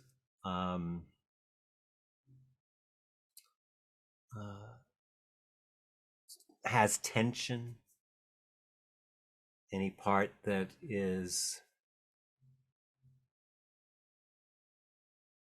not moving.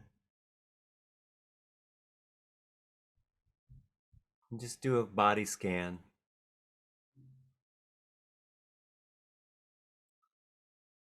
And get a felt sense for the whole body. There's the interior spaciousness and the inner body, the interiority. And then there's the external body. And our energy field expands outward from our skin, from our body.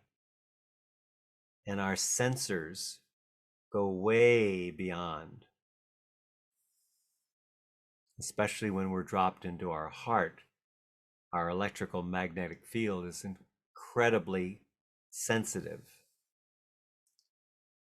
So even feeling the room and the walls around you, or the nature outside you, above you, below you. So you're just opening to the fullness of your own presence. And then also to really move the awareness from the body to the emotions. Noticing what emotions are present in the body. And just sense into them, feel into them.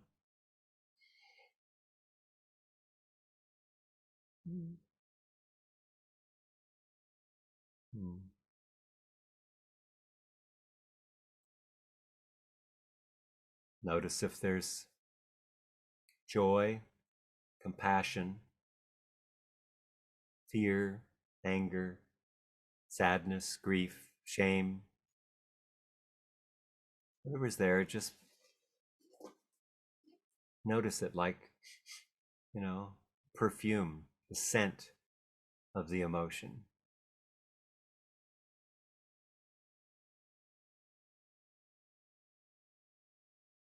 And maybe there's none, that's fine. Maybe there's several at once. Then notice the experience of the mind, allowing it to settle.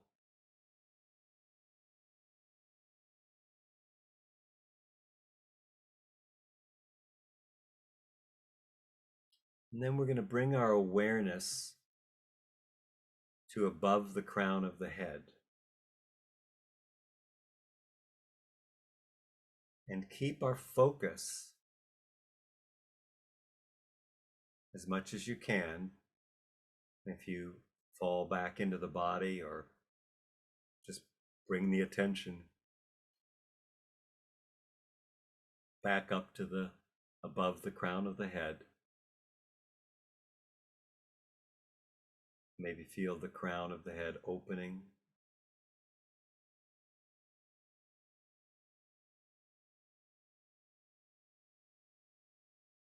And just noticing the space, particularly within a meter above your head.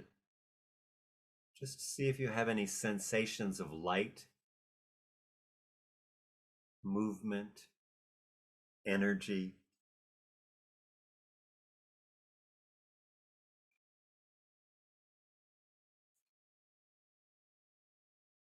The body continues upward from the top of the head like a column.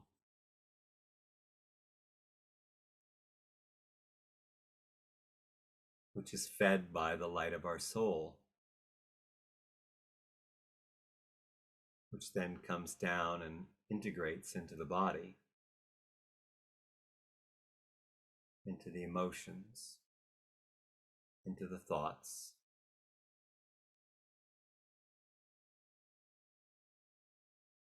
And we call it insight or intuition when we get a download from that light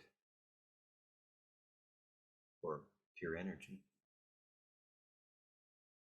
So I'm just going to be quiet for a while, and you see if you can just hold your attention in that space above the head and just get curious to what you see, what you feel, what you sense.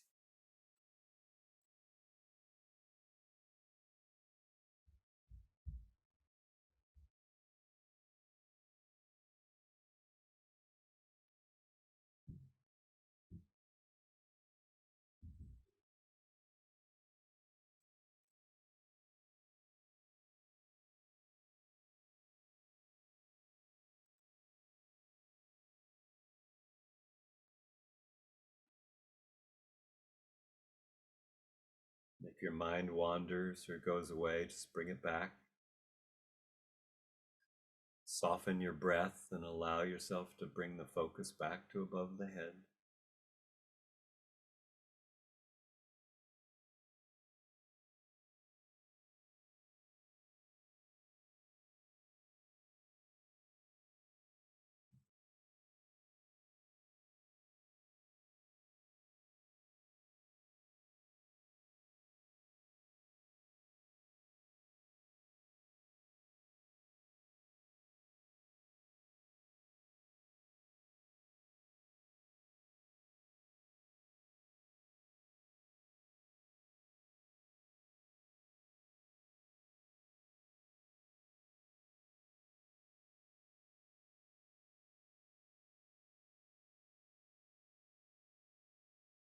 Letting your attention get finer.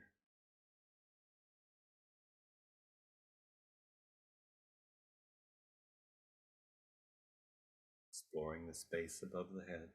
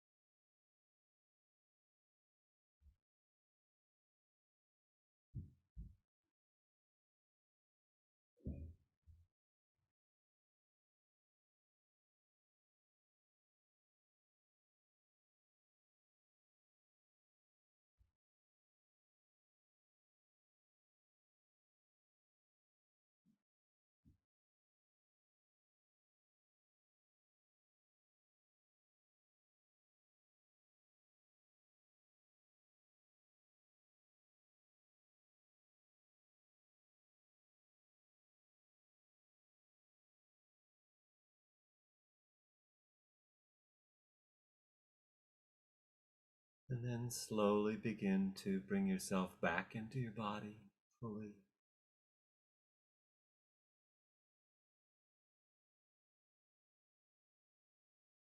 Back into the breath.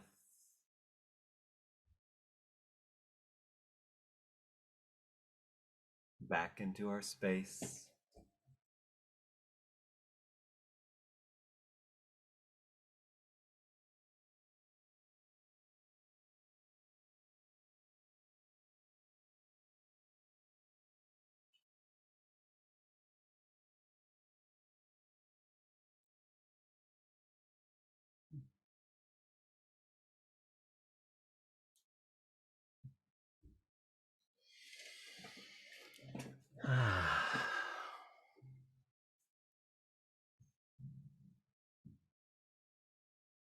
How was that?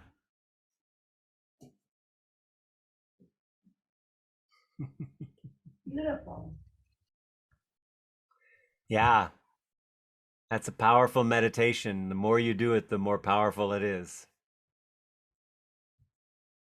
So pay attention to dreams, watch for insights, for intuition, knowing what we talked about time, that everything is happening here now, the frozen past and the emergent future. And when you do this meditation, you'll begin to get insights into the emergent future, what's unfolding. So I highly recommend it. So any last words or thoughts before I do kind of a closing something? Don't know. Spirit hasn't told me what it is yet, but I'm sure she will.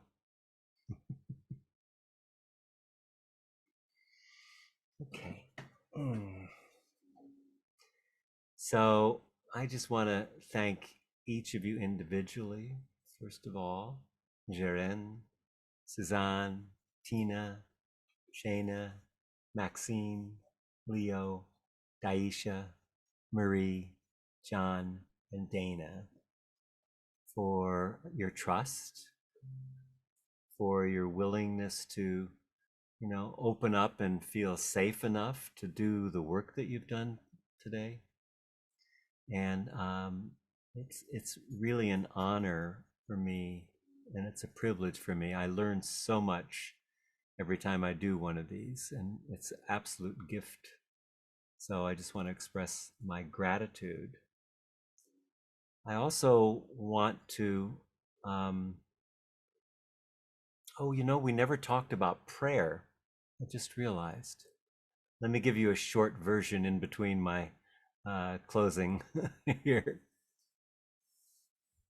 I think the most important thing to recognize about prayer is to shift from prayer as a request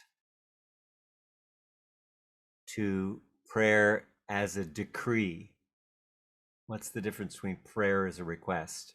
So prayer as a request would be, oh Lord, oh God, oh Source, oh Spirit, please let me have this thing, whatever it is, or this wellness, or this whatever.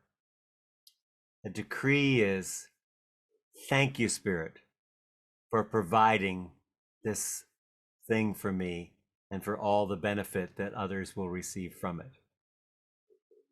So a decree is from, it's already here. A request is, it's not here yet. So I got to keep praying. But, prayer in the Celtic and Druid traditions is a decree. It's thank you for it's already here because I've already thought of it. I've already had that experience. So I'll say more another time about prayer, but that's just the short version. The other thing that I wanted to say is that, so when I work with people, and I love working with people, and I've loved working with you, but I'm actually thinking about all the people you will touch. So when I'm thinking of this, I really want to honor that there's a potential for this work to ripple out. All of us are doing work in the communities, different places, whether it's with the native people and the beautiful work that Jaren is doing, or Tina and her community, or Leo and his community in Palm Springs. All of you have areas, John and his teaching, Dana, through videos and art and beauty, and each of you has, I don't mean to leave out Suzanne, Shayna, Maxine, Marie, Daisha. We're all doing that, but really to recognize that the work we did here is not for us. It's for future generations. and for the evolution of humanity. And right now, that's a pretty big, important thing, as we are on the precipice of the end of this human experiment. And so the more you can do this work and share this work and open to this work, and the most important thing we can do, whether it's climate change or political unrest, fascism, whatever you want to call whatever's happening, all of those things, is to do our inner work. Let's always come back to the closest circle of influence to do the work. And so I just want to honor that and thank all the spirits, you know, the element, all the elementals, and all the 7 directions, and all our ancestors, and you know, that knowing that they are here with us, and this work affects them and they're affecting us, and we're affecting future generations. So it's no small thing to take 2 days out of your life and spend this many hours with me, who talks a lot.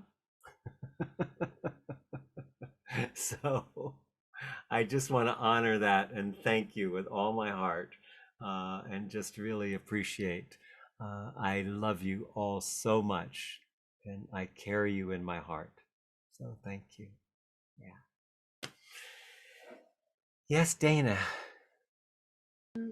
Thank you, Michael, for this beautiful weekend. I was just wondering if you had any suggestions for integration, like how to come out of the weekend.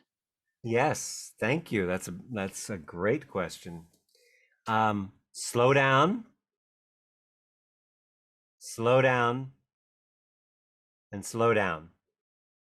Those are my 3 first thoughts. Also, be kind to yourself, compassionate to yourself, and just to notice that how much you want to race to the next thing.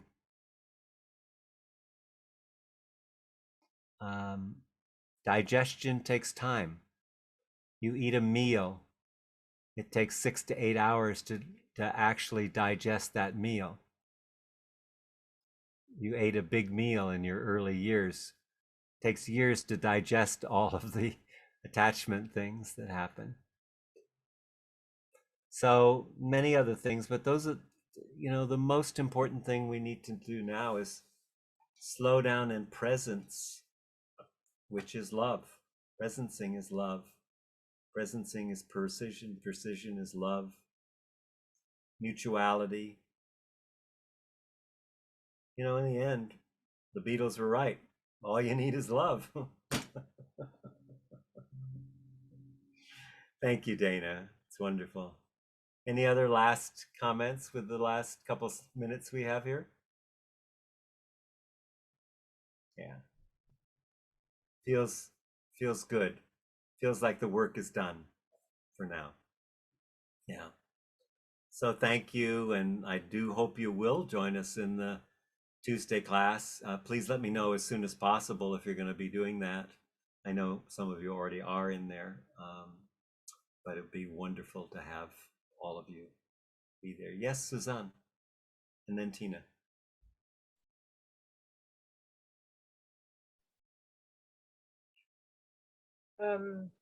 Tyler wrote to me he would send out an invitation for the advanced mystics, because I haven't got anything until now. You haven't got anything? You're already in the program, aren't you?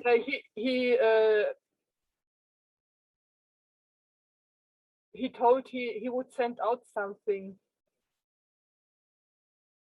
Well, yeah, you should have gotten all of that already. You're talking about Taylor, Support at Well of Light? Mm-hmm. Yeah. She should have gotten all of that. That should have all been done last week. No. I'll make sure you get it. I'll make sure. In fact, I'm going to send out something to everybody and an invitation. Mhm. Yeah, because And she if, told me. since it's happening on Tuesday, if you know, if you haven't Sorry. done an interview, you don't need to do an interview. You just did this course. Mm. So you don't need the interview. Just send in the application. You're already accepted. There might be Great. something wrong with Isn't that great to feel already accepted? Aw, there just might be something wrong with her email because she told me she sent an email to me and I never got it. I'm not in my junk mail or anything. So maybe her outbox isn't going out. Yeah, well, we've had a few problems there. It's true. What was it you were expecting, Shayna? She told me she was going to send me a form to fill out for the course. She said I sent you over a financial form or something like that. That I got one email from her, but then I never got another one after that. Okay. Anybody else have that issue? That you weren't getting things from her? No? Yes, me. But you said you will send it out. No. Yeah, I'll take care of it for sure. Yeah, I'll definitely get it out to you. But you just did, the basic work. The only other thing you need to be in the advanced course is to commit to a regular meditation practice. What is it? What are you talking about? The mystic, the advanced mystic. What is the? Oh, who's asking? I can't see whose lips are Shayna. moving. Oh, okay. Sorry. Oh, yeah, I have to look down here. Okay. So the Advanced Mystics program is for people who have done other programs with me, who are ready to go on to the deeper level of work that we do. As you can obviously see, there's much more than just what we did here this weekend. So it's a 6-month program, and we've had one running now we're almost ending the third 6-month period, but most of the people keep signing up for another 6 months. So I'm starting a second group for Tuesday morning. So we have a Wednesday morning group, which Tina is in, and Marius and Maureen are also in. And that's why I let them come in for one day. Otherwise, I wouldn't have let somebody come in that wasn't already in those programs. And Tina, you want to say something about the program? Why don't you say something so they can hear it from somebody who's in the program? Oh, gee. Sorry. Well, I'm sorry, my throat is kind of stuck up right now. Michael has a very wonderful, I think you sent us last time, a really thorough outline of what it can incorporate, what the course Yes, can and I'll incorporate. say that you can go to welloflight.com, go to the bottom of the homepage, and then there's a button on the left that says something like upcoming programs. Welloflight.com, Well of Light. Yeah, I can look it up. What does it mean, advanced mystic? What does that mean? Well, it's the basic mystics course. The Way of the Mystic is another course. There will be things that will be covered again in the advanced course, but there's a 7-week course called The Way of the Mystic, and that is looking at the principles that I have in that course are, it's actually a 3-part structure that's about presencing, witnessing, and embracing. And each one of those is a huge area, but those are the 3 areas. It's not like the Christian mystics. I thought it was like that. No. More like a shamanic mystic or a mystic or a, it could be a mystic like the Christian mystics. Or Christian mystics are like Druid mystics. Right. So, I used to teach shamanism for a long time and studied for a long time. And I find that with contemporary shamanism, there's been a lot of hanky-panky. I don't know if that's the right word for it. but a lot of misuse of a very beautiful and very diverse um, animistic practice. And so I stick to animism and mysticism rather than put it in shamanic terms. But it's really, in the, well, say some more about the program, Tina, because you were doing so well and then I interrupted. Okay, well, I was going to say, for me, the the experience of it for me has been that it is a really good balance of instructional material that Michael teaches, and like polyvagal theory, for one example, and the present, seeing, witnessing, and embracing from the 7-week course is very much strengthened in the advanced course based on our meditation practice. So the balance between the didactic instructional material, meditations that we do, and the coaching that he does with us. And so what we've experienced these 2 days, Michael does throughout the course. And so we all get to know each other very well. And we end up pairing up with partners that we will meet with, however we can pair up with on Zoom or email or whatever, with one other person for a month. So we get to know people, so we can practice this relationship, this, as well as the divine. So it's just been phenomenal in my life, very transformational, as has dream work before it and continuing to be. And wow, what a difference it makes in my relationships with my family. And I would say not so much community because of the pandemic, but if not for the pandemic, then that as well. So. And it is a community in itself. It is an immense, wonderful very community. Deep, very deep community. Yeah. And Michael, the thing I wanted to say was, this has been a lot of hours recorded, but if we're going to get a recording, will you let us know? I'll post it in Thinkific for you. Yeah. Great. Thank you. Yeah. I have 3 kids yelling for me. I promised them eggs. I have to go. Yes, well, it's Blessings time to end. to I all just of you. wanted to answer the question. So Yeah, sorry, yeah. much love to you all. And if you need anything, or if you want to know more, you can always set up a 15-minute quick call with me. So just go do that and let me know how you're doing. Stay in touch, and I'll get you information out. Okay. Bye, everybody. Thank you. Bye-bye. Thank you. Bye. Blessings, everyone. Take care. Bye.